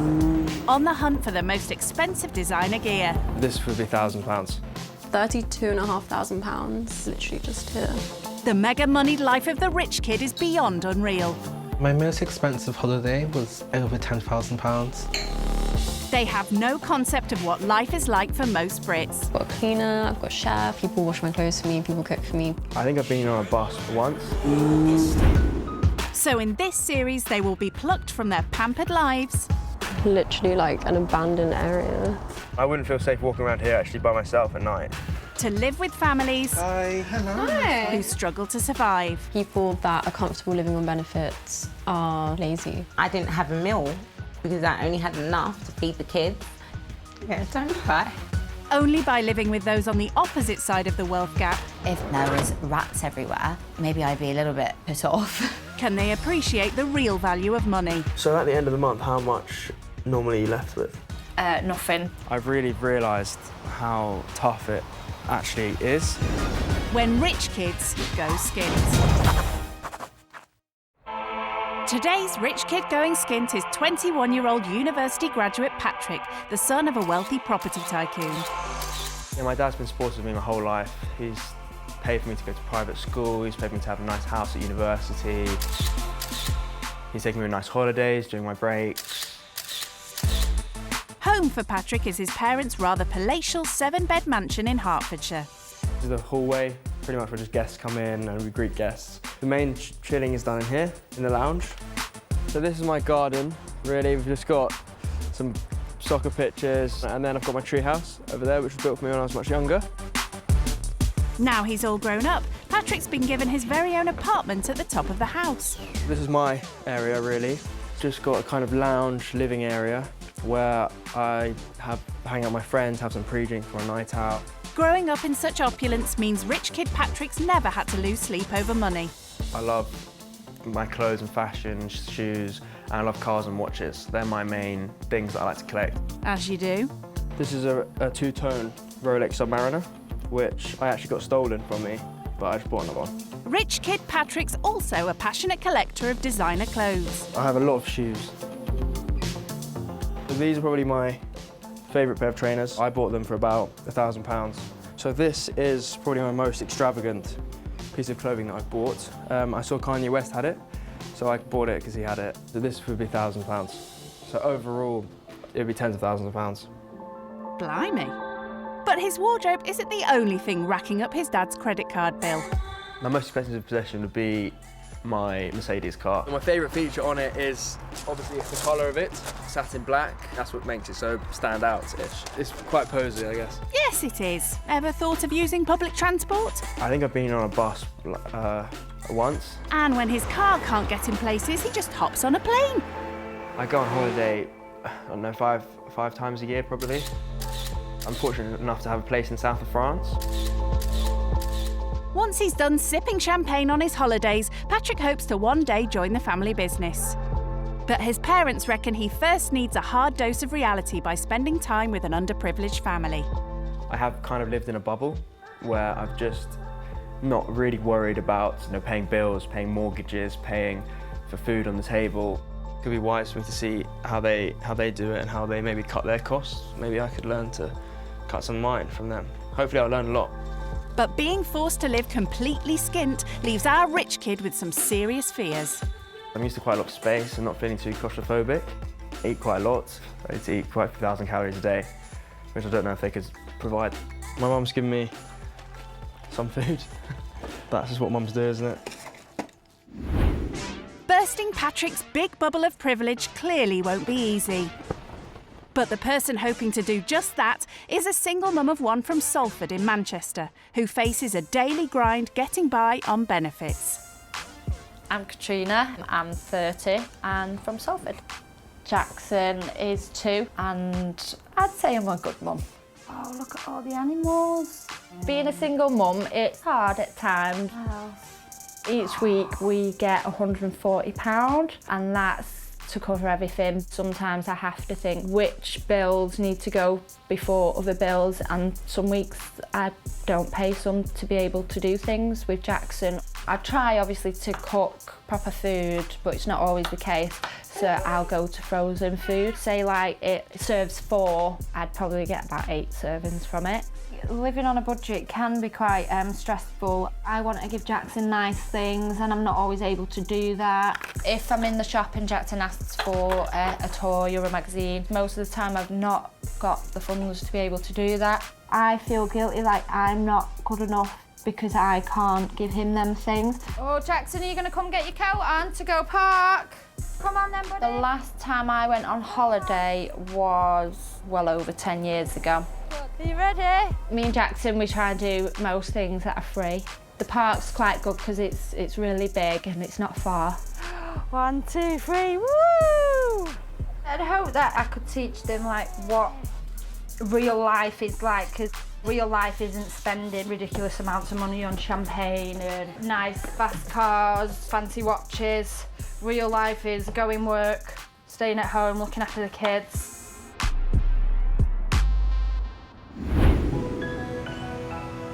Living skint with Katrina will be a hard kick outside his comfort zone for pampered Patrick. Before he sets off to experience what life is like on the breadline, he's breaking the news to his best mate, Josh. How are you? You good? How are you? Good, man. Haven't seen you in like a day. I know, we got back yesterday from Cannes. So you have something to tell me, apparently? I do. I'm going away.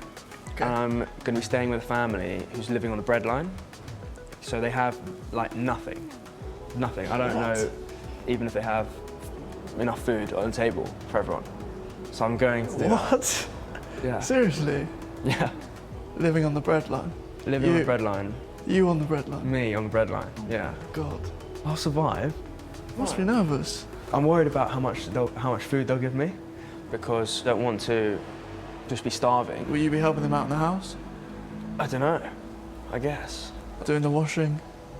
I don't know if I'll do the washing. I don't think you've ever done the washing. No, I haven't done washing, but I'll do the dishes. When they're asking him to wash the dishes, clean the clothes, clean the house, I mean, normally his mum does it all for him. They're not going to have a lot of money, so you can't cook your fillet steak, your potato dauphinoise, and then for dessert, moelle au chocolat. Yeah. It's not going to happen. Some pasta. Nice pasta bolognese, I guess. You think I'll struggle? I think you'll struggle. I think I'll be fine. I know for sure he'll hate it. Deep down, he's going to be screaming inside. That will be an amazing experience, honestly. I think so. It'll be eye-opening for you to see how the other half live.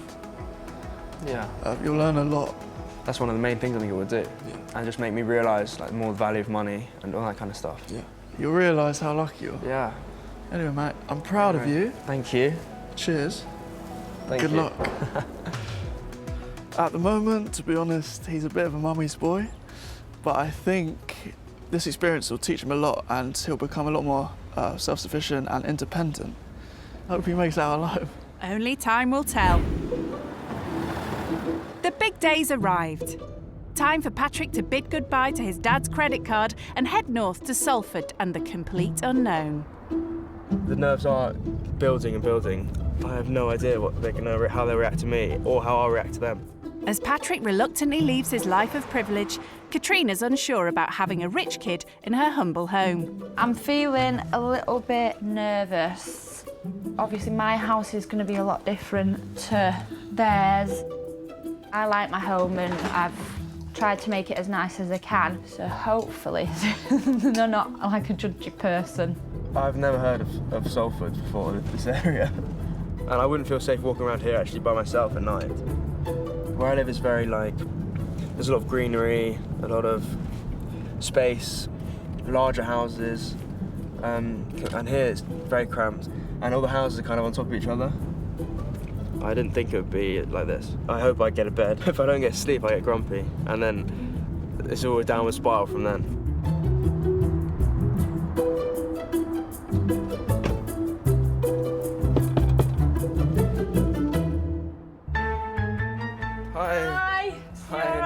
Hi, I'm Kat. Hi, I'm Patrick. Nice to meet you. And this is Jackson. Hi, Jackson. You coming in? So this is the living room. This is where we spend most of the time. We'll have our meals in here. Do you not have a table to eat your dinners at? So what's your house like? It's a bit different. It is quite a bit bigger than here, to be honest. So this is my room, so I think it's really big. Yeah, no, it is. That's a good size. So how many bedrooms has your house got? There's... You have to count. I think there's one. I think there's 6. 6? Six right, bedrooms, okay, yeah. okay. Right, and how many people live there? Just me and my mum. Yeah. So this is Jackson's room, a lot smaller than the other room, and he only really sleeps in here. We play downstairs, so it's perfect. So it's perfect for him. So this is the kitchen. Okay. Yeah, my kitchen's a lot bigger than this. If you're like cooking, it could get a bit tricky, couldn't it? Yeah, sometimes you like whack the Yeah, exactly. That's what I was thinking. What foods do you cook? I tend to use a lot of frozen food because it's it's cheap cheaper, and okay. it goes a long way. But I do try about 2 or 3 times a week. I'd try and make lasagna, spaghetti bolognese. What sort of foods would you? My mum cooks me a lot of salmon and steaks as well. I love my mum's cooking, so she cooks for me 3 meals a day. 3 meals a day? Yeah. Well, Mum's not here now, and neither are any of your home comforts. Okay, so this is where you'll be staying. This is my bed. Yeah, this is your bed. Oh. Lovely. I'm just gonna go see what Okay, yeah, Jackson's make sure he's doing. all right. Okay. So how does Patrick feel about slumming it in a housing association property? I knew that they exist. I can kind of picture what it would be like. So, but it's not what I've ever really experienced before. I think the biggest shock is the kitchen. Like, it's very small and it's not very tidy. There's a lot of cutlery just everywhere and like food still on the side. Does she have a dishwasher? There's no room for one. It's all a bit of a come down for the rich kid. I never slept on a couch. Even after parties and stuff, I would always get a taxi home. He'd have to make do because there's nowhere else for him to stay. And it's not in my bed. We'll see how he gets on with some of the cleaning and maybe even get him to cook. He said his mum cooks him like 3 meals a day, so he definitely won't get that here. There's very little of Patrick's grand home life on offer here, but he's brought a taste of his luxurious lifestyle for Katrina to sample. Got you a little something. It's a rosé champagne.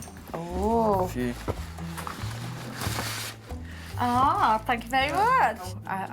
I'm looking forward to trying it. Maybe. When do you think you'll open birthday. it? Someone's birthday. Yeah, that's always a good thing. I need to whip out a birthday party. Look what I got. What have you got? Being used to champagne and fine dining on Daddy's money, living skint is going to be a big adjustment. I don't really know how much I'd spend a month, but if you're going out for a nice dinner or something and drinks, which you look at like a few £100s for a meal like that. Cocktail can even be £25–30. Really? Yeah, so... Wow, what are they putting in it? So, yeah, Everything. Gold, probably. Everything. Price, yeah. The clubbing can cost you quite a few hundred as well for just one night. So would you have to budget in any sense? Not really. If I go to the supermarket, I wouldn't really watch what I spend. I just choose what I want. Yeah. Really. Lucky for some. There may be no penny pinching for Patrick, but for Katrina, her money barely stretches far enough to put food on the table. So how much do you think you spend like a week on food? Average about £30. About £30? Yeah. You told me you weren't working, so I presume that you're getting it from the government. So how does that work? I don't really know too much about it. £140 a week we get. A week, okay. A week, yeah, and that's for bills, food, clothes, all the essentials. So at the end of the month, how much normally are you left with? Nothing, literally nothing. Not a pound? No. Hearing about Katrina's financial worries is already a big reality check for the rich kid. So, do you know many people in my situation? No, not really. But So what would your thoughts have been on a family on benefits? Having been here and seeing how full on it really is, there's no way you could do anything else. This like big stigma of, yeah, I know what you mean. Of people on benefits, and I hate the fact that sometimes I feel I have to explain myself. Yeah, in your situation, there's nothing more you could do, really. Patrick can splash out on lavish lunches and classy cocktails. But Katrina's forced to plan every meal to make ends meet. So what kind of foods do you normally like to cook? Tinned veg, which is cheaper than fresh veg. And then when there's not much in, I will make frozen stuff like chips, fish fingers, potato slices, just things that go a long way. Yeah. These are quite good, where you get a bit of everything in it. So you get £30 for all your shops, so you have to be quite smart with... Yeah, so that's like why there's mostly frozen stuff, Yeah. because it keeps, you get quite a bit for your money and you can take out what you need without it going off. Yeah. The big difference, I would say, from my kitchen at home is that there's less in the freezer. Right. So like, there'd be like chicken breast and stuff. Yeah, it's kind so of it's all different fresh. in that. No sign of any fancy fresh food here. And Patrick's huge appetite is about to take a hit. Food will probably go a longer way than maybe what your portions are used to. You may look at the portion and think, oh, that's ridiculous. Why have you given me Jackson's food?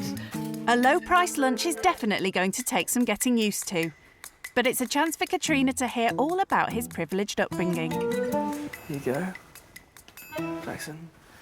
My upbringing, childhood wasn't tough, really. Just went to school and then to university. And I'm gonna start working. That's the plan. Yeah. And then move into like the real world. Yeah. Because I've kind of been in a bubble. Yeah. I don't really have much worries. So it's good to pop in. Yeah, it needs to pop. Posh private schools are a far cry from Katrina's difficult upbringing in foster care. So did you find it difficult growing up with a foster family? It was hard when I was younger because I was always from birth in and out of foster families, temporary ones sometimes. So you went to different ones? Yeah. Before year 10, the longest I'd ever been in a school was 6 months. Really? 16. About 16 schools? Yeah, probably more, to be fair. Yeah, so it was quite difficult moving about and that. So you must have missed months of school? Years. In year 8, I didn't go school any of year 8. So you didn't have year 8? No, so that's like completely gone. I only learnt to read when I was around 18, 21. Did you teach yourself to read at like 18? I'll speak to you about that later. Okay. Yeah. Yeah, come on then, buddy. Let's go. When you're a rich kid like Patrick, packing your bags for foreign shores comes as second nature. There we go. Unlike Katrina, who's barely made it past her postcode. Where are we? How many holidays a year would you say you take? I go back and forth to France quite a lot. So I've been 3 times this summer. I'm going on Monday again. Yeah. So maybe 6 holidays. About 6 a year. 6 a year, probably, yeah. Right. So when was the last time you left Manchester? I can't remember. Good few years ago. When you're restricted to things, you sometimes don't have a choice. I think like 6 holidays a year. It's ridiculous. Yeah. It sounds like we should split it and go on 3 each.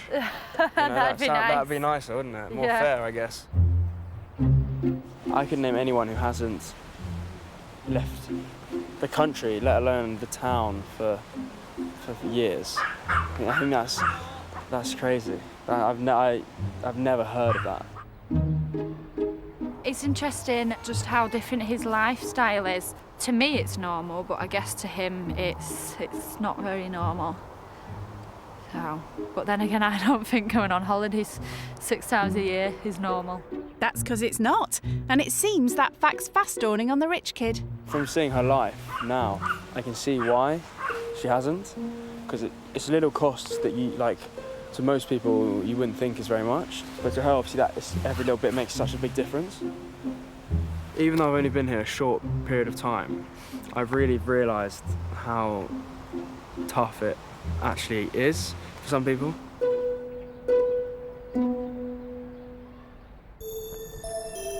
Having already learnt so much about life with little money, Patrick's keen to update his best mate Josh. Yes. How are you? Good, how are you? Good. Where are you? The airport? About to fly to Sri Lanka and then to Maldives. What class are you going? First. First class. Really? Oh, that looks so nice. Do you want to see my outlet bit? Oh, yes. So different. It's not as nice as where you are. So it's a single mother. She's 30 years old. She's got a kid. They have like no money. Like they live on like £500 a month. What's the house like? It's small. It's really small. And the food they cook is so like different. Like so for obviously we normally eat loads. For lunch I had 2, those mini kebabs? The tiny kebabs? I had 2. And like a few of these like chip things. But you could eat it at least. Yeah, it wasn't like horrible. No, it was just like oven frozen food. She spends like £30 a week for her and her kid. £30? A week. Where like that's like your beef carpaccio starter. Where are you sleeping tonight? I'm sleeping on a couch. Their living room's also their like dining room, so they don't have a table. What, they sit on the sofa? They sit on the sofa and eat the food with their knees, on their knees, yeah. For their like fun, they'll go and just walk in the park. Every day, twice a day. That's what they do. Even if it's pouring rain. My flight's here in like 20 minutes, so I've got to go now. Okay. See you later. Ciao. Bye-bye. Bye. Speaking to Josh, it makes me quite jealous how obviously he's about to go on his first class flight to the Maldives. And I'm far from that right now. But he's not having the experience. He's still in the bubble. I'm moving out of the bubble. So I guess that's why I'm going to go further in that respect. Are you going to show the way? Katrina wants Patrick to understand that when you're completely skint, family treats are few and far between. Yeah, thank you. Hi guys. Hi, 2 adults and a child, please. How old's your child? 2. Come on. She's brought son Jackson to a local trampoline park. Something she spent a long time saving up for. So this doesn't happen that very often because everything just amounts up. It's not just getting in, it's the Getting here and getting food and stuff. Do you have to sacrifice money in other areas to make this possible? I just refrain from paying something and then just catch up on it. Later down the line? Yeah. I find it crazy how she does it once every few months and it's like £20. I'd spend £20 on like a haircut every like 10 days, which is just makes, you put it into perspective and it's just, the money could be of so much better use than me having like a 4mm shorter on my hair. How important do you think it is, like money? I think it's nice to be comfortable, Yeah. but to have too much brings its own problems. I've been mugged and beaten up. 4 people jumped me and stole one of my watches. To not worry about having food on the table is good, but then also if you have too much, that's just it's different problems. I think, So it doesn't bring. Okay. It's not. So you said one of your watches. So how many watches do you have? I have 3 at the moment. I have 2 watches, but my watches cost about £3. Mine are a bit more than that. Yeah. Overall, it'd be tens of thousands. A bit? You're jumping. If I won the lottery, I don't think I'd even spend that money, even then. Just because I kind of like I value it a bit more than wearing it on your wrist. When there's so much more things you could do. Definitely a different world. If Patrick's mother's not rustling him up a tasty dinner, he's out splashing the cash at swanky restaurants. Patrick, do you want to give us a hand with the food? Yeah, sure. Yep. But the rich kid's fast realising that there are no such luxuries for people like Katrina. Have you ever had frozen risotto? I don't think so. No. I don't think I have, but it smells good and I'm hungry. Yeah. Which is also a plus. I just hope there's going to be enough to... It'll be fine. Will Patrick's discerning palate struggle with this? It's nice, thank you very much. No worries. Living skint's giving him a new perspective on what life would be like without his parents' money. I think it's definitely opened up my eyes. Before I would have, not thought deeply into actually, not everyone's fortunate as me, not everyone has had the lucky upbringing I have. I don't really think much before. Yeah. So already That's already good. really Yeah, good. yeah. I think I would think about more because just by talking to you a bit, it's completely changed That's that. good. That's really good. Yeah. Growing up in a tough Manchester neighbourhood, Katrina's childhood was a world away from public schools and private jets. To show Patrick just how different their upbringings have been, she has a shock in store. There's somewhere that I want to take you after, and it's somewhere that I'm quite embarrassed about, but it's somewhere that I'm not ashamed of, because it was me at one point. This is part that I was worried about you maybe judging me on. You'll find out. We'll find out in a bit. Yeah. Kitchen for you. But before that, there's the washing up to do. I never do the washing up really. So, but we have a dishwasher. I don't think she has a dishwasher. So that's a bit unlucky. But it's not complicated, is it? Well, you're about to show us. He's not used to getting his hands dirty. Am I doing it right? It's fine, yeah? But washing up does give Patrick time to contemplate where it could be that Katrina wants to take him tonight. I think maybe a strip club. Because how she's saying, like, it's not something I'm proud of. You know, that could be like stripping past. I could see why she did it to make money. So I don't know, but that's what I'd expect. But then I think I could be completely wrong. That's a guess. Dishes done, he's about to find out where Katrina wants to take him.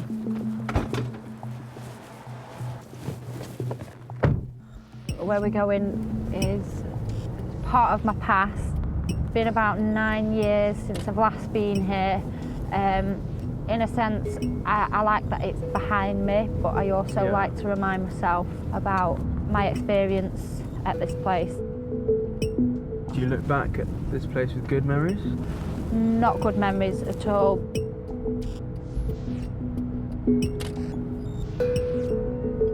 Was it prison? Was it prison? Yeah. Yeah. So you've been to prison? Yep. Yeah, no, that's really not what I expected, to be honest. That's a shock. Katrina's brought Patrick to Style Prison in Cheshire, where she served a jail sentence, a part of her life she deeply regrets.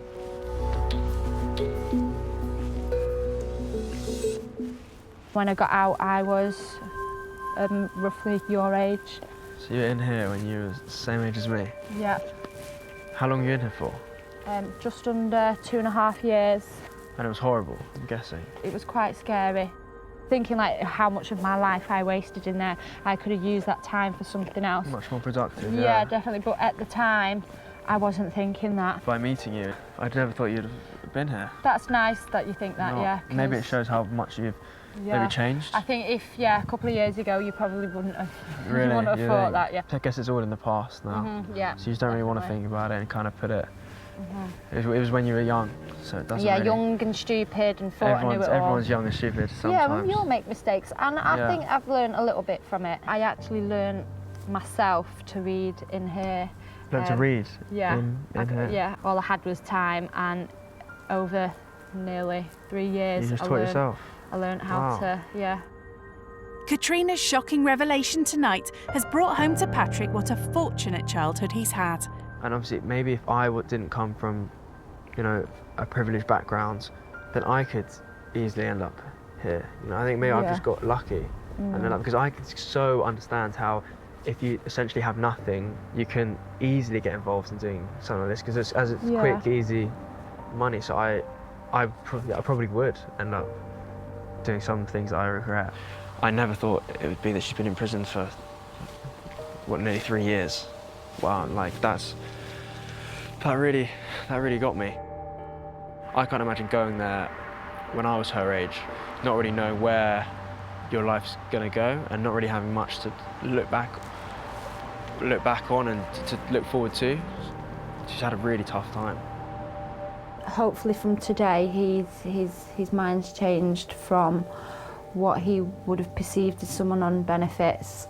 It's not easy being a stay-at-home mum and not working. It's always non-stop, on the go.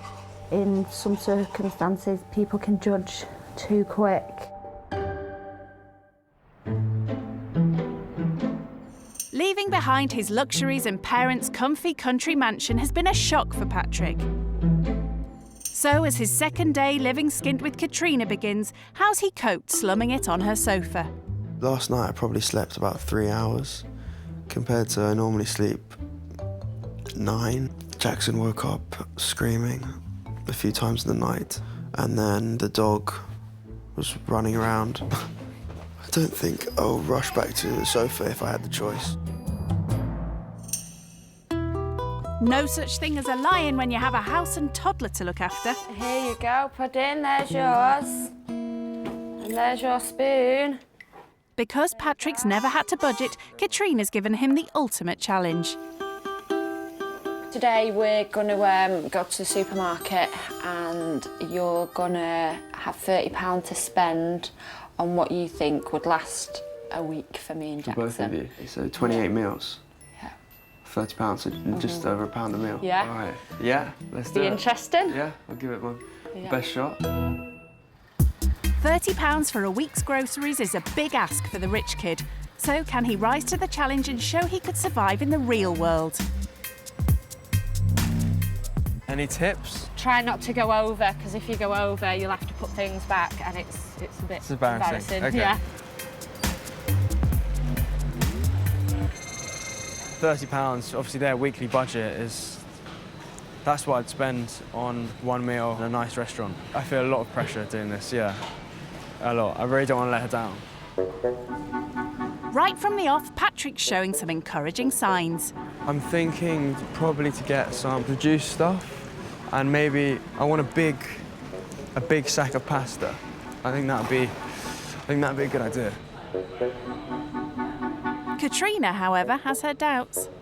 I personally think he's not going to do very well, especially if he only does like shopping for like one day. Onto a bargain shelf. So that's £3. Is there more mints? Change his mind, put it down. What's the cheapest mints you have? Cheapest mints? Yeah. Looks like he's asking for help. Oh, perfect. Thank you. I think he will get good things, but I don't think it'll last for quite a week.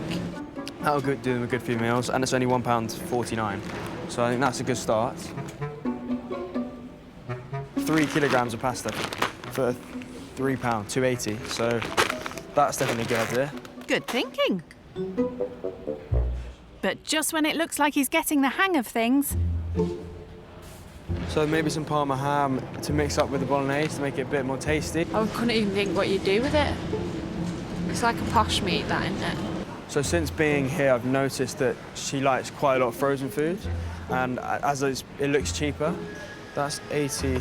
So that's 85p, which is perfect for a few meals. Maybe a pack of frozen peas. It'd be interesting to see what cereal they get. So this is like a Cookie Crisp, just a cheaper version. So I think Jackson will really like that, and that will last him quite a long time. Jackson's very fussy with his breakfast. After bagging a final few bargains... He made carbonara sauce. 12 chipolata sausages. Time to head to the till to see if he's managed to keep within Katrina's all-important £30 budget.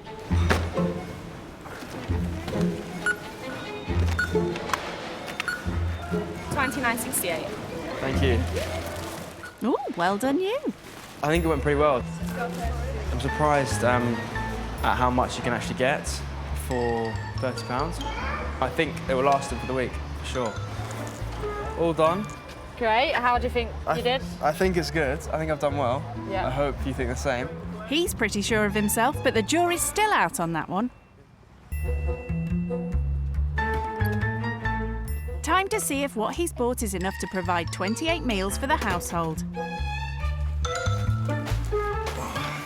So, do you want to see what I've chose? Yeah. For the week.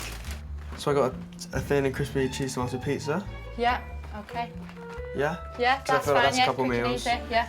Just some veg. So quite a lot of garden peas. Perfect. Yeah. I got some frozen chicken bit. Yeah. breast No, fillets. that's good. So I thought that'd be quite nice. Yeah. Some carbonara sauce. That's good. Yeah. Because you can't go wrong with that. Bolognese sauce. Yeah. Yeah, that's good because it's not. Yeah. It's not a really expensive one as well. No, it's quite a cheap one. Patrick's obviously given some serious thought to his food shop. Obviously, I know you like pasta, so I got loads of pasta. Right. Okay. Yeah, see, that's good. That's really good, This was and the it's a most big pasta you bulk can as get. well, so it works out cheaper. I got some Parma ham. Okay. Good luck selling that one to her. I wouldn't even know what to do with that. Really? Yeah. Luckily for you, I know what to do with it, so you have to wait and see. Before you start getting too confident, what does Katrina reckon? That's brilliant for me and Jackson, but these three. The dog? Yeah. Oh, really? Yeah. I didn't think of the dog. Patrick did really well. There was a few things that I would have changed. Palm ham. We'll see. Poor Rocco's got no food, but yeah, he did good. The dog may have no dinner this week, but there are often times when Katrina can't afford to feed herself and her son. So, what is this place? It's similar to a food bank, but you're paying a little bit towards, so And then you you're can putting take a bit of a home 10 contribution, yeah. At a time, okay. Katrina wants to show Patrick that when times are so tight, there is a last resort. If he was to take something away from this, like if he was to not throw things away, maybe spend a bit little, that'd be brilliant.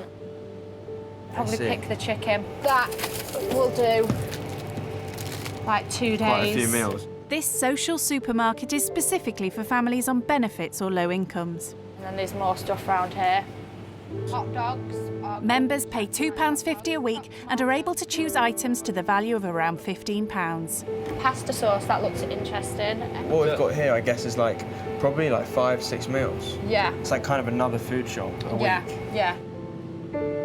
I've never been somewhere like that before, and I didn't know they existed. Obviously, it makes such a big difference to Kat and like her family. It's given me a lot to think about just being here for, you know, half an hour. I think that's definitely been an eye-opener for me.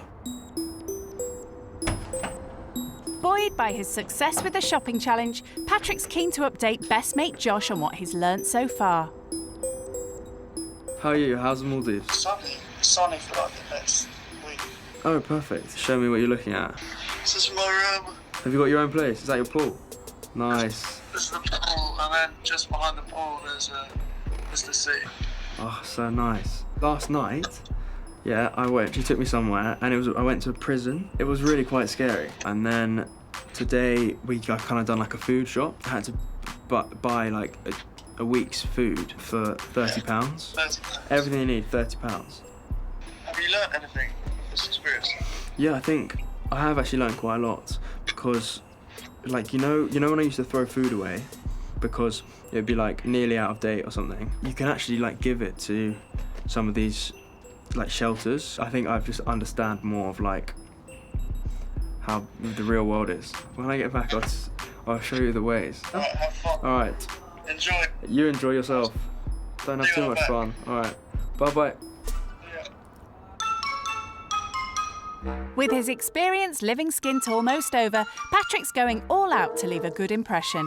I'm not the best cook, but I have my special dishes, which she's going to see tonight. Eager to prove he could feed a family if he had to, and knowing what a rare treat it is for Katrina, he's offered to try his hand at a farewell dinner. And she's cooked for me for my time here, so it's nice for me to give something back to her. And he's banking on that rather expensive ingredient he bought earlier to add something special to his supper. I have confidence in the Parma ham. When you put it in a bolognese, it really does make a big difference. Smells really good. Can't wait. I'm pretty pleased with it, actually. How it's come out, it looks pretty good. Well, as they say, the proof of the pudding's in the eating. Perfect. It's a rare occasion for Katrina and Jackson to sit down to a meal cooked by somebody else. Thank you. Looks good. Hopefully it tastes good. Yeah. So when was the last time someone cooked for you? I think my birthday, my 30th. That was the last time? So what's the verdict on the rich kid's cooking skills? Yeah, it's you like nice. it? It's nice. Yeah? Thank you very much. What do you think of the Parma ham? It's nice. Would you get it again? If it was Probably in the not. reduced style. In the reduced style.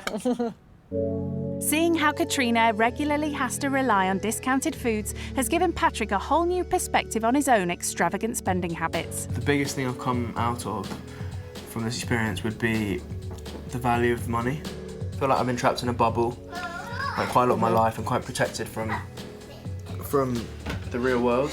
And I'm about to go out into it now, having finished university and all, get a real job, and just get a big eye opener really. So do you think you've learned anything from the whole experience? Definitely. And just not to judge somebody through the background. Yeah. No, I think I've definitely learned that as well. Yeah. I've probably learned more though, because I've got real insight into your life and everything, so I've learned a lot. That's good, that's good.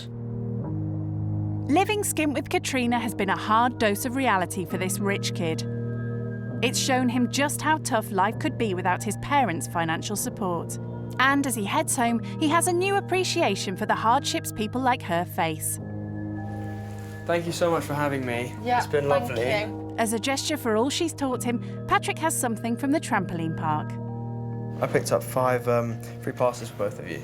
Oh, thank you. So I thought that's more useful, more fun than it's a day out stuff. Yeah, thanks. That's really nice, that. Thank you so much. Something that's useful. So, yeah, thank you. Anyway, there you go.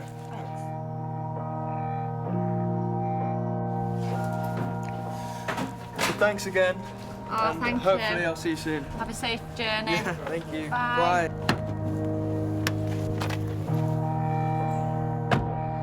The thing that's surprised me most from my whole time with Katrina and her family, I think, is how hard it really is. For the last few days, I feel like I've really got out of the bubble that I've been in and really been put, in the deep end. And I've learned so much from doing that, and I think that's one of the biggest shocks, just how hard it actually is to, for some people to get by.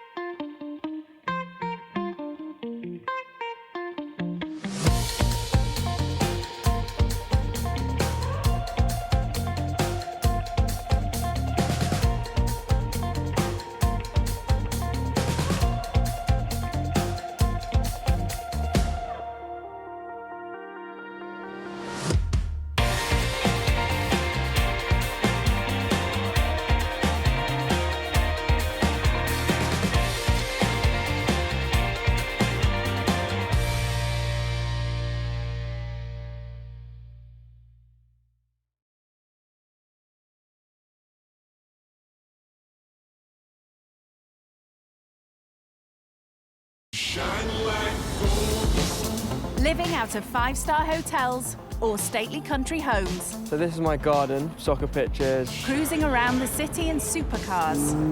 On the hunt for the most expensive designer gear. This would be £1,000. £32,500, literally just here. The mega-moneyed life of the rich kid is beyond unreal. My most expensive holiday was over £10,000. They have no concept of what life is like for most Brits. I've got a cleaner, I've got a chef, people wash my clothes for me, people cook for me. I think I've been on a bus once.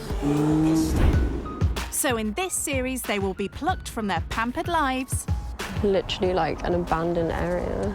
I wouldn't feel safe walking around here actually by myself at night. To live with families Hi. who struggle to survive. People that are comfortable living on benefits are lazy. I didn't have a meal because I only had enough to feed the kids. Yeah, don't cry. Only by living with those on the opposite side of the wealth gap. If there was rats everywhere, maybe I'd be a little bit put off. Can they appreciate the real value of money? So at the end of the month, how much normally are you left with? Nothing. I've really realised how tough it actually is. When rich kids go skint. I think I was a spoiled person, yeah, when I was young. I think I'm still now. Today's rich kid going skint is the son of a wealthy estate agent. Selling expensive properties to A-list celebrities around Lake Como in Italy. I'm Andrea. I'm 23 years old and I'm come from Italy, especially Milan. Andrea left his palatial home with swimming pools and moved to London 3 years ago. What? He now works as a PA in the city, and the job means Andrea can continue his spendaholic lifestyle. I am a material girl.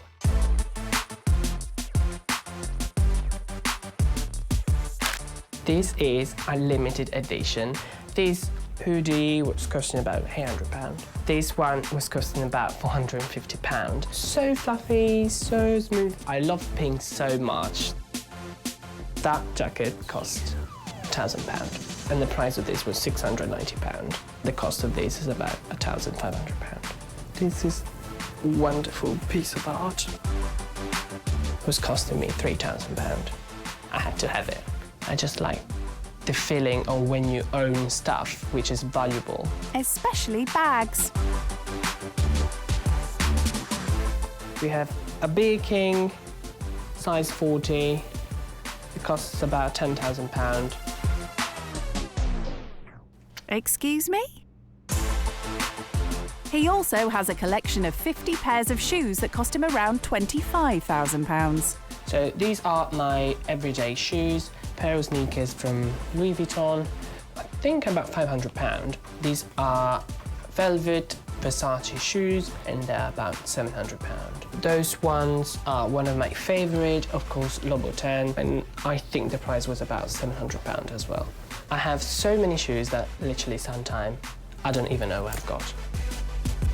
For Andrea, it's all part of presenting the right image, especially for his 10,000 Instagram followers. If you look good, people look at you, people take pictures of you. If you don't look good, you're just one of the others. Good. One thing Andrea never shops for is groceries. I like going quite expensive restaurant all around London, all around the world, basically. When I'm out with my boyfriend, luckily he pays for it. Leaving more for Andrea to indulge himself. Save money for my clothes. Andrea recently found another way of getting through Dosh. My passion about travel developed about 2 years ago when I met my boyfriend. In the past 9 months, I've been in 23 different countries. And they've not been backpacking. Hostels?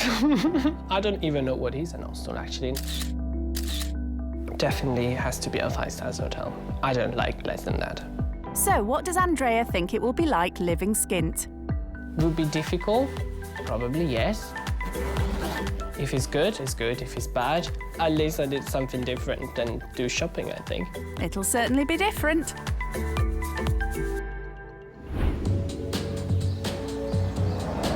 Andrea's days living skint are going to be spent in a 2-bedroom council house with a stay-at-home dad.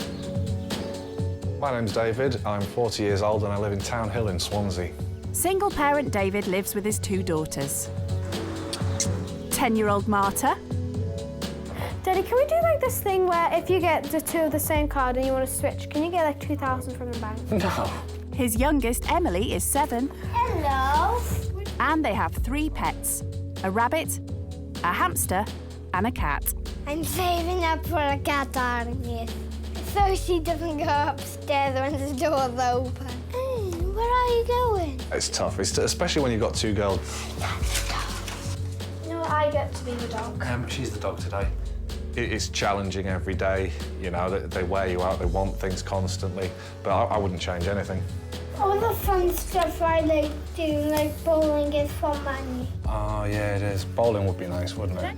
David gave up his career as a head chef to look after his daughters. I kind of fell into being a full-time parent when my youngest was on her way. My ex decided that she wanted to go back to work when she was born, so I became the parent. And I enjoy just being dad, it's wonderful. He'd like to work again and spends a lot of time looking for a job that fits around the school hours. I don't even mind cleaning toilets, I do that for a living. I just want to get back to work. Until then, David's living on benefits. Every month we get approximately £1,400. Most of that is taken up with bills and debts. There you go. Works out on this budget, I'm left with £65 for the month. I knew it was tight, but that's not even 20 quid a week. That's ridiculous. Because I don't like paperwork, so I don't do paperwork. So I've never actually realised the full extent of how skint I actually am. Wow. So what is David hoping rich kid Andrea will learn from his time with them? You know, seeing what it's like to not be able to do what you want when you want. We have to walk most places. He's your best boyfriend? No! I think people should walk a mile in my shoes, but the ones I've got left anyway that don't have holes in. Just get them to live my life as it stands, you know, having to eat crappy microwave meals because you can't afford to buy fresh veg. Oh, I could even teach them to cook something, because who knows if they know how.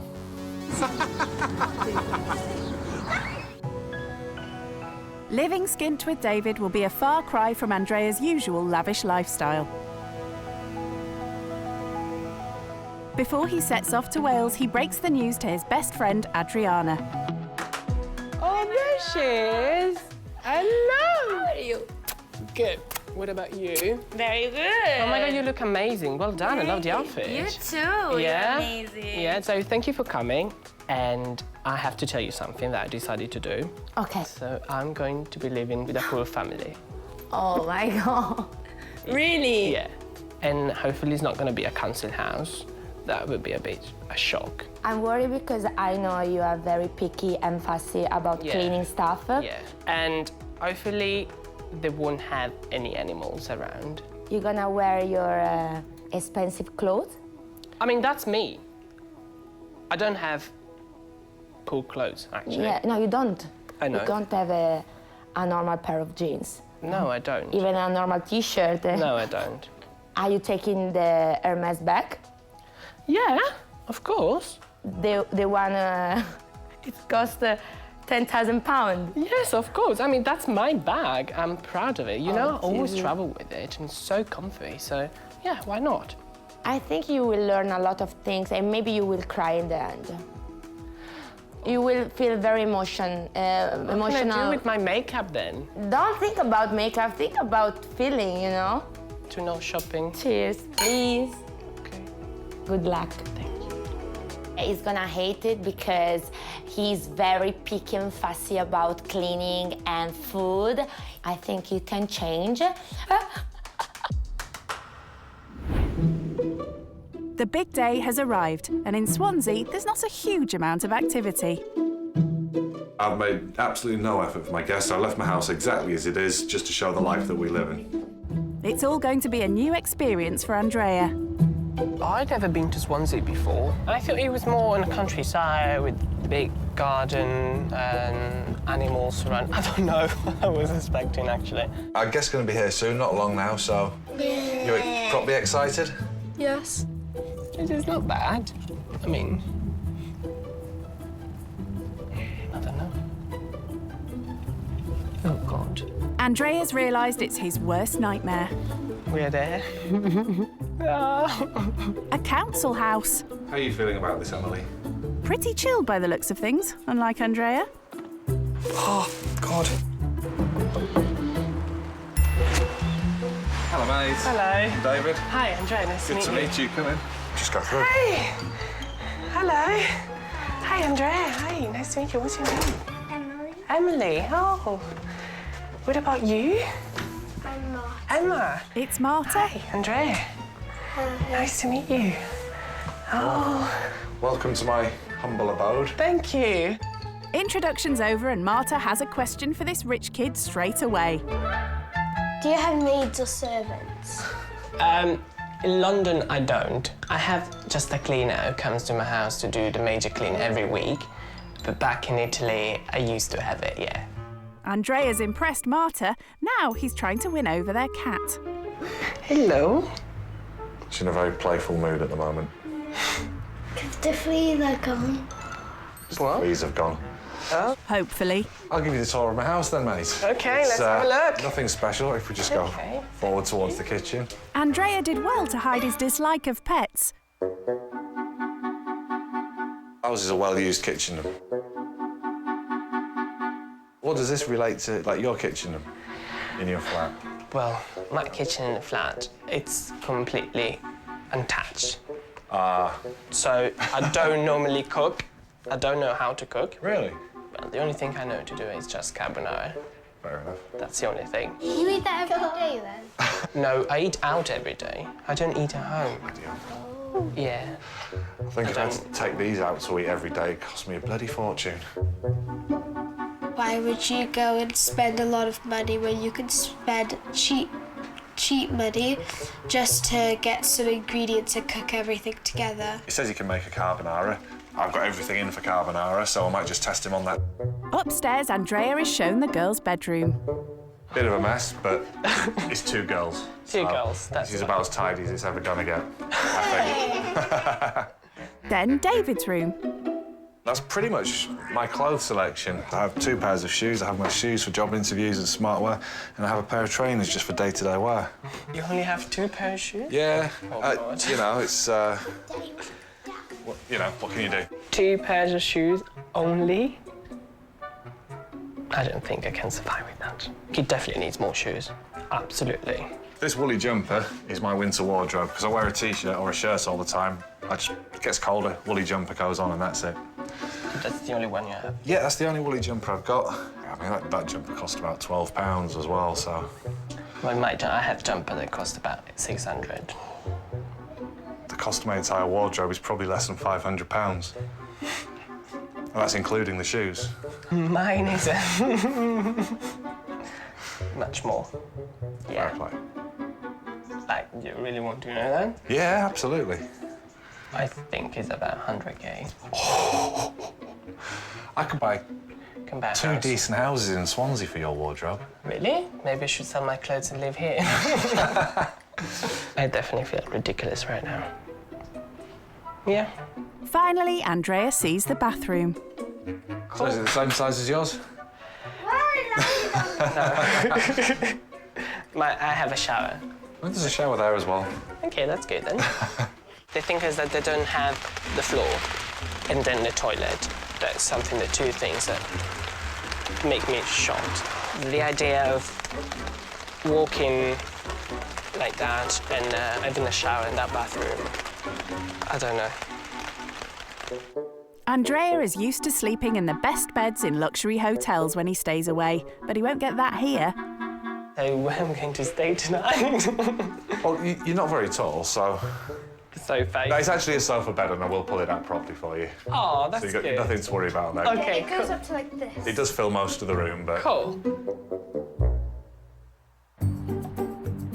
Andrea's certainly shocked at David's basic wardrobe, but the tables are about to be turned. I think probably I'll spend about 4K, 4 to 5K a month. Just kind of random spending. Yeah, between shopping, food, travel. Wow. I could probably drag that 5K and feed myself for a year on that. Yeah, oh my Quite God. easily. Yeah.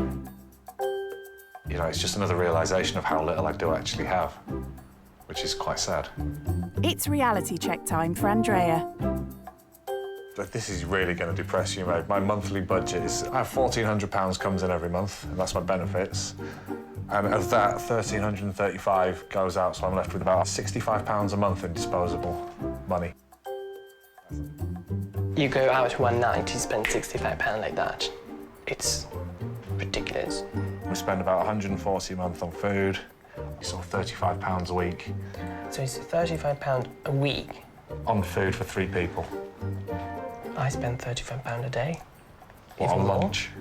Between lunch and dinner, Wow. definitely more than £35. Oh my God. We are worlds apart. You know, we can't just go out for a meal when we want. We can't just, snap decisions, snap purchases. We can't do that. And I think that's probably hit him a little bit as well. I've got a bit of a thing for watches. I noticed yours the moment you walked in, and that's absolutely beautiful. How much did that set you back? 10K?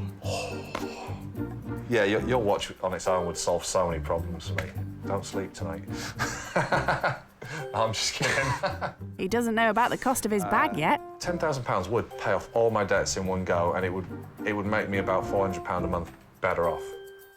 I'm feeling bad now, spending all that much money for something just to say, oh my God, I've got Rolex in my, you know, rather than have people that are literally struggling very much. Why life can be so cruel sometimes.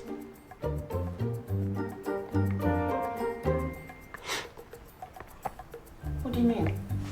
Well, they are a happy family, right? But they deserve more.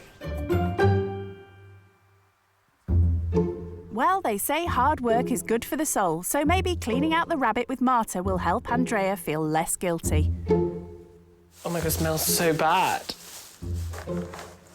Oh God. Shuffle it in, and then just put it in there. It's there, easy. God, the smell is ridiculous. I can't smell It anymore. looks like acid, like... I have to do it every week, so I can't smell it. Oh, God. It's like bleach.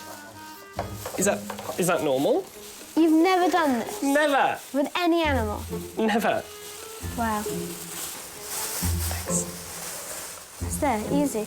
You're doing a good job, at least for the first time as well.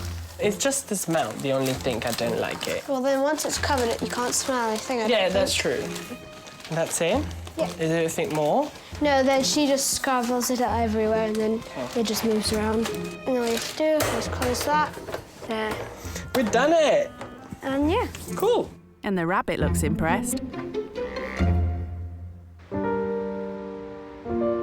Andrea has spent his whole life cocooned in luxury. Yeah. It's just when there's a cold wind, it's like that. Oh.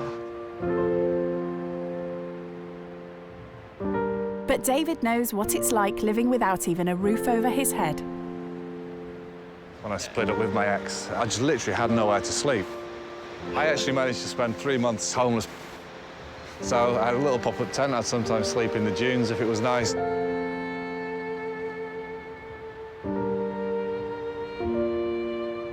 If it was terrible, I'd just sleep underneath there. But how can you cope with the wind? I had a sleeping bag. Apart from that, I'd wear like 3 sets of clothes just to keep warm. I would literally freak out so much. I don't know if I could handle this.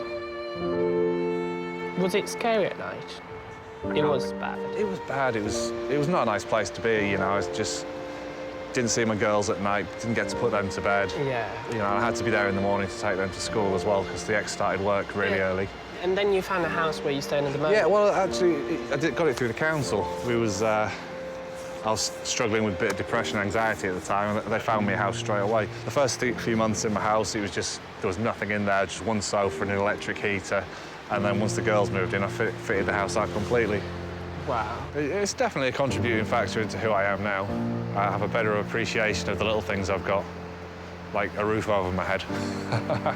Knowing his story is literally more heartbreaking than before. I understand why he's happy, because after you hit the ground that way, that's the only thing you could do.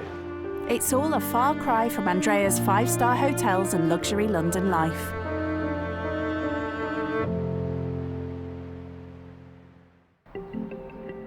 Back at the house, Andrea has time to reflect on his experience so far with best friend Adriana. Hi! Hi, my love! Hi, baby, how are you? I'm good, and you? How are you doing? It's been a long day. Really? Tell me from the beginning. David is the name of the person. He's very good looking, actually, to be 40 years old, yeah? So he's a single dad with 2 daughters. And the daughters... I have 2 girls. The girls are amazing. So, darling is living with £1,400 a month. With 2 children. Yeah, with 2 kids, and then all the expenses are left over £65. Can you imagine you have £65 to enjoy your life in a month? Oh my God, it's very sad. Everyone telling me that they're all happy with their life. They very, they don't care about brand at all. They're just very simple, happy person.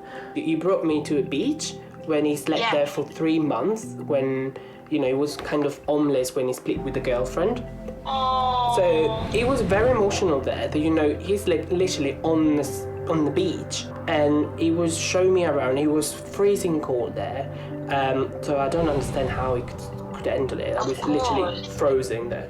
It's something very, very, very, very far from what is your real life. Yeah. So I cannot believe it. Okay. This is definitely one of the best experiences in my life. In terms of... Really? Yeah, I'd definitely be serious, yeah.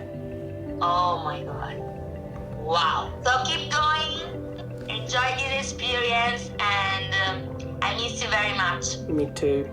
Thank you, Okay. baby. Ciao. Ciao. Love you. Love you. In honour of Andrea's visit, David's knocked together a classic Italian dish, spaghetti bolognese. Thank you so much. All right, well, towel so it doesn't burn your legs. Good, thank you. I hope it's okay for you. Yeah. The girls have formed an opinion of their guest already. I was expecting like you to be like a bratty person that brags all about their money, but then when you came in, you started talking, we started getting to know each other. I thought, oh well, he's not the bratty person that I thought that you would be. I have to say that I am spoiled.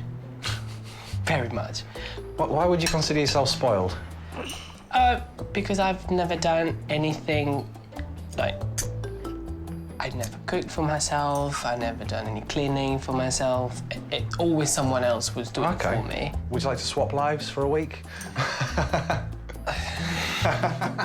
It's weird, I barely know this guy, but I feel that we could actually become good friends because there doesn't seem to be any barrier when we talk. The conversation just seems to flow naturally, which is really nice. I've never met anyone like you before. Really? Mm-hmm. In fact, the girls have plans for Andrea. What? You want to keep him? Aww. Let's keep him. You're gonna keep me? You're gonna adopt me? Yeah. Oh.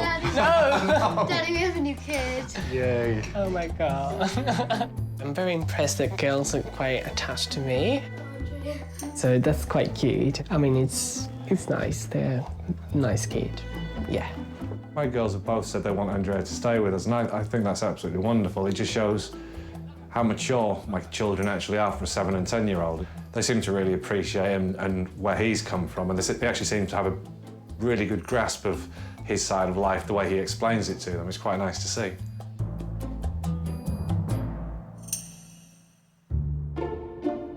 Back in his life of extreme luxury, Andrea spoils himself with the best skincare regime. So he's brought some top-quality treatments to share with the family. It smells so good. Even David. How do I look? How much does this stuff cost? It smells about £25 a tub. £40? 40? Yeah. Daddy's very expensive. It smelled burning banknotes.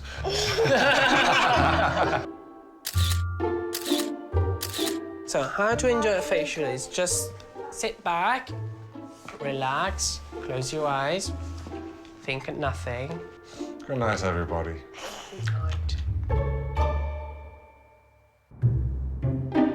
It's been a long day for Andrea and David, and everyone is looking forward to getting some sleep. However, there is one fly, or rather flea, in the ointment. Despite several treatments, David's sofa bed is not clear of fleas. Take care. And everyone thinks it's only fair he doesn't sleep on it tonight. I'm feeling very sorry and sad not to be there, so I think I'm going to turn up with something very nice tomorrow. To be honest, I expected someone who's going to be quite up themselves, who, you know, looks down upon people who aren't in their position a little bit, maybe thinks they're better than people, but he's not like that at all. He's been such a down-to-earth guy. It's the second morning and the family eagerly await the return of their guest. You looking forward to seeing Andrea again today? Yes. Instead of shopping for himself, it looks like Andrea has been spending time thinking about how he can spoil others. Hello, mate. How are you doing? Come in. How are you? Yeah, good. Hello. So I wanted to tell you I'm very glad I couldn't stay last night, and so I decided to bring some breakfast and a nice new pair of shoes for you. Really? Yes. No. So that's the shoes. Oh, wow. Well, thank you. You're welcome. Andrea turned up this morning with coffees and pastries and bacon butties and shoes for me, actually, as well, which is absolutely incredible. Oh, wow. Oh, wow. Beautiful. Oh, mate, thank you so much. Yeah, hold those. Hold that. I can't just squash in my cake. You have to. It's the nicest thing that someone's done to me in a long time. It's good. Feels good. Wow, that's comfortable. I think they look amazing on him. Coffee and a breakfast bun and shoes. It doesn't get any better. Treating himself to coffee and breakfast is the norm for Andrea.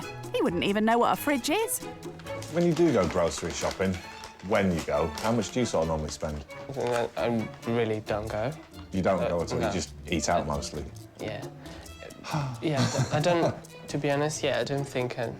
So your fridge and freezer are pretty much empty? It's completely empty. Oh, wow. Yeah. So at least they're clean? Yeah. So, Andrea, what I'm going to do today, I'm going to take you out. I'm going to give you the challenge of doing my £35 a week shop. Good. You think you can cope with that? Yes. It's quite important. You've got to think about what you're getting, because you've got 2 young children to eat. They're not going to eat spicy food. But I think I'd be really surprised if you could come back with a shop that included a decent quantity of fresh food, you know, meats, vegetables, things like that, to actually make fresh meals, because I don't do as much of that as I'd like. So, you know my job, so I'm a super organised person, super organised PA, so let's do it. I like to think that I'm sharing something like part of a life experience that he's never had before, and it might make him actually think about his spending in the future, you know, and maybe not be as frivolous with things. Hopefully. Here's your bags. Thank you so There's much. A bag inside, and whoop. Give me money. Here's your £35. Thank you. Right, good luck. Thank you so much. I'll be waiting for your arrival. Good job David supplied a bag. Andrea couldn't fit much in his £10,000 bag for life. £35 for him's probably nothing. I could drop in the hat, or maybe, you know, a quick lunch with a couple of glasses of wine. I think for him it's more or less throwaway money. Andrea tries working methodically by thinking what the family might eat for breakfast first. Eggs. Do they eat eggs? I don't know. We might need to have toast. And he's trying to work out exactly how far one loaf could stretch for a family on the breadline. 12, 13, 14. 14 divided 3. They have 4 slices each, divided 7. It's impossible to do that. And I have a feeling he's going to buy a lot of stuff that I've already got.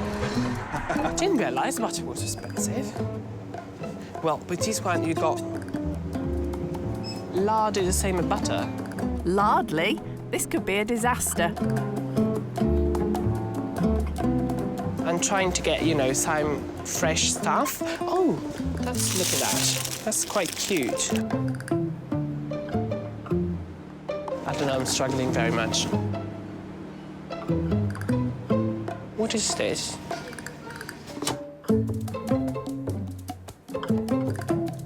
Salmon. Oh my God. Shall we spoil them with salmon? Probably never eaten salmon before. Oh my God, they have a spongy cake for 65p. Oh my gosh, should I get with a healthy one or just spoil it with a sponge cake? I don't think it's as easy as you thought it was going to be. They maybe need beans, no? Okay, fuck this. This could take a while. Oh no, they're too expensive. Oh, I have £1 that costs £1.89. No. It would be very different for me if I had unlimited, you know, budget. But he hasn't. I think I should treat them with a pizza. After an hour, yes, an hour, he finally makes it to the checkout. Fine. How can I carry all this? That's so heavy. Is that promotion, right? I get 2. Okay, good. Yeah. How much is it? 32? Yes, I'm in the budget! Yes. Hang on, you've not finished yet. 36.55, just over. So, I know exactly what you have to remove. Remove this. He then goes under budget. Okay, I know exactly what to do. He's got some leftover cash for a treat. Let's get this fucking sponge. Yeah. I need a holiday after that. Here he comes. Oh my God! Oh, wow, I look made at that. Look at that, mate. Oh, Here, so let me grab heavy. these for you. Oh, It was the most difficult part of my life. I would rather clean rabbit's poo compared to do that. Trust me. But will his efforts impress David and provide his family with enough food for a whole week? Let's go through this and see how well you did, shall we? Yes. All right, we'll start here with this. Okay, we have Pizza. pizza, always good.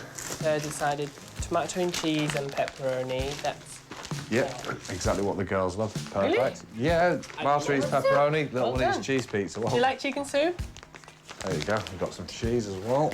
And some spaghetti, always good. The shop actually took him quite a long time. He was back and forth checking a lot of prices, but he's done quite a good job. He's got a lot of the basics in bulk. He's got some things to go with him. He's got quite a lot of meals ready to go there. We do like a good salad, don't we? Yep. Ooh. The only thing that I would have done differently is probably I would have bought some chicken and not as much pasta because I have a cupboard full of pasta. But, you know, he didn't know that.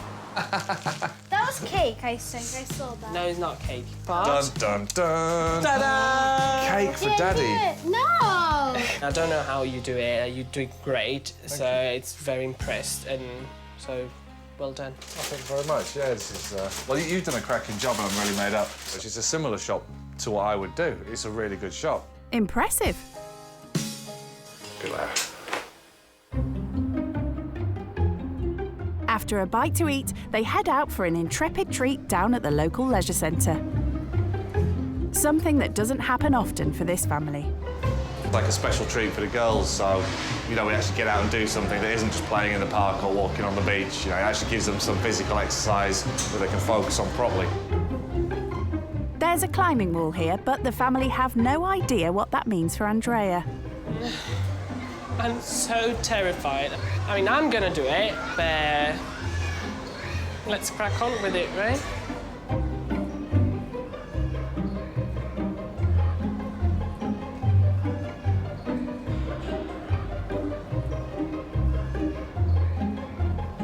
That's quite pleasant.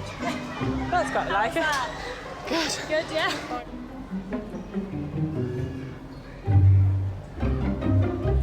Feeling good.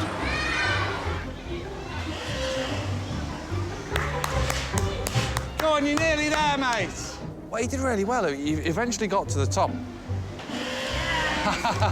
And it wasn't until he came back down after a couple of attempts that he told me he was scared of heights. And the fact that he made it to the top when he was scared of heights, that was quite impressive.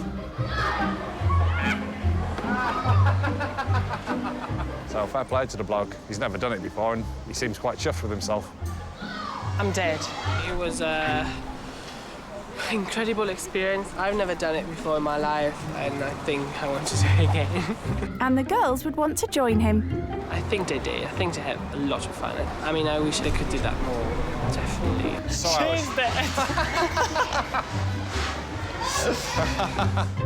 But for this family, a return visit will be another special occasion. I'd love to be able to bring them down every weekend and just get them climbing or get them swimming every weekend, but it's just not financially viable.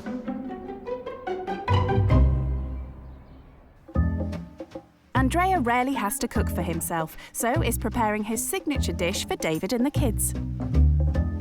I've never let anybody else cook in my house. Really? Yeah, never. But Chef David can't help but intervene. Then do you put salt? I've already salted the water because when you salt the water, it actually boils at a higher temperature, which is a better way to cook pasta. Really? Yeah. Andrea's learning some tricks of the trade. A lot of people put the egg in when it's still too hot and they end up with scrambled egg. Yes, that's what I'm doing. What, ending up with scrambled egg? Yes. That's not carbonara. Yes. No, no, no, oh, no. This could be the end of a beautiful friendship. This is what my mum always told me. And then when if it's scrambled, it's fine. And then you put just shaved parmesan done. See, Bacon. Yeah. Okay, well, let's do it your let's way. do your way because you're in charge. I'm just supervising. We'll see how it comes out. Phew, glad they've sorted that out. But Andrea wants to get something else off his chest. At some point yesterday, I cried. Oh, mate. It's because I was feeling, bad. I actually realised your situation. And I don't normally show my feelings to anyone. I'm a very cold person. Like, yeah. If I have to cry, I cry at my home. home, that's fine. Very Italian. Very Italian. Yeah. Well, not really. Italian, I like doing it. Exactly. But I was a bit of a shock, and it just came out naturally, you know, like thinking about it and said, wow, there is someone who's really struggling. Yeah. And, but except that, you have happy family, your kids is amazing, so it's wonderful. David returns the compliment in a different way. I'm going to give this to you because it's one of my favourite books ever. Really? It's Kurt Cobain's biography, and it's absolutely mind-blowing. It's one of the only books that's actually brought a tear to my eye. Someone who's nothing's given me something which is the best book. Couldn't be anything, but just his favourite. And that's a very good gesture. Absolutely. I mean, it also made me cry. Look. Goosebumps, wonderful. 86 years, Every just let me time know. I will start reading it, I will think about you and your family. So I really appreciate it. Oh. It's all right, mate. Cool. Shall we eat now, then? Yeah, let's eat. Wonderful. Dinner! Hello, girls. Dinner time. That's for you. Thank you. Enjoy. It's the moment of truth for Andrea's cooking. Food cooked by somebody else. I love it. Yeah? Good. You have made a good team. But Marta's more impressed with Andrea's bags. They looked really nice and they held a lot of space. Yeah. And she wants to know the price of one in particular. It's 10K a bag. For a bag? Yeah. Did That my one, yeah. 10K? Yeah, that's Hermes. Is it made of diamond? That would have been... Or like- There is a bag full of diamond, which is about 100K. You can have my sports bag and I'll just do a runner with yours. OK. As Andrea will soon be leaving, Marta's written some messages summing up each person. You're perfect, just the way you are. Thank you. Why am I perfect? You're always on time and you're always perfect. You always want to be perfect. Thank you, baby. It means a lot to me. Enjoy life to the fullest, never give up. Oh, that's nice. You know, it's one of my motto in life. You are awesome just the way you are. Just know you're amazing just the way you are. I think you're amazing because you're annoying. That is true. Oh, baby, don't accept that.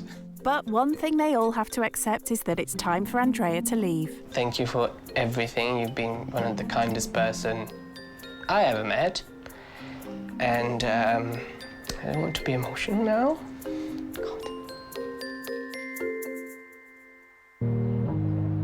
Living skint with David and his family has been a hard dose of reality for this rich kid. An important book.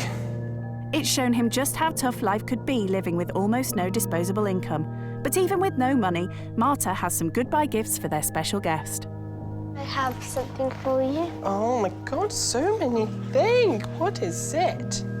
Necklace, bracelet, card, and...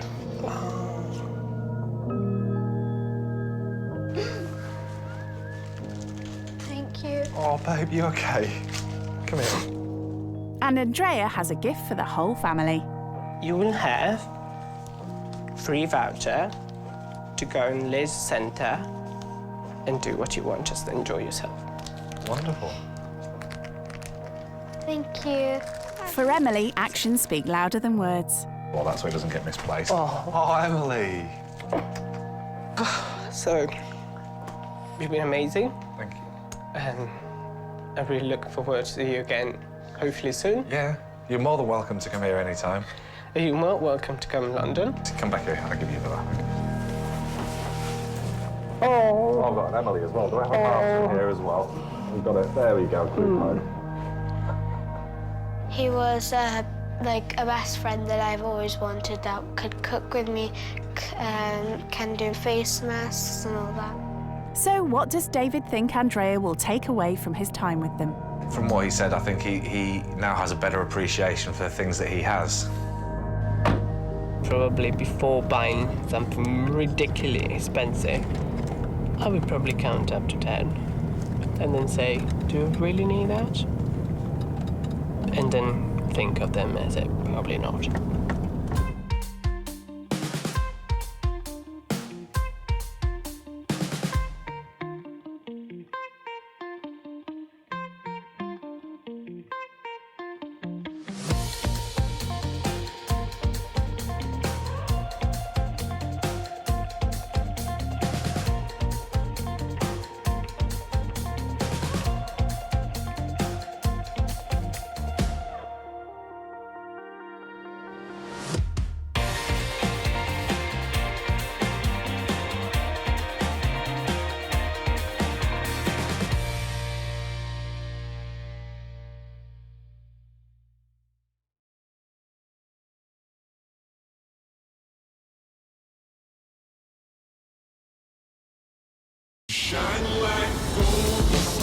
Living out of five-star hotels or stately country homes. So this is my garden, soccer pitches. Cruising around the city in supercars.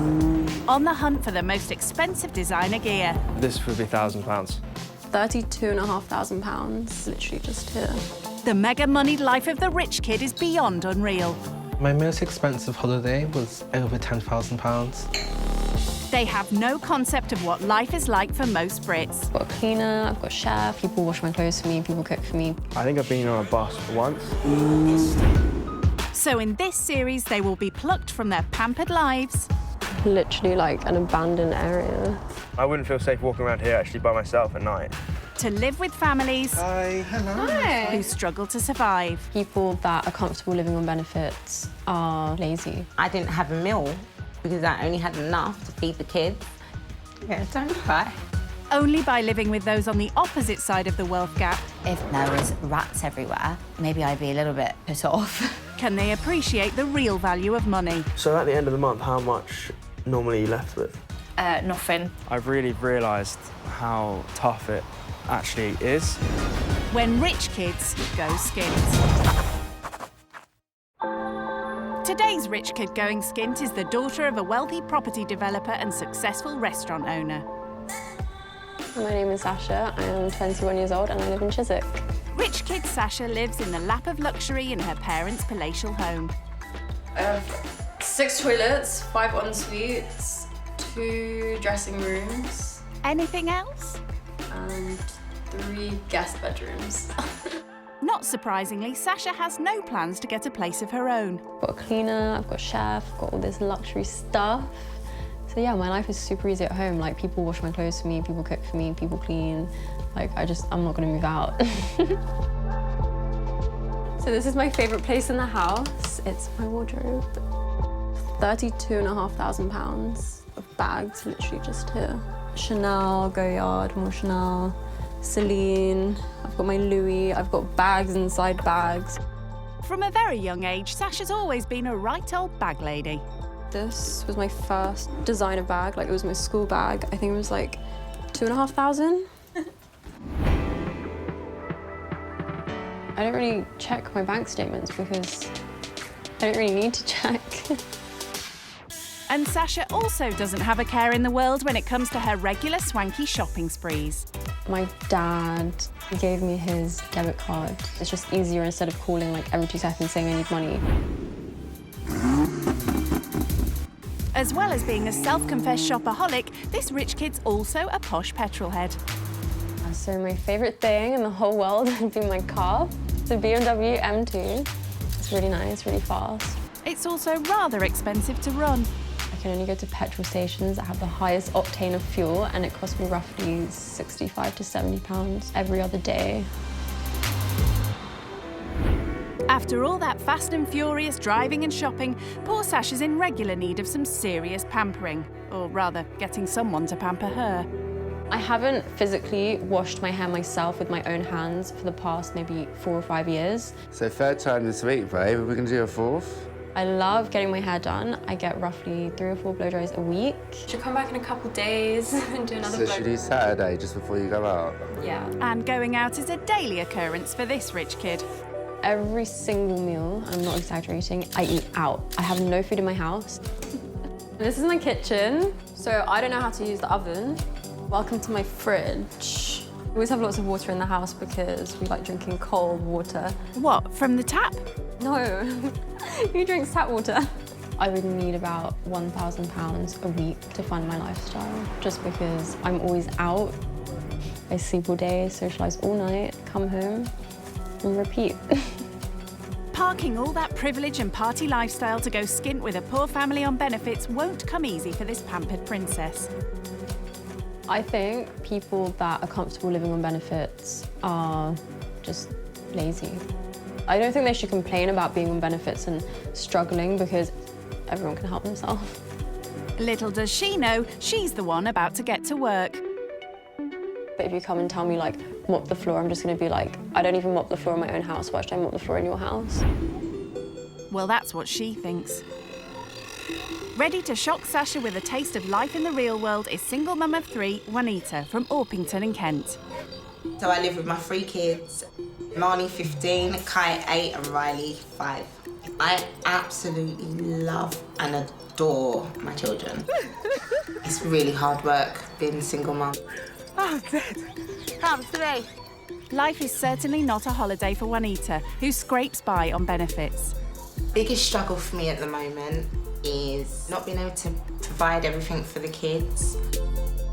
The money is just so low. It's literally ridiculous to live on. I worry every night when I go to my bed, how am I gonna feed the kids? How am I gonna get through another week? How am I gonna do all of these things on £200? Life hasn't always been this difficult for Juanita, who lost her much-loved dad a few years ago. Life completely changed from the day my dad died. I literally left the hospital after 9 days of watching him pass away, and I was a complete different person. He was my biggest fan and my biggest supporter. He adored me and I adored him. There you go. If I went to him and he did £100, needed a couple hundred, it didn't matter how big or how small, my dad would give that to me. So to lose not only that love, that support, but that income, how do you come back from that? The day my dad died changed everything for me. You enjoying that? I would like the rich kids come and stay with me so I can let them know that your life can be here 1 minute, happy, healthy, money, successful, all of that, and equally it can be taken away tomorrow. And I want you to see, like, how do you keep the lights on? How do you pay the bills? How do you budget your shopping when you're used to any kind of shopping limit? I've done it. You can do it too. Seeing what life could be like if she lost her parents' support will more than likely be a shocking experience for Sasha. So, before setting off, she wants to seek some encouragement from Ty, her friend and fellow fan of flash cars. What's up, Lou? How you doing? You all right? How are you? I'm good. What's been going on? I'm going to drop a bombshell. You what? Are you ready? Are you getting married? No. What's happened? So I'm going to be staying with a poor family for a couple of days, just to see what it's like to be poor. Were you joking? No, for real. I'm gonna leave everything behind. Car, money, everything. I don't think you can do it. Why? You're not going to be able to go out. You're not going to be able to drive your car. What are you going to eat? I didn't even think of that. You can't even cook. Like, I know. You make a sandwich, that's about it. I'll be eating toast. Well, you shower. Like basic things like just you getting ready in your own space. That's gonna be horrible. Imagine having 1 bathroom and 1 toilet in the whole house. Ugh. So, like, what's going to be your biggest struggle? I think adjusting to their sleeping pattern. Because, you know, I go out all night and I sleep all day. So... That's going to be hard for you. I know, but I think it'll be fun. It'll be an experience, an adventure. Do you think you can do it? Yeah, but pray for me. Pray for you. I need help. I'll pray for you, but I don't think you'll be able to survive. I don't think you can survive a night. You do come back changed, I'll make sure I take my words back. My hope is that she comes back a little bit changed. I feel like she needs to have this wake-up call. She needs this adventure for her to appreciate what her parents have given her, appreciate what she has. As Sasha sets off to experience living life skint with Juanita, it's already apparent that Orpington feels like a foreign country. Looks really poor, not gonna lie. It looks a bit grimy. The houses are super small. That's so ugly. As Sasha gets used to the idea of slumming it in the suburbs, Juanita's feeling unsure about what the experience holds in store. I am slightly worried because it's a stranger coming into my house. You don't know what they're going to think, you know. Maybe to me and my friends, like, I look like I live okay, but to her, she might come in here and be like, whatever, you know, like, I'm just nervous about her perception of me and my family. I'm worried about the house smelling. I feel like if it smells really gross, then I'll just feel sick constantly. So yeah, that's going to be a massive issue. It's just literally like an abandoned area.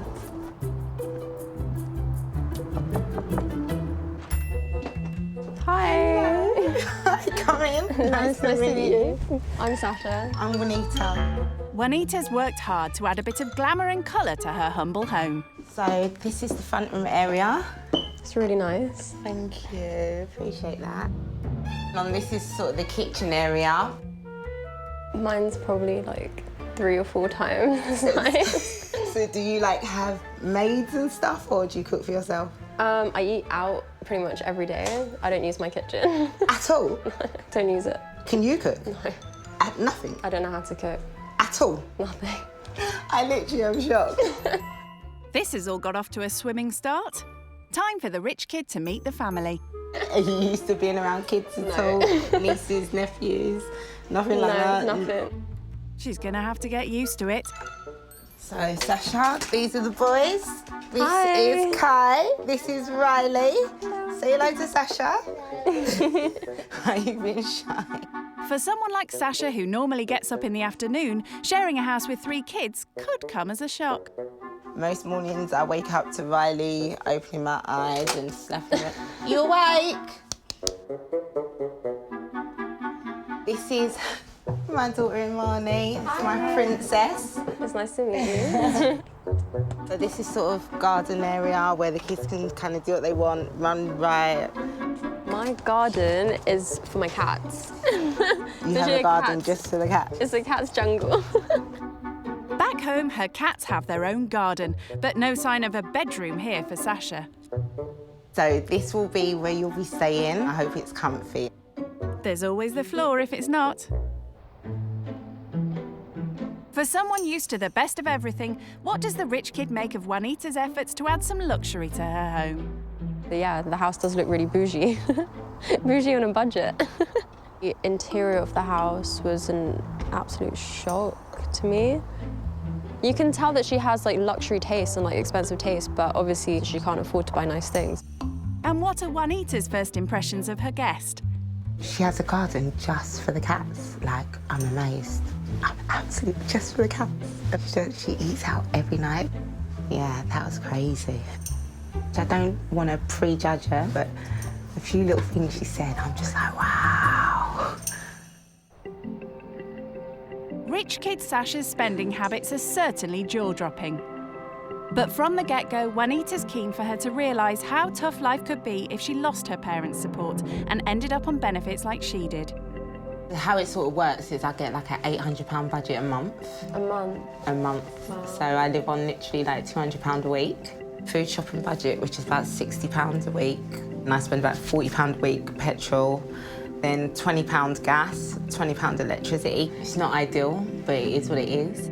Not quite the lifestyle spendthrift Sasha's accustomed to. What's your sort of weekly, monthly budget?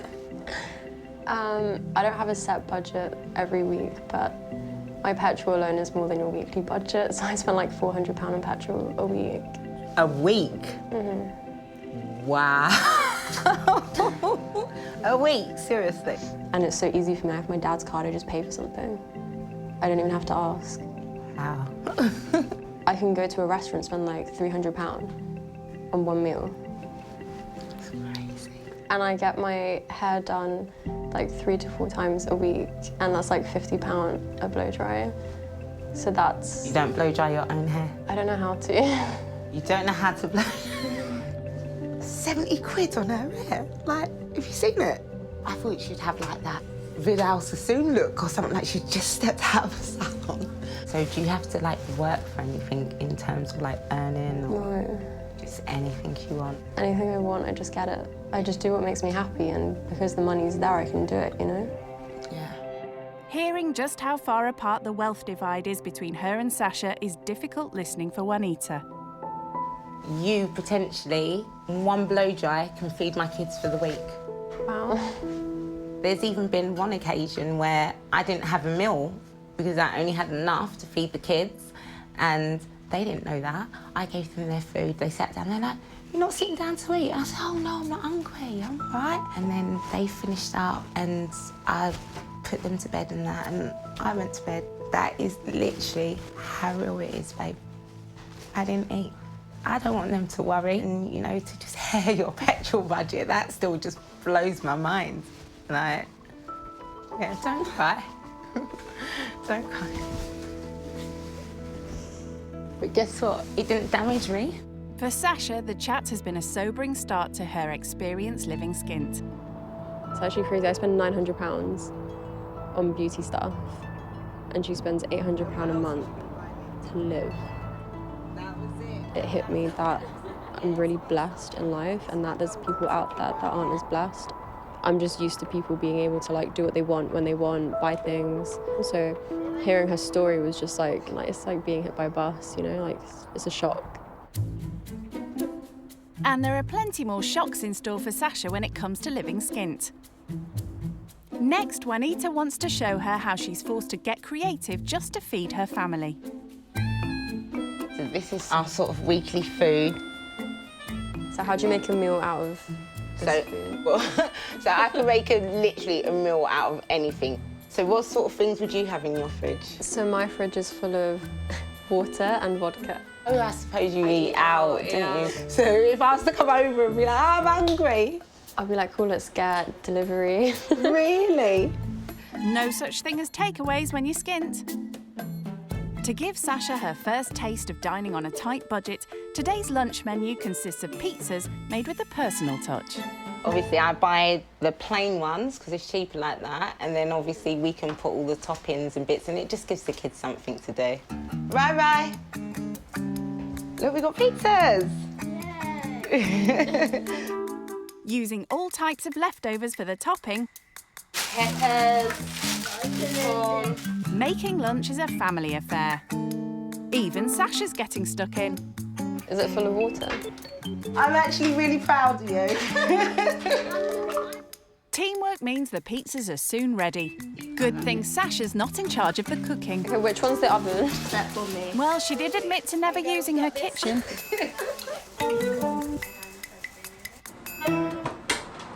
Grubs up. But how does a low-budget lunch compare with the high culinary standards that Sasha's used to? How's that taste? Is that all right, Sash? It's really doughy. Where do you normally eat when you go out there? So I usually go to like Harrod's Pizzeria. Have you heard of Nobu? Yeah, I've heard of Nobu. I go to Nobu quite a bit for sushi. All the Mayfair restaurants. What's your favourite restaurant? I couldn't really say I've got a favourite restaurant that we go to now because we don't really eat out like that no more. It's just not on the list of priorities to do right now. Although restaurants are a rare treat, Juanita's shown that meals at home are an opportunity for the family to spend quality time together. If my mum closes the restaurant on a Sunday, we'll go to the pub for like Sunday roast. And that's all the time that I spend with my family. Just on a Sunday? If that. Yeah, we don't really spend that much time together.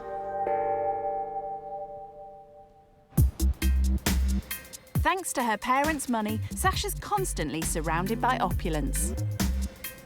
Next, Juanita wants to show the rich kid how she's had to find new ways of adding luxury to her living room since losing her father's financial support. Welcome to my playground.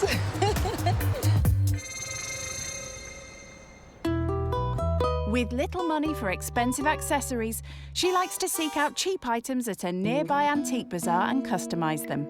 This is where I get all my little bits and bobs, and then I take them and do them up. So this is crazy. This is probably somewhere you'd never ever come to. But this, they say, One man's junk is another man's treasure. Absolutely. The shop is a treasure trove of unique and quirky second-hand items, all ready for Juanita to add her own bit of bling to. My equivalent of Harrods. Check this candle harbour out. That's so a bit of me. I think the difference between me and you is that I'm lazy and you have time. It's not that I have time. I haven't got much choice. Sasha certainly has time for shopping, just not at second-hand stores. Is this sort of anything you would do or come to or buy from? I didn't even know places like this existed. Everything I get is usually fresh out the box. Everything you've got on now, how much does that cost? Maybe like 4,000. £4,000 you're worth right now. My outfit and my shoes here that I've got on probably cost £40 altogether I'm worth, and I think I look just as good as you, if not better. And that just goes to show that money isn't everything. To know that she's worth £4,000 doing everything she had on today, and yeah, it's just ludicrous. It's absolutely ludicrous. I'm worth 40 quid and I'll give her a run for her money any day. It's crazy money. I just want you to know, and not in a horrible or disrespectful way, that you can look just as nice on a cheaper budget. That's all I want you to learn by the end of this week's out, okay? And so just when you're thinking of spending £3,000 on a bag, it's not necessary. I don't really care what she thinks about my outfit because I'm not here to impress anyone. All the more reason why Juanita's set Sasha a challenge to prove that style and beauty don't have to cost a fortune. So I'm going to give you my last 20. Juanita wants Sasha to find an old item that she can upcycle and sell for a profit at a car boot sale. You're going to customise it, upscale it, bling it up, transform it, and we're going to try and sell it. Really need you to find something that we can make a profit from. Juanita has high hopes this challenge will make Sasha think twice about spending thousands on luxury goods at the drop of a hat. I really want her to get stuck in, get her hands dirty, and just see how hard day-to-day real life is. As she heads off to hunt out an item to upscale, the rich kid's feeling confident. I feel a lot of pressure that Juanita gave me her last £20, but I know I'm good at hustling people. I'm good at selling things and making money. Money is everything. Time for Sasha to put her money where her mouth is. Well, Juanita's money, that is. This is really cool. This is like a Moroccan, thing. She's looking at crazy stuff. We need things like mirrors or a box or something you can put trinkets in. I wouldn't say this is like Primark, but this isn't exactly luxury. It's just secondhand, antique. Let's try and find a mirror. Looks like she's got a plan. I like how it's so simple and it's got a border on it, so I can easily just customize the frame. I'm interested in buying this mirror. I was just wondering how much it was. Okay, right, the best that can be is £20. Can you do it for 15? About 18. 16? Is that your budget? Okay, 16 is good. Yeah? Yeah, All right. 16 is fine. Okay, I'll take it. She's under budget, but does Juanita see any potential in Sasha's purchase? Thank you. You've actually got a good buy, and you know what's really good? Mirrors go all the time. I have change for you. How much? £4. Oh, sad. Oh, you don't even understand, because with this, it just goes so we can get extra bits, to put on it, things like, oh my God, you saved that money.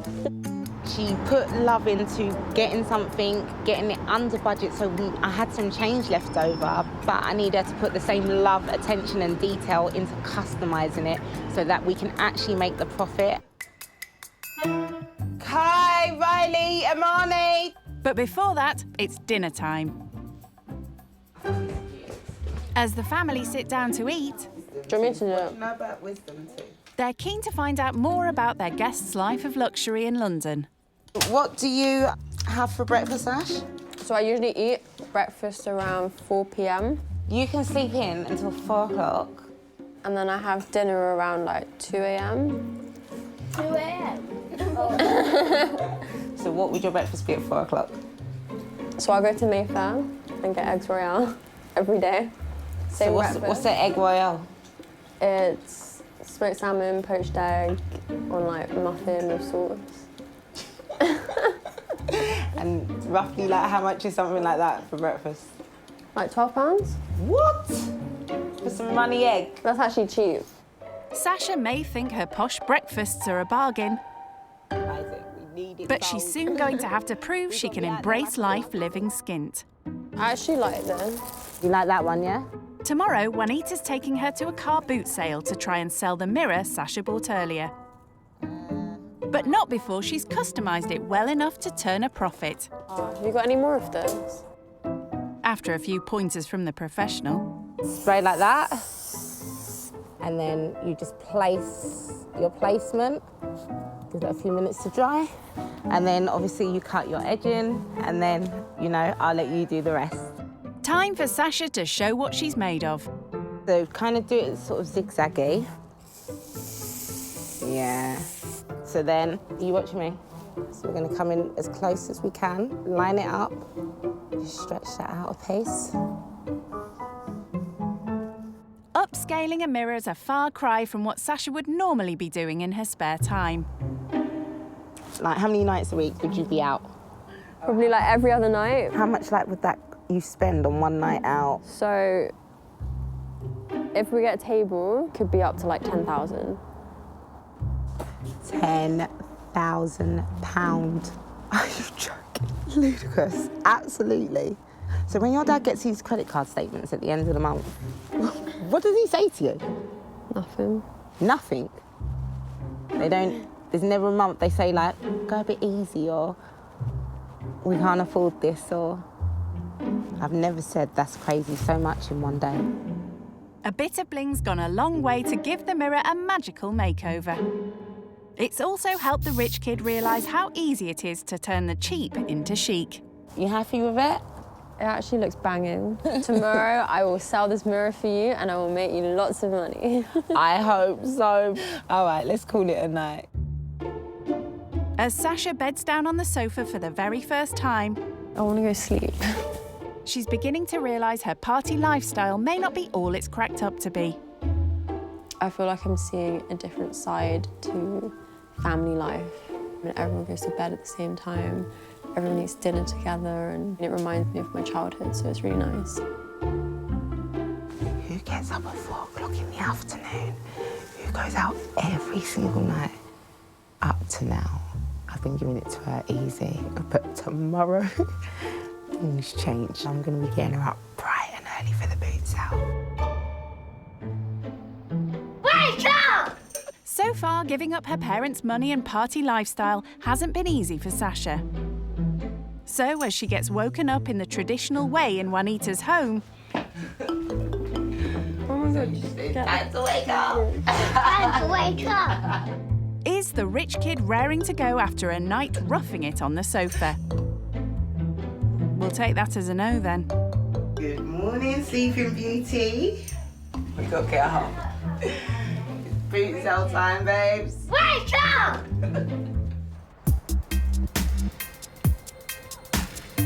By the time the rich kid gets going, they're running an hour late. Hopefully that sells. It needs to. We need that money. But Juanita knows an early start is essential to stand any chance of selling Sasha's mirror at the car boot sale.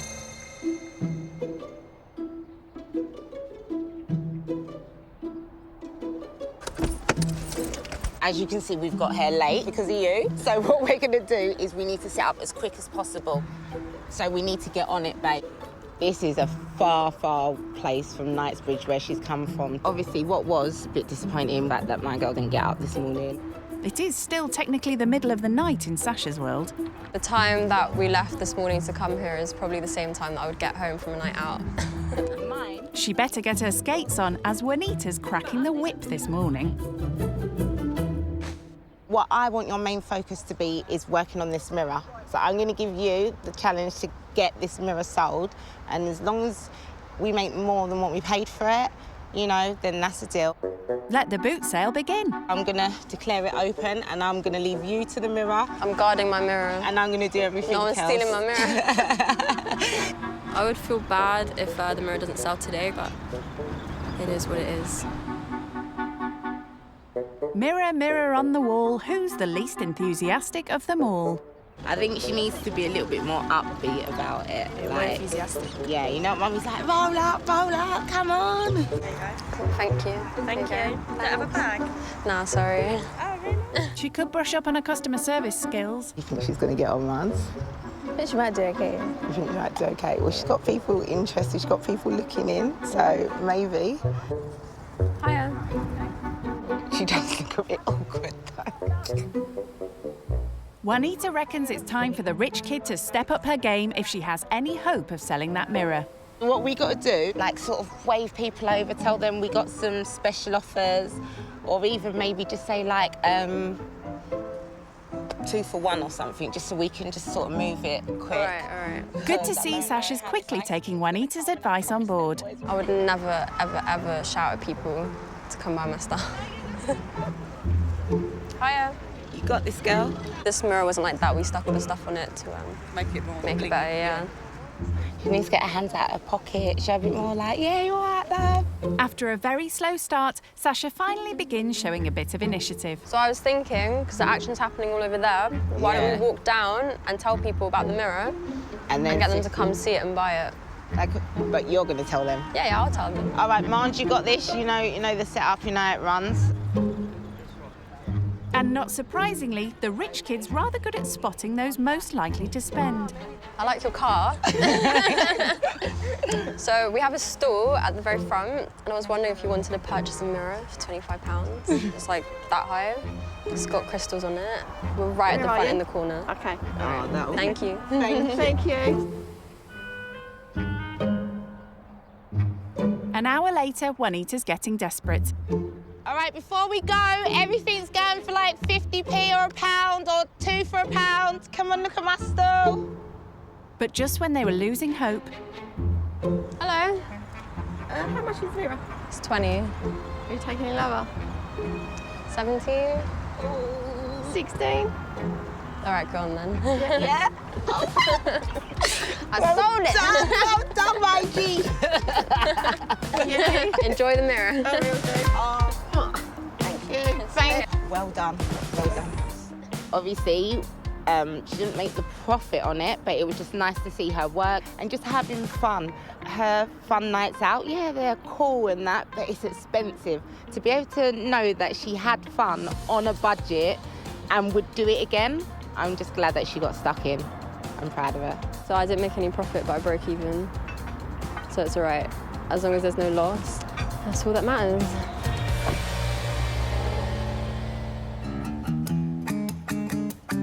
To celebrate a successful sale, Juanita's brought her 3 very happy kids out for a rare treat. Thanks to Sasha selling the mirror, we've managed to be able to come here today. So what do we all need to say? Thank you, Sasha. Thank you. Well done for doing it, girl. Well done. I appreciate it. The car boot challenge has been a good learning experience for Sasha. It's really humbling seeing how far £20 can get you, and it was just really nice being a part of the whole experience today. Sasha's fast beginning to realise just how hard people on benefits have to work to support a family.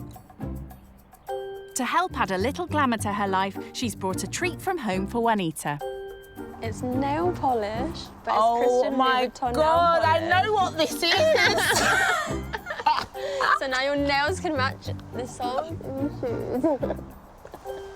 I have seen this and I have wanted one of these for so long. Yeah, it's I literally really like my have. favourite nail That polish. is so beautiful. Ah, look at my nail polish. Oh my God, don't shake the table. Well done, girl. I've actually never met anyone, like, not just in her circumstance, but in any circumstance, I've never met anyone like her. That's not perfect, but... Do you know what? I am super, super impressed, and the coverage is really good on it. One coat. I'm like over the moon. I really am. I wasn't expecting anything from you, from the bottom of my heart. I wasn't, you know? It's one of my favourite things, so I'm glad you can enjoy it as well. With Sasha having shared something from her life, Juanita wants to share a bit more about hers. I brought you to one more place. It's where I come most Sundays. My dad's here. I'll tell you a bit more about it.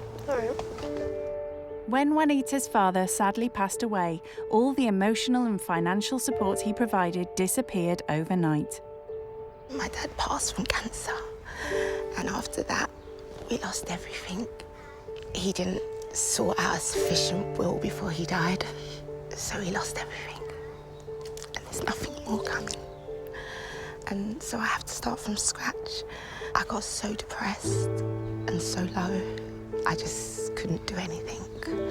So I'm coming back now, and I'm gonna make him proud. Sasha may have always had her parents to fall back on, but Juanita wants to impress on her how it could all be lost in the blink of an eye, like it was for her.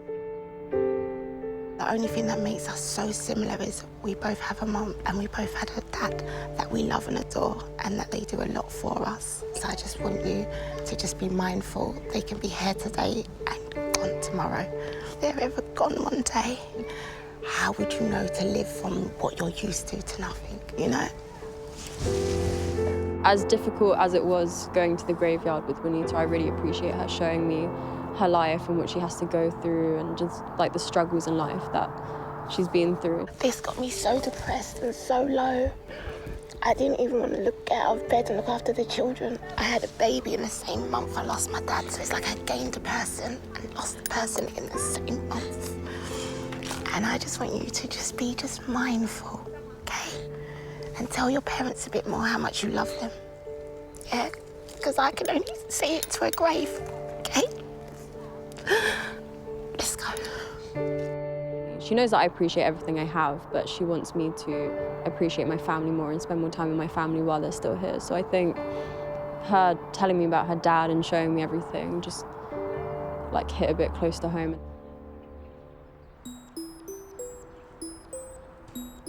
Time to update her best mate Ty on all she's learnt during her time living skint. Hey, Ty. Hey. You all right? Yeah, I'm good. How are you? Yeah, I'm good. I'm surviving. Surviving? Yeah. Like, it's a family or is it just a person on its own? It's a mum with 3 kids. They're all really cute kids. We bonded really well. We're actually really good friends now.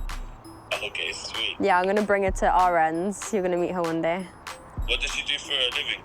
She's on benefits. She's living on like £200 a week.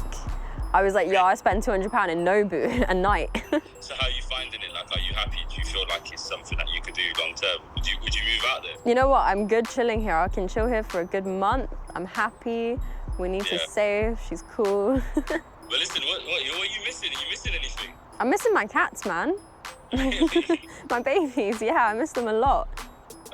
There's no cats here. I'm proud of you, you've stuck it out. It sounds like you've had a good time, learned a little bit. I just can't believe that you did this, I told you I would do it. Proud of you, well done. You deserve a pat on the back, and it's going to be nice to see what you've learned and what you can bring back in. Are you going to change all of us? Are you going to give us tips? I'm going to humble all of you. Thanks. No more McLaren. Alright, see you soon. Take care, bro. Bye-bye. Yeah. Bye. Experiencing the demands of living skint firsthand has been a shock for Sasha. To show she's learning to stand on her own 2 feet if she had to, she's decided to give Juanita a well-earned night off. So I'm making vegetables with pasta, and then once they're both cooked, I'm going to mix them all up and make vegetables with pasta. So this is definitely not what you'd see in my mum's restaurant, but this is something that I can cook. Cooking on a budget is yet another surprising revelation for the rich kid. This dinner cost £1.59. Fair play. Dinner's served. Mumsy. Thank you, just later. Thank you. So can Sasha impress the discerning judges? All right, enjoy, guys. So, you want to explain to us what this is? Okay, this is pasta à la vegetables, Michelin star. Okay. Nice presentation. You got the carrots, you got the green peas, you got the sweet corn, and you got the dry pasta. Whatever this is so good. Good too that tonight's meal's also shown the rich kid how easy it is to save money. This is probably the cheapest meal I've ever cooked. It was £1.59. Imagine I'm that. learning. Imagine that. Budget food. And how much would the dinner of yours normally cost? About £100. So you know that if you ever get stuck, got my £1.59. £1.59 can get you a meal. She may have some way to go before she can call herself a chef. But with her time living skint drawing to an end, Sasha's willingness to learn about Juanita's struggles has impressed her host. The fact that you've made us a meal, I know you've never cooked. The fact that you've come in my house and you surprised cooked for us. I really appreciate that. And you know what? You are cool. You are good people. And you are good people. And I really, really hope that we stay in contact, man, because I really like you. You've actually changed my perception of rich kids. I thought you was gonna come here. I thought you was gonna be double stuck up. I thought you weren't gonna wanna eat, drink. Like, I thought you weren't gonna sleep. You know, like, I thought you'd be turning up your nose at things, and you know what, you haven't. You've been cool, you've been down, you got stuck in. Even when you didn't wanna do things, you still done it. And I really, really appreciate that. And you've made the time easy. You haven't made us feel uncomfortable in our home, you know? Well, thank you for bringing me into your home. I really appreciate it. Well, I thought you were going to be really judgmental, and like, I thought you'd hate me. Really? Yeah. No, but you're actually really nice. Thank you so much. And I feel like you've humbled me. Bless. So I really appreciate it. Before she leaves... Do you know what? I'm actually sad to see you go. Me too. I don't want to go home. Sasha has something for the family. I brought you a little gift. What's that? To show you what I like doing. It's a little adventure day. Really? A go-karting session for you and your kids. Are you for real? Thank you. Thank you so On the much. day, are you coming as well? Yes, you coming of to course. support us? Of Oh course, my I will God. be there. That is amazing. As she bids goodbye to the family. Nice to meet you. Oh, thank you for coming, and again, you're welcome anytime. It's a pleasure, baby. Bye. Bye. Sasha's returning home with a new appreciation of the privileged life she leads. I've learned a lot about budgeting and just appreciating people, not just materialistic things. The amount that I spend on like food, for example, like we need to spend like half of one dish that I spend money on, like for her whole week of food. So yeah, I will definitely be like analysing what I spend my money on and think, do I really need this? You never know what can happen tomorrow. So I've learned to appreciate everything, and I will definitely go home and hug my parents.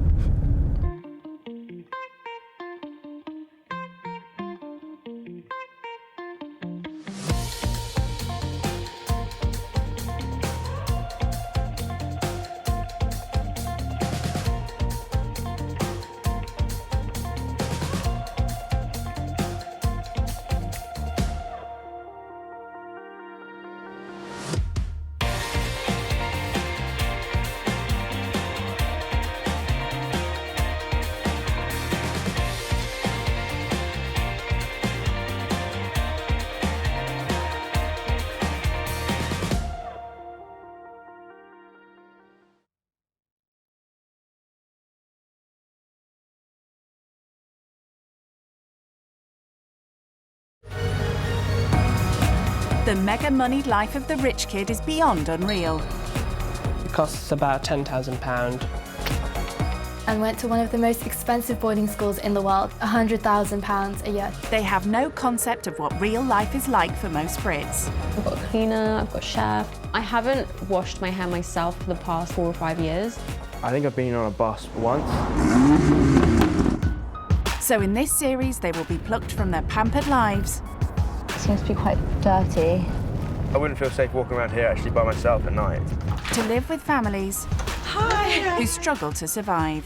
I am dying to know why they're living in accommodation that's simply too small for them. Only then can they realise the real value of money.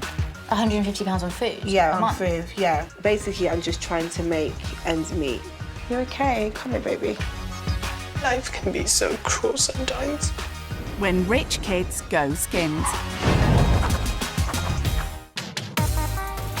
Today's rich kid going skint is 19-year-old university student Jacob. My upbringing was very easy. I've never really had to sort of worry about anything. I've lived a life of luxury. Home for Jacob is this rather plush 5-bedroom mansion in the countryside.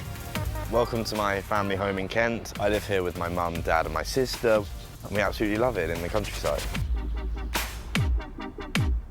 So this is the sort of kitchen / lounge. And what I love about it is it's just so open planned in here. Got like the kitchen here and then the sort of chilled out bit over there.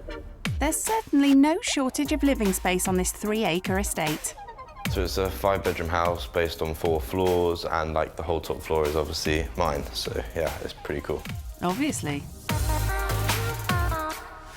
This is my main bedroom. Obviously on the top floor I've got my wardrobes and sort of like games room. I've got my main bedroom here, so you've got my gold bed here. This is my bathroom, which is obviously literally right next door to my bedroom. Obviously I've got my shower, which is really nicely designed. It's sort of like a Playboy mansion up here. All of it's mine, no one else can use it. Thanks to his parents' generous financial support, Jacob's never had any money worries. I am able to just spend what I want, where I want. It's not about the price, it's just about what I want. And he definitely doesn't want for anything when it comes to his wardrobe. Canada Goose. I think this is about £750. I've got 4 of these. I've got my Gucci loafers here. These were about 500. My Yeezys as well. These are more of my gym shoes. These were 500. I rarely wear them though, so it was a bit of a waste of money. Only the best designer belts will do for Jacob. So these ones, obviously, I've got here 2 Gucci ones, which are about 350 to 400 each. You've got the big Gucci logo at the front. That's the first thing people notice when they see you, so that's what I like the most about it. Designer gear isn't the only thing Jacob spends his parents' money on. I'm a huge Chelsea fan. I'm a season ticket holder there. We've got hospitality ones, so I think you're looking at about £3,000 to £4,000 a season ticket. With his very own Chelsea bachelor pad, Jacob never misses the start of the match. It's so easy for the games. Like, I literally go there the night before, so it's super accessible. So does Jacob have a job to pay for all this extravagance? No, I'm not working at the moment, and I've never really had a job. I would like to take over my father's business. I've got a sort of passion for cars, and he's involved within the motor trade. We're a big fan of cars in his family. We feel that they really sort of show you off as a person. Jacob's family are also fans of regular holidays abroad. We tend to go to Dubai a lot, about 4 to 5 holidays a year. The hotels are obviously always the top quality. The price can obviously always rack up from about 15,000 onwards for like a family of 4. But now Jacob's about to experience what life is like for those without the luxuries he's grown up with. I think this experience will be very beneficial for me. You see these stories on the news every day, people in financial crisis, but obviously living in that lifestyle will obviously have an impact on me. I think I will learn a lot. Jacob will be living with a family of 5 from Manchester who face a daily battle to get by. I'm Terry, this is Gareth. We've got 3 young children and we both have to work 40 hours a week on minimum wage just to get by. Our monthly income, both of our wages combined, is about £1,900. That's to feed 5 of us and 3 animals as well. By the time the bills come out, we're lucky if we've got £10, £20 spare. Yeah, it's very stressful. It's very hard when the children are asking for things and we've not got the money for it that month. If we have £1 spare or a 50p, hopefully in a few months we have enough, don't we, to maybe have a cinema trip or a trip to the trampoline park. Our children don't just get given pocket money, they'd help with the cooking, cleaning. I want my children to understand that you don't just get things for free. You have to work hard and you have to earn it yourself. I hopefully would like to teach this rich kid that you don't need thousands of pounds to have fun. You can go to the park and spend £2 on an ice cream, can't you, and have the best day. Having never done a day's work in his life, living skint could come as quite a shock for Jacob. Before setting off, he's asked best mate Joe round to share the news. You alright, mate? Hello, mate. How are you? I'm not bad. How are you? Good to see you. You too. How are you doing? Not bad. It's been a long time. Welcome to my house. Thank you. You haven't Thank been you. here It's before? lovely. It's lovely. So anyway, why'd you bring me here? Yeah, I know. It's been unusual for you being here, Yeah. but I do have something to tell you. Right. Something I've never done before. Okay. But I'm going to live with like a less privileged family for a few days. Oh my God. I know. Do you reckon you'll have to cook for them or? I don't cook. Yeah. Like when I'm here, parents cook Yeah. like 3 meals a day. I mean, but it'll be even harder cooking on a budget as well. Exactly, because it's not going to be the type of food that I'm used to having. Not at all. Yeah. Not from Waitrose. Not from Waitrose. I don't think there'll be a Waitrose around there, so. What kind of situation do you think they'll be living in? Do you think they'll have a job? I presume they're on benefits. Do you think you're going to be with like a big family? Do you think they'll have kids? Oh, mate. You're not that good with kids. No, I'm not at all. Like, it's just it's the screaming. Yeah. I can't deal with the noise. It could be a few days of hell. It could be really terrible, mate. Yeah. I do think it will be really difficult because I don't think you've had anything like this ever before. But I do think it's good that you're trying to learn some things. So let me know what happens when you're there. It'll be good to hear from you. I'll definitely give you an update. Cheers, mate. Cheers. Jacob's used to quality in his life. He's used to having meals cooked for him. He's used to his mum making his bed for him. And I think he's going to really struggle living in a house with people that won't do that for him. More likely Jacob will be the one doing the chores. As he heads into the great unknown up north, Manchester feels like a world away from the Kent countryside. Yeah, the area's very different to what I'm used to. So many houses all compact into one sort of space. Obviously, I'm used to all the greenery and the sort of countryside. They're all on top of each other.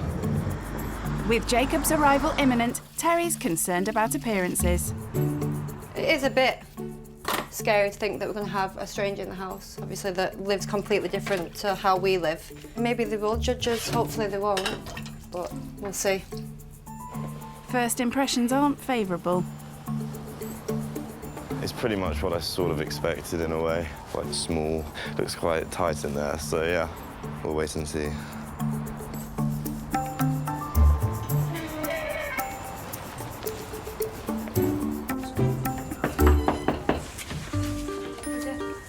Hello. Hello, I'm nice Jacob. to meet you. I'm Lovely Terry. to meet Lovely you. to meet you. Thank you. Come in, sweet. Hi, I'm Jacob. Lovely to meet you. Gareth, nice to meet you. So this is a kitchen, not Lovely. got very much space at all. Yeah, so obviously how many people are actually using this at one time, maybe? There's 5, me and Gareth, Yeah. and then we've got 3 children. Okay, cool. And we've got 2 dogs as well. Okay, so it's Quite a lot of in you. a tiny little space, yeah. Yeah, I guess it gets quite hectic in here Yeah, sometimes, definitely. maybe. So this is the front room. Beautiful. Not very big. It used to be quite big. We actually split it so that mine and Gareth's bedroom's actually next door Oh, now. you're next door? Okay. Yeah. Does it get quite tight in here when all of you have to get in here? Yeah, it's a bit of a squeeze in it. Yeah. But we kind of all just huddle onto the sofa. So what's your front room like? I bet it's a lot bigger than this. It's different. So we've got like a sort of living room within the kitchen. Yeah. And then we also have like another living room. It's one of those rooms that you just rarely go in, only for special occasions. Oh, that'd be nice, wouldn't it? To have a room just I for know. special occasions. I know. So this is your bedroom? Yep, right? so this is our bedroom now. So the front room was quite big I guess before. it was, yeah, it must have been quite big. Yeah, obviously in comparison to my bedroom, I'm on the top floor of my house, so I've got sort of another living room, and then I've got like my bathroom ensuite, and then I've got my actual bedroom. Wow, so you've got your own living room as well? So it's more of like a penthouse sort of thing Wow. up there. They are very big rooms as well. I think it's amazing that he said he had his own flat upstairs. Like so much space for a kid that doesn't really need it. Time to meet the rest of the family. So this is the boys' bedroom. Oh, awesome. Hello, guys. Hello, nice to meet you. This is Mackenzie. Nice to meet you. And this one's Harrison. Nice to meet you. Cheeky one, aren't you? Yeah. He looks it. This is Jacob. You can say hi. Bye-bye. Bye. Seems not everyone's keen to welcome a rich kid into their home. So this is Harley. Nice to meet you. And How are this is you? Harley's bedroom. She's got a big bedroom. Yeah, this actually used to be mine and Gareth's bedroom. Oh, OK, before you had to obviously go downstairs. Yeah, obviously the boys' bedroom split and then Harley's got her own room now. Oh, You've she's got really the most lucky. space, haven't you? Yeah. You've got the most space. Yep. And the dogs sleep under there also. Yep, that's the dog's bed. Oh. They spend most of the time in there, don't they? Oh, lovely. With sleeping space in such short supply, it looks like Jacob's going to have to get used to roughing it. This is going to be your bed. OK. I've never actually slept on a sofa, so new experience. Yeah, first time for everything, isn't it? Exactly. I'm excited. It'll be good. So, how do his cosy new living quarters compare to a sprawling country estate? I haven't been to a house this small. I think it would be OK if, you know, there was maybe 2 or 3 people living here. But it's the fact that it's such a large family. Everywhere you go, you're on top of each other, the dogs as well. I can imagine that it gets really stressful at some points. Terry and Gareth aren't sure what to make of their upper crust house guest. I think his accent's a little bit posher than what we are, but yeah, it's nice. Not too posh. Or maybe a little bit too posh. While Jacob attempts to adjust to a smaller living space, Terry and Gareth want to hear all about his affluent upbringing.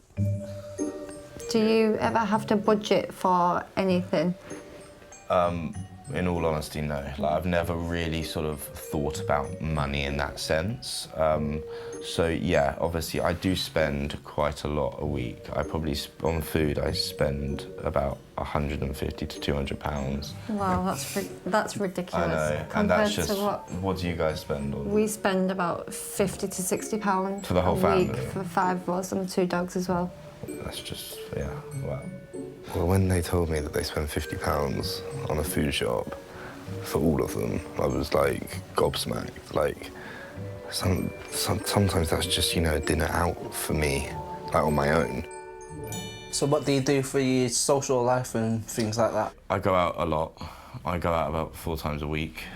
We probably go out about 4 times a year. If we're looking, that's probably like family. Yeah, my parents don't really check up on what I'm spending. So you could spend hundreds and hundreds and they probably wouldn't even know it. Yeah, and about a couple of months ago, my father, you know, got me an apartment in Chelsea. So when I'm there, that's where I'm sort of racking the money up because London prices, obviously, Yeah. as you know, would be really expensive. Why Chelsea? Why the apartment in Chelsea? I go to a lot of Chelsea games. I'm a big football fan, and I hated the sort of travelling up there. So obviously I spoke to my dad about it, and he like got the apartment so that we don't have to go home after.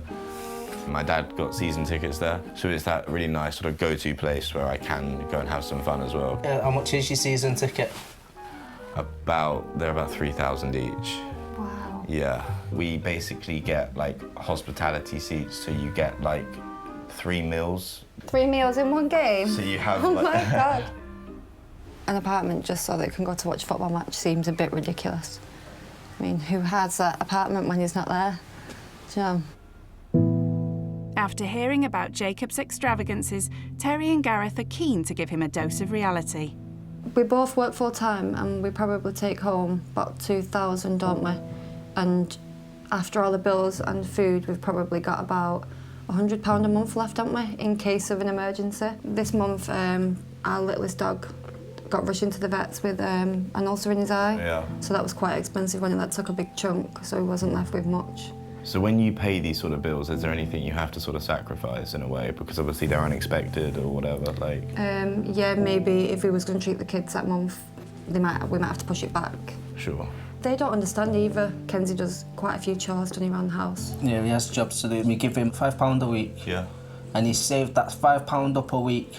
God, for months, wasn't it? Yeah, and he's seen a coat that he wanted, then he's gone out and he's bought that with his own money that he's saved up himself, so... Good on him. It's all for the move. What about you? Do you do any work? I've never worked a day in my No. life, so it would be a very new situation for me if I ever did get a job. The stark contrast in their financial situations has already given Jacob a lot to think about. It's just really upsetting to hear, like, £100 at the end of the month is not a lot at all. I was quite shocked when they said that, especially for a family of 5 and 2 dogs as well. I find it a struggle how they cope with such a large family with very little income left. A low income means the family are forced to make a little go a long way. I don't tend to normally have sandwiches, to be honest. I'm more of like I quite like sort of like warm foods. I mean, it's just easier to do sandwiches. Exactly, it is very easy. Eat sandwiches, It's so something quick as well, isn't it? A low-budget lunch is not something Jacob is familiar with, but Terry wants him to realise that not everyone can afford the fancy food he's used to.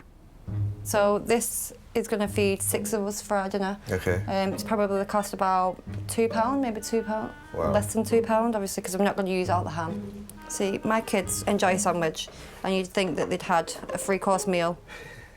Yeah. I'm so lucky that they're not. No, I not get that fussy, really. Yeah. So easy. That's good though. That's really good. Kids, come down for your dinner now. Yummy, yummy, yummy, yummy, dinner time. Sandwiches. What? It's been an eye-opening start to living skint. On the table, please. And a trip to Terry and Gareth's local park is making Jacob realise that having fun doesn't have to cost a fortune. Yeah, so we spent quite a lot of our time here, obviously walking the dogs. The kids like to play here as well. I guess it's so easy because it was literally just around the corner, isn't it? Yeah, like a 5-minute walk, if that. And it's cost-free as well. Yeah, It doesn't definitely. cost anything to have some fun here. No.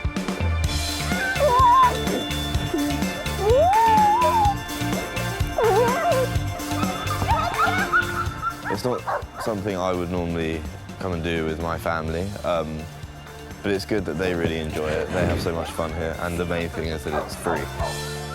But kitted out in £400 loafers means Jacob's rather reluctant to participate in the fun. You want me to join in? I've not got the best attire on whatsoever.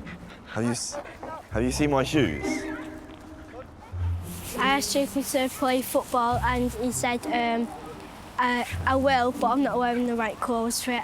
Yeah, because the slippers. It's a bit weird playing football in slippers. It's hard. Yeah. It kind of looks like he's a business worker. He may look the part, but Jacob's never had a job in his life. One thing he does work hard at, though, is taking expensive jaunts abroad. So where do you and your family go on holiday? So we tend to go to Dubai a lot. We roughly go around 4 to 5 times a year. It's just out of this world, so that's where we like to go. What about you? Do you go on holiday at all? We actually went to Turkey this year. Oh, lovely. We usually book it 2 years in advance, so we've got time to save for it, obviously spending money. Of course. So yeah, 2 years. It's quite a long time, isn't it? To save to go on holiday. Yeah. Realising how easy he and his family have it is fast putting things into perspective.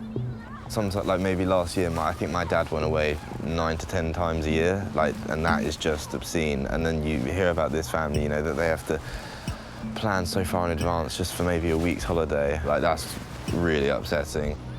It's not long before the presence of a camera crew in the park starts attracting attention. Right, mate? I'm doing something for my university course. It's nothing big. It's Oh, it's just for college? Just for college. I guess they're not used to obviously seeing, you know, No, not at all. camera crew or whatever. So, is it one of those places that you sort of wouldn't want to walk alone? Well, the weekend just gone, a bunch of teenagers set a car on fire in the car park. Wow. And Mackenzie had to actually phone the fire brigade to get the fire brigade out. Jesus Christ. So it's really serious there. Yeah. Yeah. Keep you out can of the sort of park. see now around, you've got a lot of sort of teenagers just strolling about in groups. So Yep. it is quite intimidating. It It's is. quite scary. Yeah, I I'm won't not come used to the it. park on my own with the kids unless Gareth's with me. Yeah, I don't blame you, to be honest. I find it a bit difficult, you know, being here. I've never really been in a situation like this before, so Yeah. yeah, it's quite different. I think Jacob was a little bit intimidated when the groups of lads started coming over. It is a little bit intimidating though if you're not used to this sort of thing happening around you all the time. No, it's not the nicest place in the world. But obviously the family I'm with, you know, their kids are brilliant and they just want to come here and have fun, whereas other ones want to come here and, you know, just ruin everything. Despite Jacob's unease, it's been an important lesson in the hard realities of life beyond the comfort of his family's country mansion.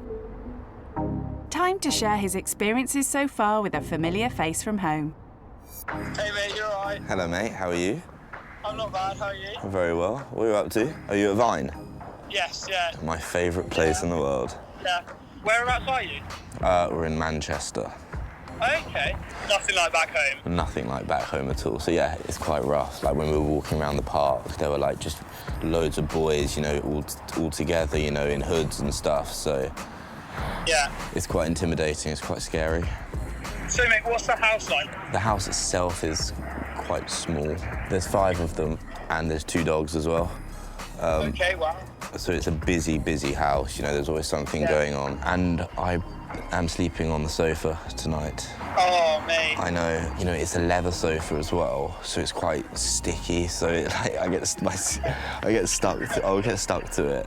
What's their financial situation like? Do they have a job? Do they work? No, so it was quite nice to hear that they both work full-time, which is really nice. And, you know, they said they bring in about 2,000 together per month and are left with about £100 at the end of it. And that's for any sort of emergencies. And they have to plan their holidays 2 years in advance. Oh, my word. I know. And obviously, like, I sometimes, you know, plan it 2 weeks in advance. Yeah. All right then, mate. Have a good first night. I hope you manage to get some sleep and it's not too sticky. Cheers, buddy. I'll speak to you soon. See you later, mate. See you later, mate. Bye. Bye. So cramped living quarters takes some getting used to. But Jacob's fast winning over his new housemates. I want to be that. Yeah, I definitely think the kids have taken to Jacob. I mean, he can't go anywhere without the kids going, where are you going, Jacob? Before I came here, my sort of worst nightmare would have been a lot of kids, you know, a big family. But they're cool kids. They're making my time fun here. She's as hot as a chicken. Kids, tea time! Come in! Time for Jacob to sample another meal made on a tight budget. Jacob. Thank you so much. Harrison, oh, you got all your medals on? He's got all his medals. All of them? I bet you do. You want to sit here? We've had so much time together, Should I haven't we? sit them here? That's all right. Thank you, Mummy. This is lovely, thank you. As the family sit down to dinner, Jacob's rich kid habits haven't gone unnoticed.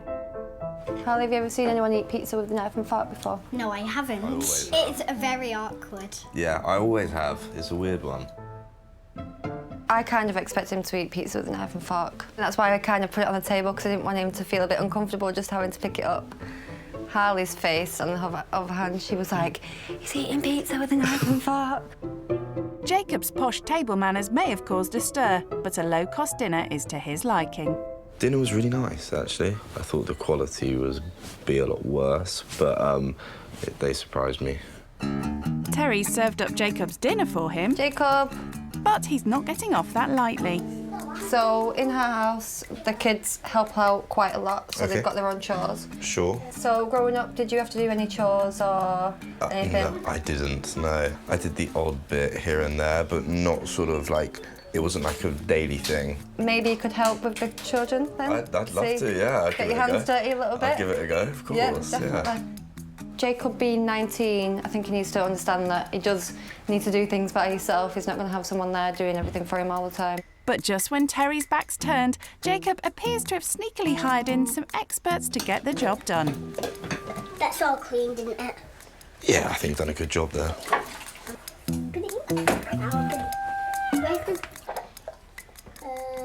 There's a little bit over there, look. The children like doing jobs. Like, I've never really met any children. I've never really met any adults that enjoy sort of, you know, washing up and drying up and cleaning. So it's good to see that they enjoy it. I think the idea was for you to prove that you're willing to get your hands dirty. I think you've done a good job there. Right, is it my go? Lucky me. Eventually, a rather reluctant rich kid takes over washing up duties from the kids. So yeah, I wasn't used to, you know, washing up straight after sort of dinner or whatever. We would have cleaners come in and they would do sort of the small jobs like that. So I thought I'd just take control at the end, you know, just try and get the last bits off. So, how have you all done? Yeah. Did you do well? Did Jacob do well? Yeah. Do you think he should help his mummy when he gets home to do the pots? Yeah, I think he should as well. I think I will from now on, Yeah. Give your mum a bit of a break. It's quite an easy job as well, Yeah. so it doesn't take time. No. And that's probably because the kids did most of the work. With lots to ponder over, Jacob gets ready for a night on the living room sofa. Obviously, it's a bit weird sleeping on a sofa, especially when, like, they're all sat on it all day, and plus the dogs. I just hope I get some sleep, to be honest. Like, Otherwise I could be a bit moody tomorrow. I think he's going to enjoy it, to be honest. It's a comfy sofa. Yeah, it's comfy. Yeah, hopefully. Hopefully you'll have a good night's sleep, because he's going to need it tomorrow. As Jacob's second day living skint starts with an unfamiliar alarm call. Wake up! Wake up! Wake up! I'll be up soon. It seems his night has been anything but restful. I woke up a few times in the night because as soon as like one of the kids takes a step upstairs, you hear everything. And then they were cleaning their rooms, I think at 7 o'clock this morning. I've never heard noise like it, and it's right above me. I only have one pillow as well, which is a bit difficult. Normally, I have about 3 or 4. So I'll be looking forward to getting back into my bed. But it will be a while before he can do that. Each morning after breakfast, the kids are expected to do their chores. First job of the day is feeding the pets. And that doesn't just mean the dogs. I hate snakes. I hate anything like that. Spiders, snakes. I'm not good with it, and I never expected them to have one. Jacob. Yes. So, this is the mouse that we're going to feed Ty. Okay. So you dangle him by his tail and he'll get it. Okay, well, I can't wait to watch you guys do it, because I don't think I'll be getting involved. It doesn't matter how small it is, doesn't matter how big it still puts me off a little bit. So I might have to give that one a pass. Is this another task Jacob's trying to snake his way out of? So, are you going to introduce him? This is Ty. Ty. Yes, you are. God, you're so brave. You're brave. Touch him. Just stroke his back. Keep his head away, Harry. Yeah. Yeah, if you put the head that way, then... It's difficult when you've got, like, kids at the age of 10 touching it, and obviously I'm 19, so I felt I had to, because otherwise I look like a right baby. This pants already is going for my arm. Dad, you hold it. It's got it. The kids' chores are another good example for the rich kid to take home with him. But he's not done yet. Next, they've asked him to help with another job he'd never normally dream of doing. Upstairs, we've sorted all our toys out we don't really want to play with anymore. Yep. And we're going to go to the end of the cul-de-sac and we're going to do a stall. And Okay. we're going to donate the money that we get to the Children's Hospital. Well, that's lovely. Yeah, so about 4 years ago, Kenzie got diagnosed with a hip condition called Perth disease. Okay. So he's in and out of hospital quite a lot. Okay. So we just wanted to give something back. No, that's great. We've done quite a few fundraisers. Me and Gareth actually did a skydive. Oh, really? So the children just wanted to get involved a little bit this time. Of course. Well, I think that's So amazing. if you would like to get involved. I'd absolutely love to get involved. That'd be great fun. Hearing how the kids raise money for others is sobering listening.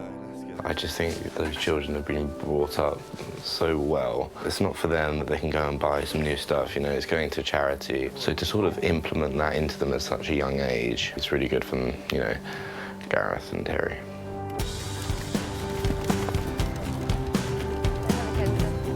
Terry and Gareth hope the kids' generosity will give Jacob a bigger appreciation for all his parents have given him. It looks awesome. Oh, you're doing fabulous, Harrison. Yeah. But you're all ready to go. There you go. Oh, I'm so excited. And say to Kyle, come and have a look. Kyle, do you want to have a look at the car? Business gets off to a brisk start. Thank you. And it's all quite an eye-opener for a kid used to playing with far more expensive toys. The prices are very low. I don't think when I was younger that would have made me happy. So it shows how sort of grateful they are for what they get.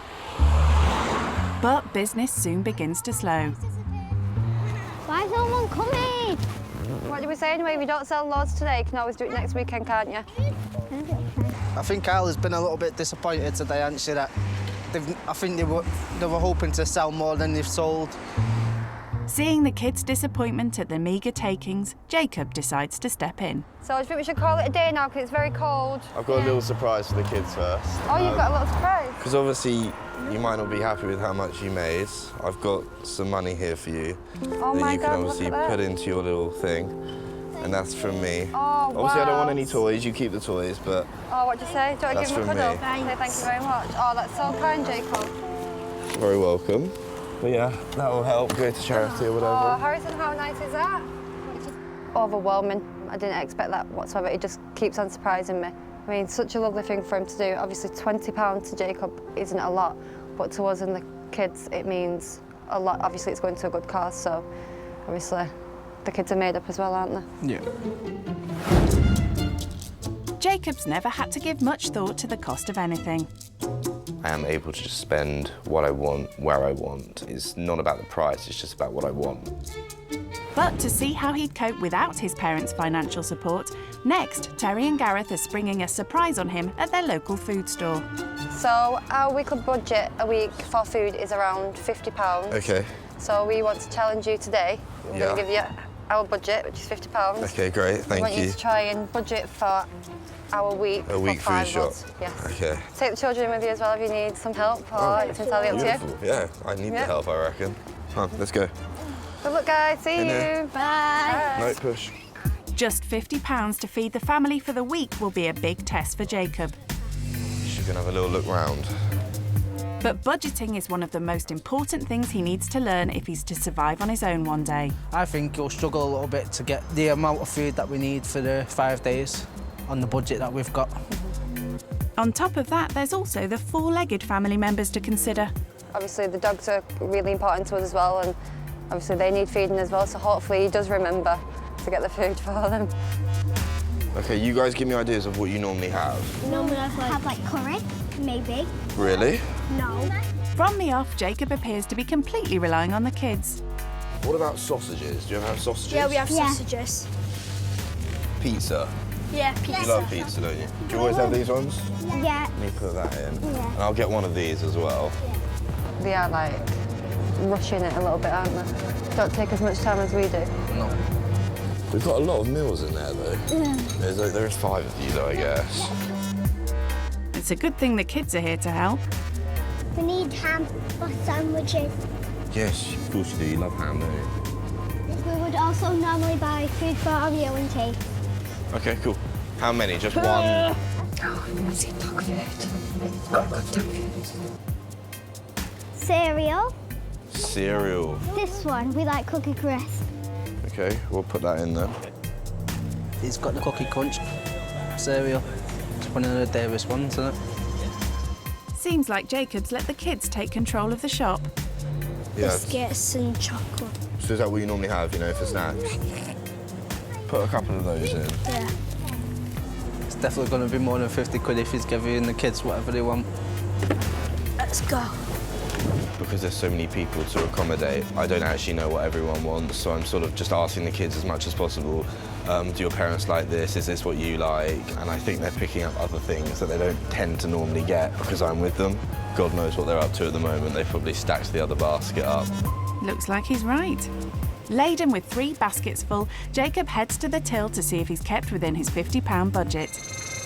Yeah, I reckon it could be a little bit more than what we set it out to be. Yeah. So altogether, that's 53.47. That problem. Oh, that's not too bad. So what I'll do is I'll pay 50 with that, and then the extra I'll just, if you don't mind, I can just put it on my card if that's okay. I thought it'd be a lot worse, actually.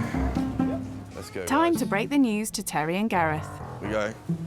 I'm excited now to see. Oh. Hi. Hello. How did you find it? It was good. Good How much did you experience. end up spending? £53.47. Oh, so you went over a little bit. Over so, a little bit. So what did you do? Did you have to put something back? No, I cleared it. It's fine. I stuck with it. It's Because fine. usually we don't have enough, then obviously we'd put something back. Of course. No. I dealt with this one, so it's fine. But no, we got everything, didn't we? So shall we go home and have a look what we've got then? Yeah. Let's do Yay, it. let's go. Let's go. So has Jacob bought enough to last 7 days? So I don't know if obviously I got everything right. I don't know if there's some things that you probably wouldn't normally get, but yeah. No, I think we would probably get most of this stuff. I'm surprised you remember the dog food.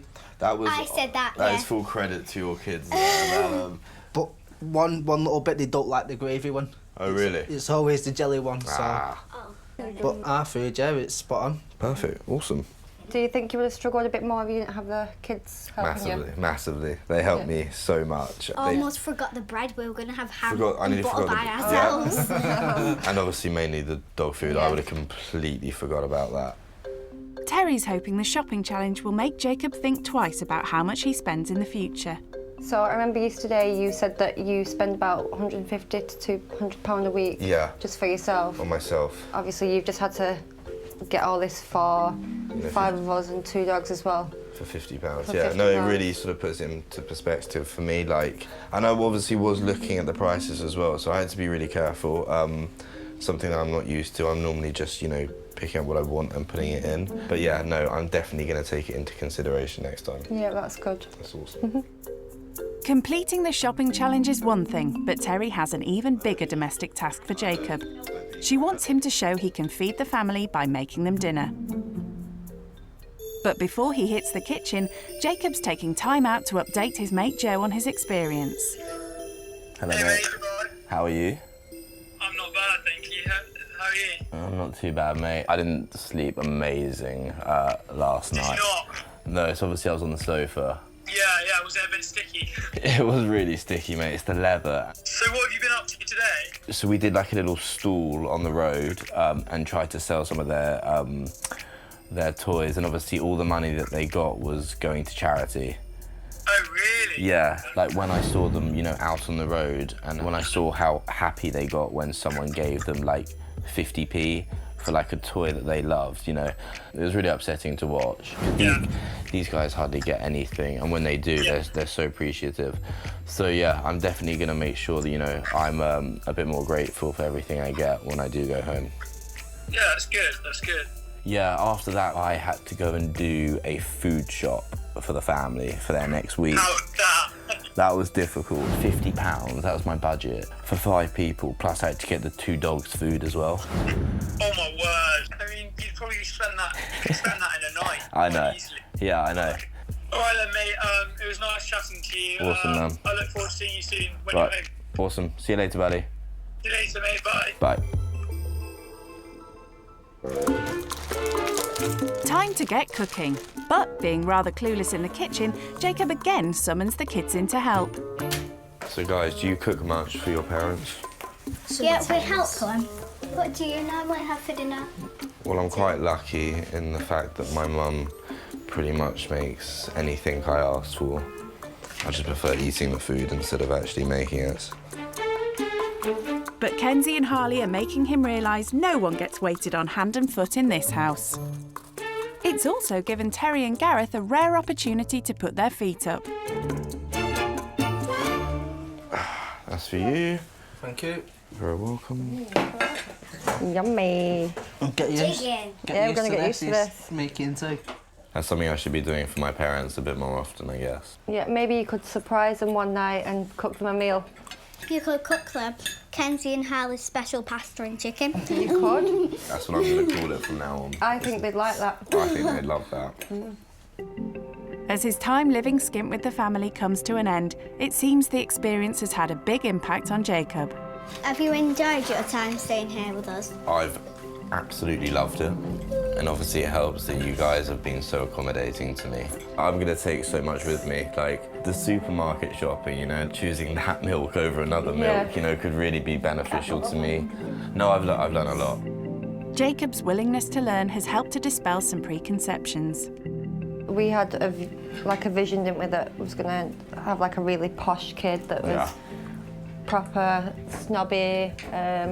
Mummy and Daddy buy me this, Mummy and Daddy buy me that. But obviously we know that you work very hard as well. Obviously you go to university, which you're working hard to take over your dad's business as well, which I think is really nice as well. So you do actually want to work. And yeah, that surprised me quite a lot. That's good feedback to hear. That's what I wanted.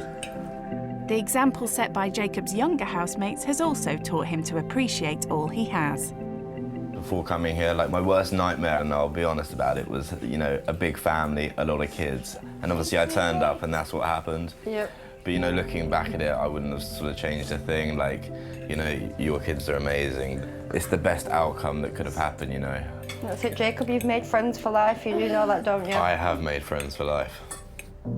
For now, though, it's time to say their goodbyes. Oh, all packed.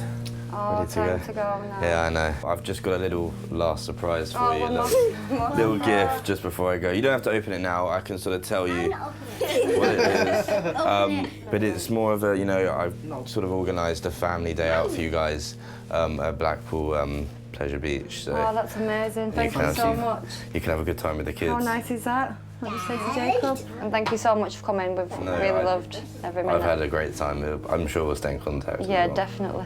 Oh, time to say goodbye now, kids. Yeah, Come on, do I get a hug? Oh, huggies. See you later, little ones. Please you as well. And thank you guys for letting me stay. No, thank you so much. It's been an absolute pleasure having you. For some, the farewell isn't easy. It was lovely. Are you crying? Just have to. We'll see each other soon. You've got lovely kids.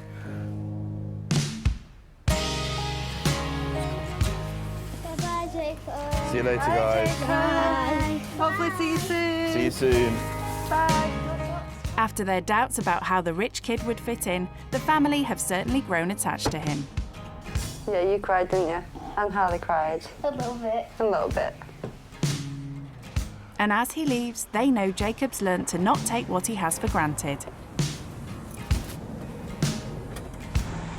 In recent years, you know, I've been quite ungrateful with my family sometimes when they, you know, don't get me something. And what I've learned with these kids, you know, is it doesn't matter what they have, they're just happy all the time. It is sad to say goodbye to them. You know, I don't like seeing them upset, but, you know, I'm sure we'll see each other in the future.